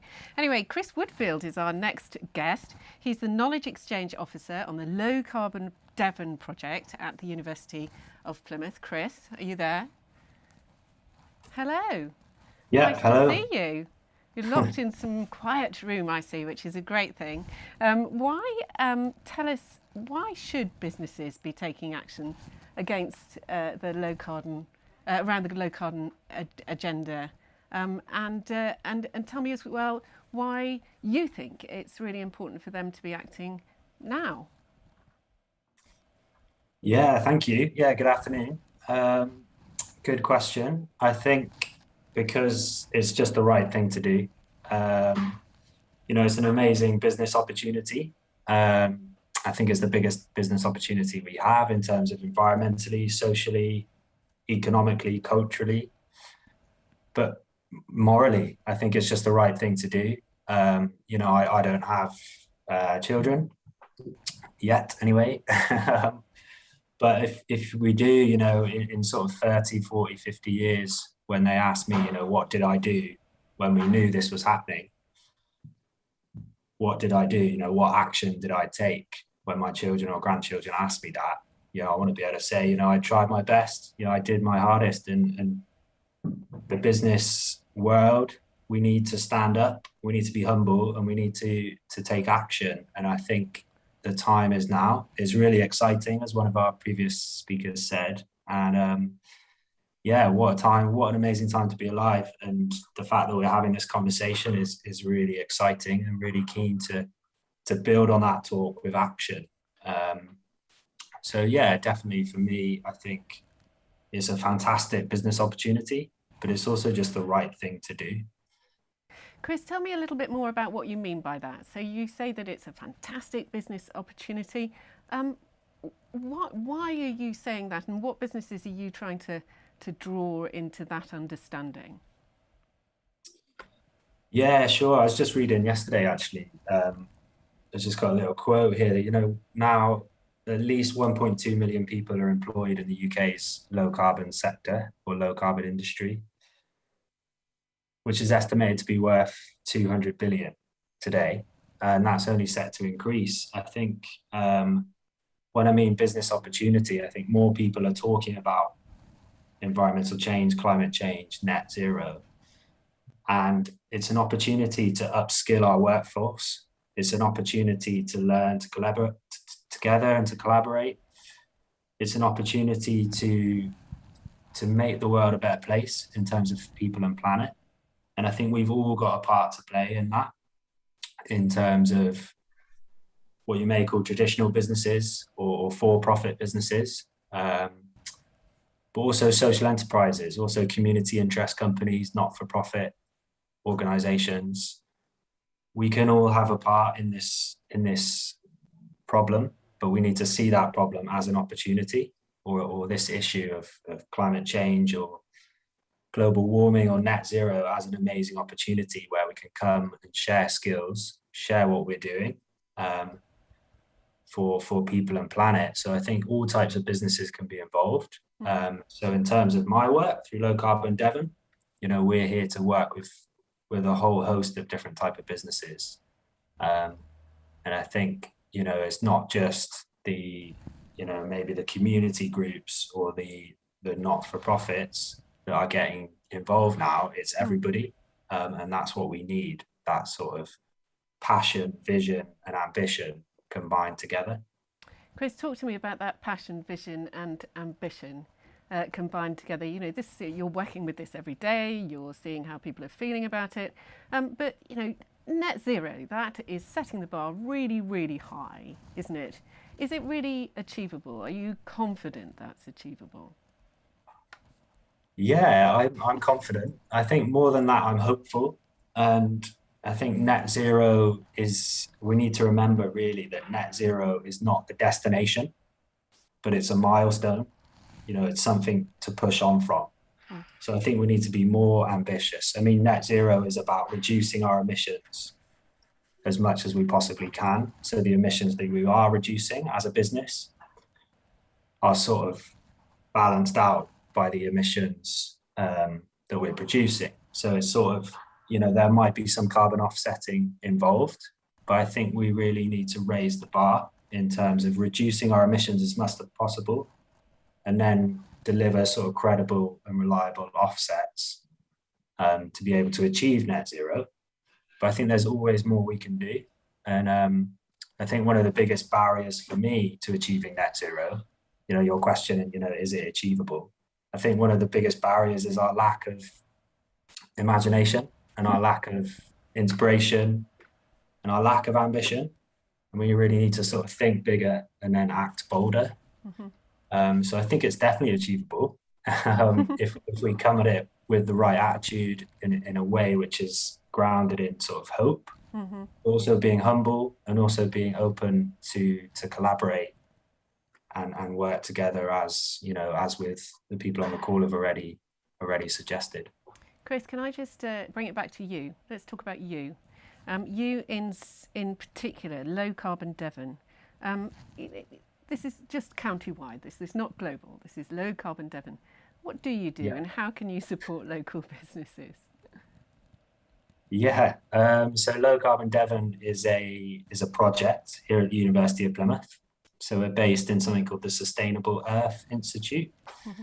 And it's a European funded project.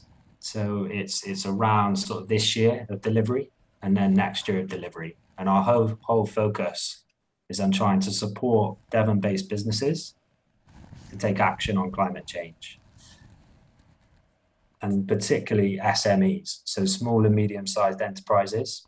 We can offer fully funded support and sort of practical solutions through the work that we do.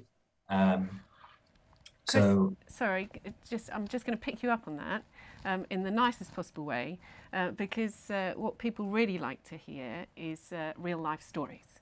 So can you give me a sort of case study or a practical example of how you actually have helped businesses? Yeah, definitely. So one of the things that I'm involved in is a internship program called Future Shift. And that's all about connecting our students and graduates with local organizations. And it's a 3-month project. And we can fund the salary of the intern to go into a local SME and help them on a project. And to give you an example of one of the projects, so one of the interns was working on an environmental management system for a local business here in Devon, looking at the accreditation ISO 14001, which might be worth a look at for people on the call. Another example is one of the interns exploring the B Corp initiative for a local business. So mapping out the B Corp certification or the B Impact assessment. So really providing that essential resource that businesses might not have due to lack of funding, or providing that sort of fresh out of university open eyes. So that's one of the things that sort of brings it to life for people. So that's one case study in terms of having a student or graduate come into your business that help you grow and develop. So that's one of the things we can do through the project. What other kind of things can you do as well? Sorry, we've just seen a list of all sorts of wonderful things, but I'm just thinking, what people will be listening out for today is, what can Chris do for us? What can he do for me?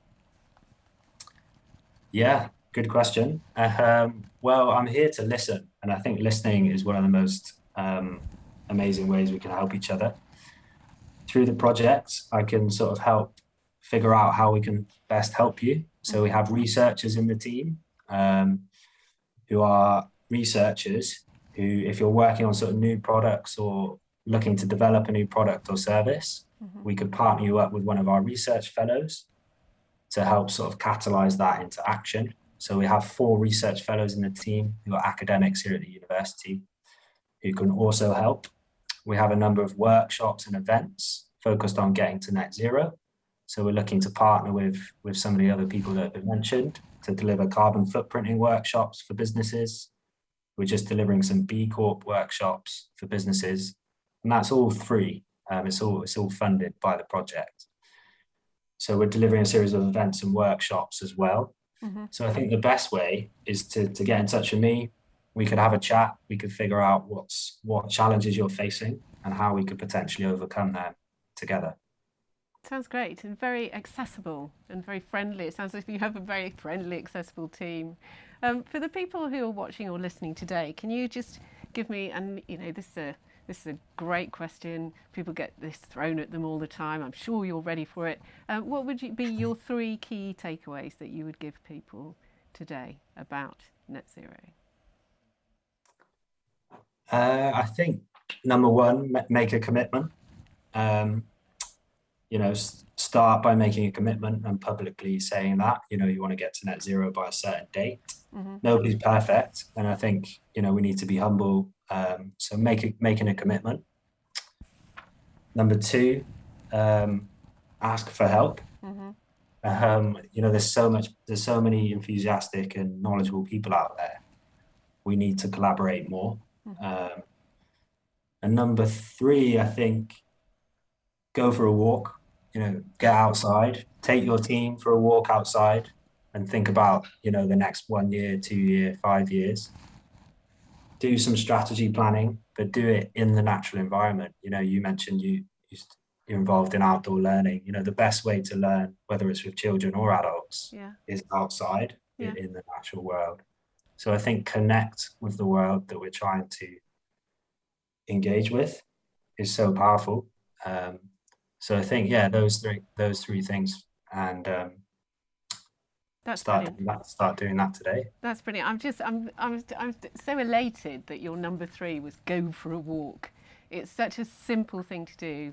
It's so grounding. It makes you reflect and understand and realise what's at stake, really. So finally, before you go, I'm very grateful that you've joined us. If you could change one thing, just one thing that would help us to move towards a low carbon future, what would it be and why? If I could change one thing, I think it would be that we hold all of our sort of steering group meetings outside in all weathers, or board of directors meetings. There's an initiative at the moment called Boardroom 2030, launched by B Corp or B Lab UK. And it's getting people to take their board meetings outside, whether that's on the beach, in the forest, in the park. So I think that would be my thing. Following on from going for a walk is just engage with the world around us, and that's where the magic can happen. But then we can translate that into practical solutions in the workplace. That's brilliant. Chris, thank you ever so much.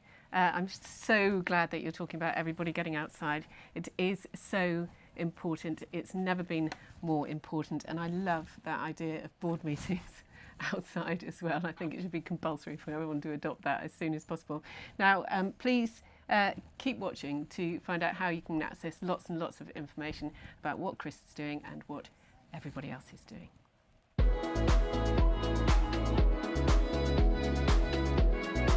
The Business Support Hour is sponsored by Low Carbon Devon. Search for Low Carbon Devon online.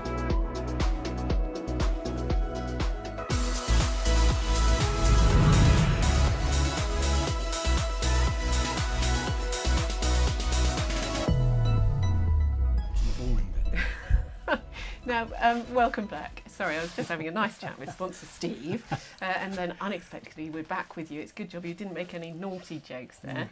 We will be going to Jasmine in a minute to get some more on the social medias, but first of all, Steve, you have been the sponsors for the whole Net Zero Live. You'll obviously worked really closely with the Chamber. What do you hope businesses will take away from this whole event today? Inspiration. There's clearly, I mean, just the listening to the speakers today, there's so much information out there readily available. So please be in touch with all of the social media links and so on. Talk to the Chamber team. We're also, we've created a sort of new concept partnership with the Chamber. We're going to, for every new Chamber member that renews their membership or joins, we're going to do a free green audit for them. And we're going to just continue pumping this message out there. We can't do enough quick enough, so we need to be inspired by what's been done, but listen to what Chris has just said, take a walk, enjoy enjoy what's going on out there in the wildlife and stuff, but we need to really start helping. I suppose that I'll just say that's kind of easy for you to say because you're outside all the time. Some people don't really understand how wonderful it is. No, absolutely, and I think ironically, I think COVID made a really large difference. I've enjoyed walking around, various walks around the area, and I could not believe how much busier they became. Yeah. So in a strange sort of way, it kind of got people re-engaging with nature, and wasn't it lovely to actually hear the birds, and the fresh, clean air. Thomas Murphy was talking yesterday from Low Carbon Devon about the clean air that we were all enjoying in those periods. So this is a long journey. We're not going to solve this. We've got to change our mentality and our mindset. It's going to take time. And it will be helped by the kind of initiatives you've come up with. I was Sorry, just let's talking just to move Anna. on to this because I was just talking to Anna, and hot off the press today. Yeah. This is about getting that agenda out there, and this is just a funny way of sort of getting the kids involved, as we talked earlier, Alexis, about that, about how we, we need to get the next generation involved and give them some hope. Yeah. And if they can do that through engaging with this particular method, not losing sight of the fact that there's all the other good stuff that we still need to do. Green walls, keep the research with green roofs. Fascinating talk yesterday with Dusty Gedge at Plymouth University. There's a lot of stuff going on out there that people, if they're interested, please contact the Chamber, feed the messages through to us, and we'll be delighted to help. This is a very practical way of doing it, though. Quickly run through what My Wacky Forest is, who this guy is. Well, he's the Nice superhero. necklace. He's the superhero called Mushy, and he's a fun guy. Yeah, Roll did again. Quite Did it deliberately this time. silly. It's quite deliberately silly, but there is a message there that the importance of mushrooms and fungi in the forest and in the circle of life. The name is derived from the findings of Dr. Miyawaki from the 1970s. It's a method that's been used, and it's there's other people doing this, but this is a slightly different take on it. And if this can bring microforests into the agenda for the community forest, for example, and the excellent work that the council are doing with the community forest, this can be part of that, then why not? Let's get these forests into the schools, let's get the air cleaner in the schools, and let's give them outdoor areas so they can go and play and draw some leaves or just get engaged with it. And literally get their hands dirty doing this. Absolutely, yeah. Steve, I think it's really important. You seem to have missed something out, right? Okay. Mushy doesn't have a best friend called Peas. Oh, you said that earlier, and I've been trying to work that one out. Yeah, Anyway, Mushy, sorry about that. Peas. Oh, I see. Ah, I thought you said peace. I got you now. Right, Come on. okay. Sorry. Apologies for that. You've got some homework to do now. But listen, thank you very, very much for being a you, and sponsor. thank You've you. been amazing. This is fantastic. This And is really thinking outside I the should box. say thank you to Chamber for putting this on, and what a phenomenal event, and some really inspirational speakers today. It's been an amazing day. Yes. I'm so glad that I got to host the business hour. Yeah. I've got completely blown away by it. Excellent. And rather carried away. So anyway, I'm going to stop you now. We're going to be seeing Jasmine in a minute with some final thoughts on social media. The hour's nearly up.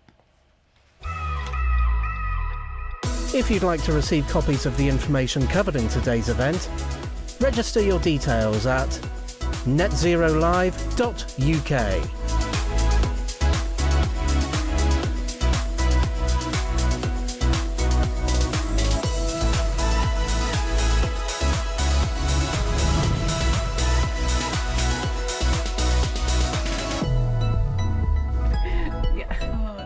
I did get the Pete joke, Alexis. Oh, don't I'm worry. so glad. These men, I just to give an age. I know. I'm feeling quite sad actually that it's our last round in the social media. I know. Come on, what do they say? We've had some great feedback from that segment. Katie Upton, who's our resident net zero expert at the Chamber and has done a lot of work on this event, so thank you, Katie. Great to hear about all the support and information available for businesses in Devon and Plymouth looking to reach net zero. Chris Woodfield from Low Carbon Devon, who we've just heard from, says great to have you all here. Well, thanks for coming on again, Chris. Also, Polly Frost has shared some really useful links on our LinkedIn live stream, so make sure to go and check that out. And the Resurgam Charters also shared links with more information about how your business can build back better and help grow a prosperous economy that reduces inequality, is sustainable and truly deserves the well-being of all people in Plymouth. There's another one that's just come through here. Oh, yeah, I love it when another one just comes Oh, through. It means no, that they're actually listening to us. Let's make Plymouth carbon neutral by 2030 and lead by example. After today's event, I will be definitely making the effort to do my bit. Thank you, Ruth Bailey, for that comment. Do you know what's so lovely about getting the feedback off the socials is that it's instantaneous.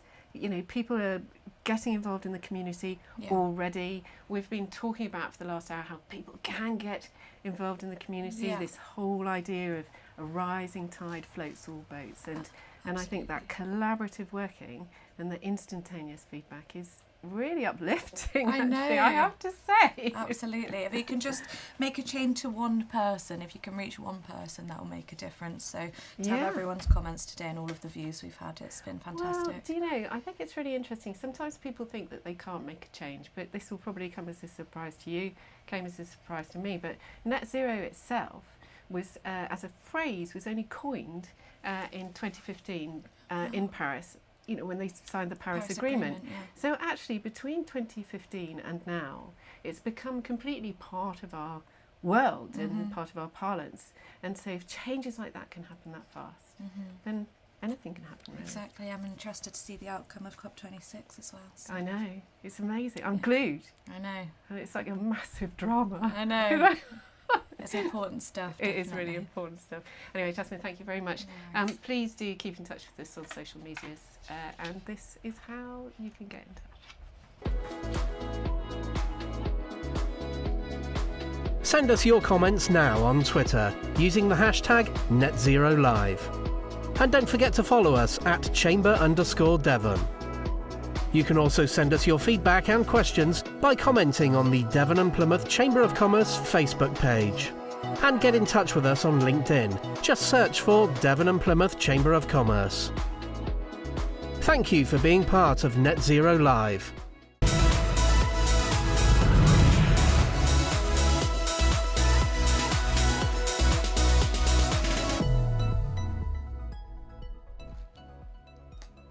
And that's it for Net Zero Live. If you missed some of the information, especially some of the links shared by our speakers, please visit netzerolive.uk.